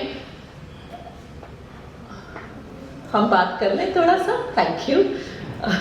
हम कार्य करना चाह रहे होते हैं, हम कोई स्केल ढूंढते हैं, हम बहुत जल्दी जो है इंटरनेशनल स्केल्स की तरफ चले जाते हैं, which may or may not really be adaptable to India. So this was what we were looking at, the WHO- scale and the basic MR scale. So out of about 100 participants that I had, now it was I could barely enroll 49 cases, primarily because parents से consent नहीं मिलता है. Homeopathic treatment एक नए setup में देना, and then parents कहीं से बहुत दूर से आ रहे हैं. कईयों का कहना था हमने होम्योपैथी खिलाई, हमें कुछ रिस्पॉन्स समझ नहीं आया, अरे इस बच्चे को दवाई देके क्या करोगे, इसका क्या हो जाएगा, इससे क्या मिलेगा, any kind of reasons we came across. But yes, we did end up having about 50 children that we were able to treat, and out of that about 30 children were with us for 6 months and more, almost about an year. I had about 30 children who persisted with us for a year. So this is just the profile of patients, and one thing that is very interesting is the age of detection here. If we look at it at birth, the detection was there in only about 25% of the children. So 25% of the children are detected at the time of birth, but by the time the treatment we are planning to give them a treatment, the child is already 5 years plus. And then there is an equal group of children, 30% of the children are diagnosed between the age of 1 to 3 years. My personal experience in these cases has been the earlier we start, the better the responses have been. But anyways, the study demanded that the children be above the age of 5 years, and that is how the study was. And what we did come across was a steady change in the disability assessment scores. Now the scores asked about ये बच्चा क्या कर सकता है और क्या नहीं कर सकता है, ये बच्चा उठ के चल सकता है कि नहीं चल सकता है, and then various other factors कि वो बच्चे के क्या क्या possibilities हैं करने की. The basic MR score looked at the motor skills, activities of daily living. It starts from the simplest thing कि वो बच्चा जो है हाथ में ब्रश पकड़ सकता है कि नहीं कर सकता, to ब्रश के ऊपर पेस्ट लगा सकता है कि नहीं कर सकता, ब्रश कर सकता है नहीं कर सकता. A stepwise assessment of the child on all these scales, activities of daily living, and we found a good improvement in the ADLs as well. Language, reading and writing was obviously not too much, And then number and time is a very, very difficult concept to come in. Domestic and social work and pre-vocational again, there was a very little change. And then when we look at the behavior, a lot of homeopaths have been working upon the behavior in children of mental disabilities or intellectual disabilities. But yes, what I want to impress upon here is that it is possible to have an actual change in their activities of daily living and comprehensions as well. So this was the violent behaviors improve, the temper tantrums improve, the odd behaviors improve, the hyperactivity improve. Now I would like to bring your attention here for just a minute here. If we look at all these behaviors, medically speaking, parental perspective, everybody is trying to look at behaviors जो कि उनके लिए disturbing है कि बच्चा temper tantrum throw कर रहा है. दे आर परफेक्टली फाइन अगर बच्चा चुपचाप से कोने में बैठा हुआ है. लेकिन एक होम्योपैथ के लिए बिहेवियर कौन सा इंपॉर्टेंट होगा, ये एक होम्योपैथ के सोचने की बात है कि खाली वो लड़ना झगड़ने का इंप्रूवमेंट करना ही होम्योपैथ के लिए बिहेवियरल प्रॉब्लम्स का ट्रीटमेंट है, या बच्चा अगर कोने में शांति से पड़ा हुआ है और उसके ऊपर एक्सटर्नल इन्फ्लुएंसेस का, एनवायरमेंट्स का फर्क नहीं पड़ रहा है और वो बच्चा रिस्पॉन्ड नहीं कर रहा है to the environmental influences. Something is wrong and this child needs treatment. So that is the kind of assessment that a homeopath needs to do as compared to a non-homeopath or a psychotherapist or psychologist are perfectly fine if the child is quiet. But for a homeopath, even a quiet child becomes a symptom. So management of a child involves a therapeutic intervention, a psychosocial intervention, which involves parents. We miss upon siblings very frequently, and siblings, let me tell you, are the ones जिन्होंने उस बच्चे को सबसे ज़्यादा closely देखा होता है, parents से भी ज़्यादा कई बारी. Then there are special educators and homeopaths, and the point is that intellectual disability cannot be treated by just the physician. We require this entire framework around the child so that the child responds. So the treatment aim is treating the distressing symptom, treatment of acute illnesses, overcoming lags, and an ability that they are able to sit up through the. Yes, sir. Time is getting over. Yeah, just getting Please over wind up this. fast. Yeah. So their ability to sit through the therapies. So quickly, I'll just shift on. These were some of the medicines that we had used, and if you look at it, the symptoms are of the symptoms of the patient, not of the disease. You will not find symptoms of brain or anything here, but how their behaviors are. And so this was one case that we treated at the Bakeson College OPD itself. Now this says a genetic disability, I1P36 syndrome, and a very interesting case. I'll just quickly run through this case and not talk about whatever is there in the slide. So we had the history, took up the history that this child had. The obstetric history, apart from the fact that the mother had gone in for a lithotripsy just before the pregnancy was diagnosed. She had already conceived the child, but just before the pregnancy was diagnosed, she had gone for a lithotripsy. The motor issues, the child was falling frequently. 5.5 साल का बच्चा, mother ने 1 साल आधार card में as कम लिखवाई हुई थी क्योंकि बच्चा जो है उठा लेट था, चली लेट थी, चल नहीं पाती थी, गिरती थी, बोल नहीं रही थी, एंड ब्लैडर कंट्रोल नहीं था. So फिजिकल जनरल्स में all that we could find out was कि बच्चे को कंटिन्यूसली वहाँ पर कुछ ना कुछ खाना था. And what was reported कि ये बच्चा जो है इसको कोई फर्क नहीं पड़ता, she is out there. अचानक खेलते खेलते कुछ भी करने लग पड़ेगी, and she put herself into danger. The fearlessness of the child. The past history, the child had undergone a surgery for ventricular septal defect, diagnosed as a genetic deletion. And a child, इसका कुछ नहीं हो सकता है till the child came to us in the Bakeson OPD. And we are looking at this child. The child has got specific defects. थोड़ा सा उसका जो है पैर में भी डिफेक्ट था. ब्रॉड बेस गेस्ट, जो कि 5-5.5 साल तक हमें पता है कि गेट जो है बच्चे का नॉर्मल हो जाता है. I personally don't show patient photographs as a part of confidentiality that I maintain with the patient, so just a leg photograph we had. And IP36 is a rare gene deletion associated with, alright, so the electricity is gone anyway. So it is associated generally with a lot of congenital morbidities and associated with severe intellectual deficits. So what we did, we looked at the symptoms of this child.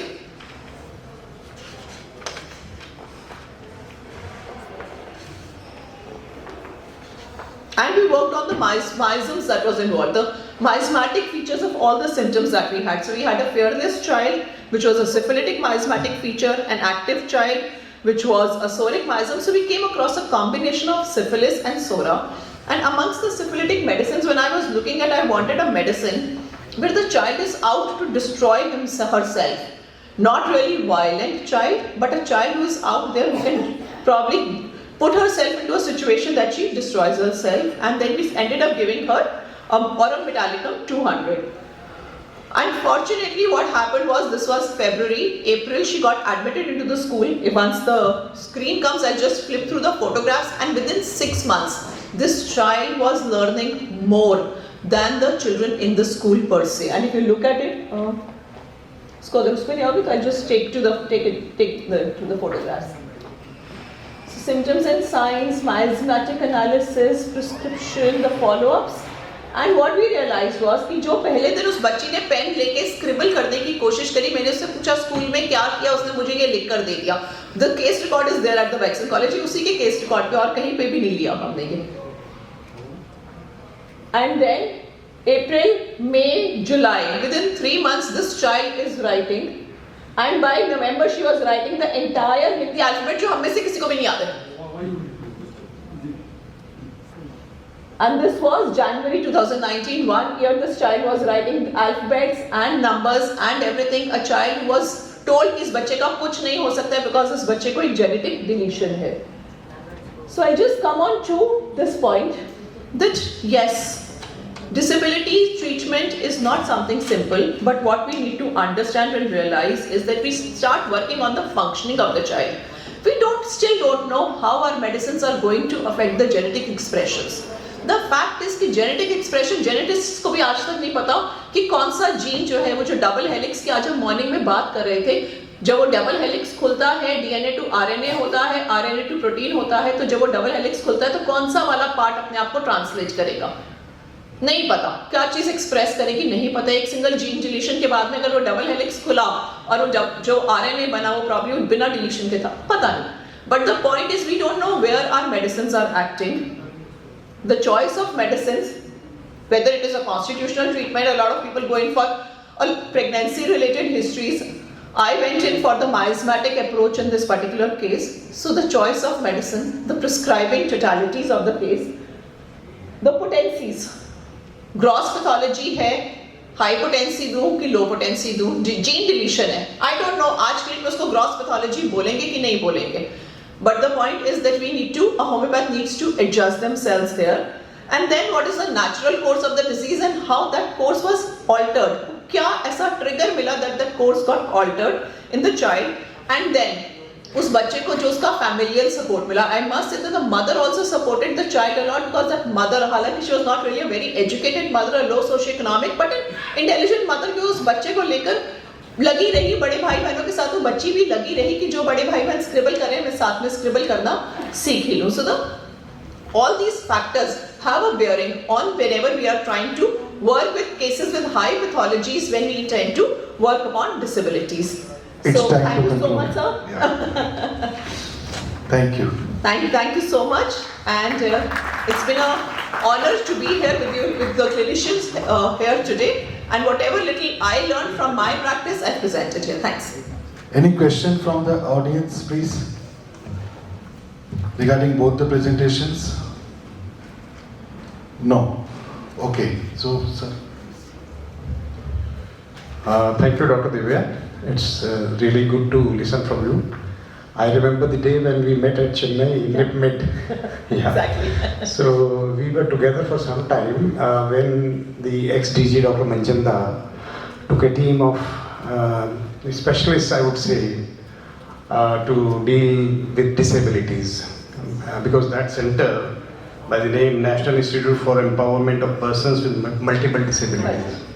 So there we could open our eyes to see that there is a great area in homeopathy where we can tackle these disabilities. Disabilities को जैसे पहले ही बताया, दिव्यांगजन आज बोला जाता है. It's not that कि भाई handicap. That term has been totally removed to say about that. And हमारा सबका टारगेट विद होम्योपैथी ये होना चाहिए कि we should be able to improve the quality of life of the child और the patient whosoever. Disabilities में autism है, degenerative disorders हैं, सेरेब्रल पाल्सी है, डिसलेक्सिया है, और भी बहुत सारे एरियाज हैं where we say that it is a disability. So these disabilities have to be targeted at the epigenetic level basically with whatever medicine is being selected. So selection जो होता है हमारी medicines का CCRH में I think there have been researches that our dilutions are acting at the epigenetic level. So possibly when we say how the medicine is acting, we can't say that medicine is going to change the gene or genetics basically, but it is somewhere acting at the epigenetic level. So where the child is growing, he is interacting with the environment, social. Now one thing is very important, that when you said that social state is also very important, that unless or until the child is interacting with the social environment, so he will not be able to come out of the disability. That is very very important. देखिए अभी बात करते हैं हमारे पास कि longevity के लिए क्या जरूरी है, क्या विटामिन जरूरी हैं, या हमारी अच्छी डाइट जरूरी है, या अच्छी एक्सरसाइज जरूरी है। इन तीनों में से कुछ जरूरी नहीं है। The important point is that we must have social interaction. जिसका सोशल इंटरेक्शन अच्छा है, जैसे मैं देखता हूँ डॉक्टर दीपक जो हमारे यहाँ पे हैं, दीपक शर्मा जी, उनका DHMA जो he is running this, so he is very socially well connected with many people, many organizations. So हमें socially active रहना है, interact करना है, and that is the one point which we can have a longevity for everybody. So this is what I have to say, and thank you very much. Dr. Sharma, आपने कुछ बोलना? जो previous speaker हैं हमारे, let us conclude that also. Dr. हमारे क्या है ना, Navneet Sharma ji, yeah. So he spoke a very nice topic on urothelial cancer. So I congratulate you, sir, that you have taken two cases, and the outcome has been very much encouraging. So it is already understood that in chronic diseases, Hahnemann has very clearly said that no one single remedy can be curative. So we need to see the satellite remedies which are, somewhere around the totality. So it is the totality of symptoms, as well as we need to understand that where is the pathology. So Richard Hughes and Boger, these were the two people who were basically on the areas of talking about the seat of the disease, the area of the disease, the pattern of the disease. Not only that, but they were able to talk about the sphere of action of the medicine. In the provings also, Richard Hughes said that I am not able to follow Hahnemann in total. He agreed to law of similia, he agreed to many things, but he discarded theory of vital force and miasm and all that, many things. But he was able to say that after 6 potency, जितने भी provings हुई हैं वो pathological तो होती नहीं है.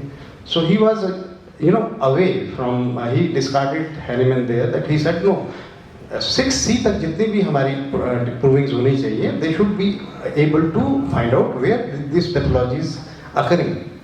So अब आपने देखा युवा यूरसी 3x डॉक्टर नवनीत ने यूज किया, and lower potencies, and 50 millisimal was being used, so that is the very good potency nowadays in cancers. And I would say that Thuja, whatever remedy you selected in the papillary carcinoma, that has the ability to give a support to the tumor cells, to the papillary carcinoma. Not only that, but it supports the other medicines to act upon. And being a king of antipsychotics, somewhere it has a potential to reduce the size also.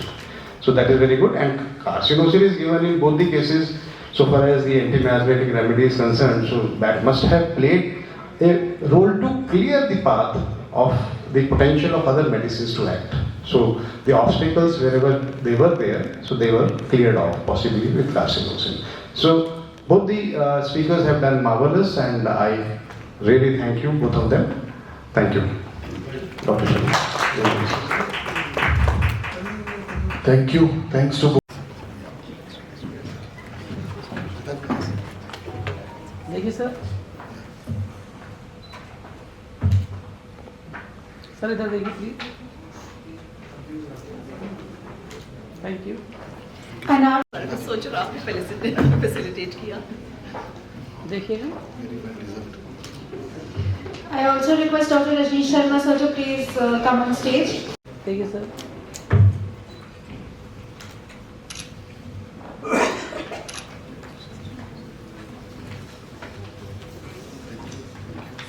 Sir थोड़ा आगे आ जाइए sir, आगे आ जाइए sir, थोड़ा सा आगे आ जाइए, आगे हाँ।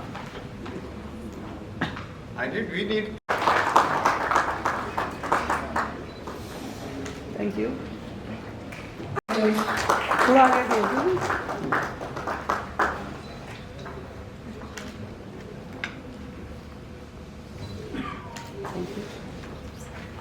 देखिए, I request Sir. Hepatitis report.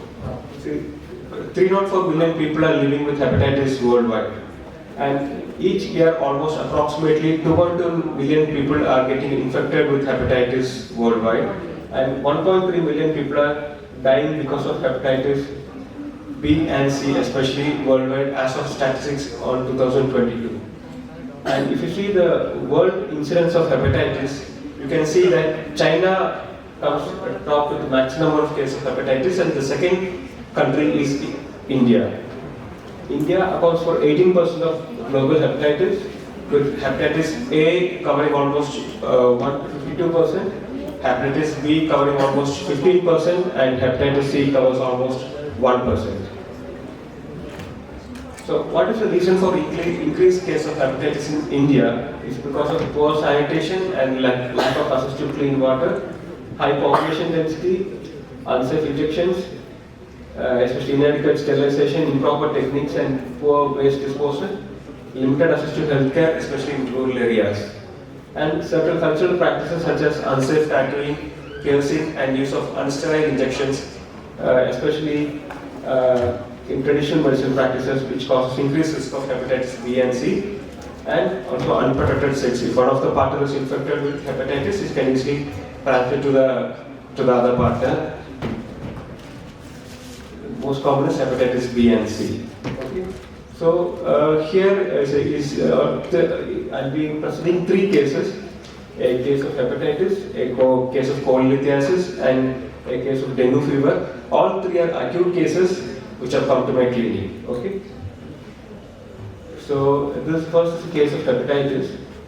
So this is a 11-year-old boy who came with complaints of fever and weakness and rashes, especially on the back since 2 days, dry cough and all. He came with severe body pain, and the patient was restless because of the body pain, and appetite was decreased, thirst was normal, stool was normal, urine was yellowish urine, temperature was 100 degree Fahrenheit, and pulse was 120, and he had tenderness in the gastric region. So initially, when he came to the clinic, I have given Rustox 30. So after 2 days after giving Rustox 30, the patient mother brought the patient with complaints of weakness and loss of appetite. But after giving Rustox, we can see that the rashes have reduced, the body pain has reduced, but the weakness is increased and there is loss of appetite, and there was evening rise in temperature. Okay, and the main reason why his mother brought the child was because his eyes were turning yellow. He had yellowish conjunctiva. Okay, so I have asked for a blood test. You can see that hemoglobin is 10.9. The WBC has raised to 20,830, and neutrophils were 80, and counter bilirubin count was 7, and SGPT was 178, SGOT was 158. Okay, so and hepatitis B and C were negative, and this is an ultrasound report which is consistent with hepatitis. So he was straight away given chelidonium 30. So initially he was given 30 3 times 3 pills. So the left side this is 2 days after giving chelidonium 30, you can see that the total bilirubin count from 7 has come to 5, and direct bilirubin from 5 has come to 4, and SGPT from 178 it has come to 124. And this is 1 week after treatment. You can see that the liver function test has almost come to normal. Okay. So this is the case of first case, the case of acute hepatitis. Okay. The second case is a case of cholelithiasis. This is a case of 77-year-old male, came with complaints of hiccups since 3 days. And the symptoms he had picked out, he had pain in the right hypochondria. He had frequent distension of abdomen, flatulence on and off, especially during starchy foods, since many years, and he had history of recurrent burning maturation. So previously he had an ultrasound abdomen, which he brought with him, like he was asking if homeopathy could do something for his gallbladder stones. He had a gallbladder stone which is 4 mm, just in the neck of the gallbladder. Okay, so on repatriation he was given lycopodium 6th potency. Okay, so this is after treatment. You can see that after giving lycopodium 6th potency, his income was also reduced and gallbladder is become normal. There is no, you can see that the gallbladder appears normal, no obvious characteristic. And this is the third case of dengue fever. This is a patient aged 16 years, male, came with complaints of fever, extreme weakness, body pain since 8 days. Initially they were taking treatment at an allopathic hospital. Since he was not improving, they have brought the patient to try homeopathic medicine. He had headache, occiput, especially in the evening time, with yellowish vomiting immediately after eating. And he had constipation and decreased appetite. So with these symptoms, he was, since he has come almost after 1 week of fever, we have asked for a blood test. You can see that his platelet count was almost 28,000.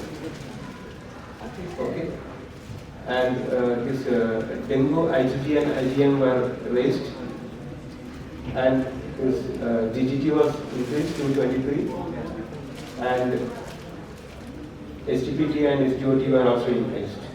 Okay, so he was given Bryonia 200, and CNR plus virginica tincture was given because his liver parameters were high.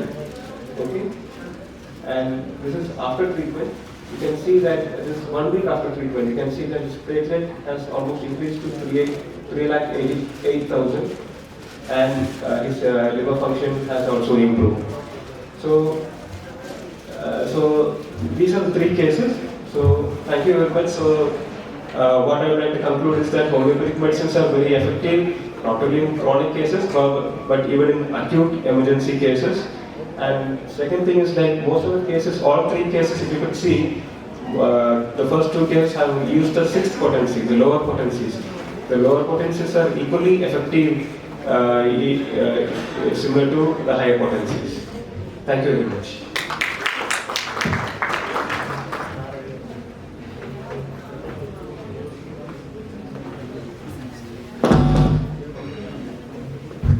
Hello, thank you doctor Vivek, wonderful session, बहुत अच्छे cases आपने किए। कोई query किसी को अगर है तो So we have a query from Dr. Nagar. Yes please. So first case of your hepatitis seems to be a viral hepatitis. Hello.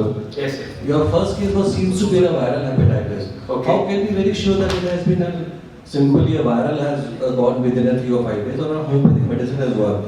How we can be assured of that? The assurances symptomatically he was feeling much better. But the virus get fine within 3 or 4 days. Most of the hepatitis A cases get fine within 3 to 5 days. They start reducing, bilirubin start reducing within 3 to 5 days. But how we are sure that yes, your cheridonium has worked in that, in that 6 potency? Is there anything you have acquired with that? No, but see, his WBC count was very high, almost 20,000. But see, for checking if it is viral or bacterial, I would have gone for. तो हम इसका कोई viral load वगैरह देखें कि हमारा जब हमने start करा था viral load was this after giving cheridonium 6, the viral load has reduced. Then only we can share with the surety that cheridonium 6 has worked in hepatitis C well. Okay. That's what I want to know. Is there anything you have done with that? No, I have not done with that. But I would have gone for a there's one test for procalcitonin just to check. Yes, that's what that will be much more appropriate than we can say that. Okay. Procalcitonin test was not done in this case.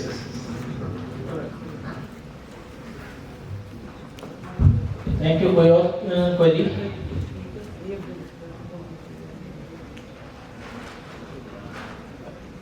Thank you doctor, wonderful session, congrats. Thank you for such an enriching session.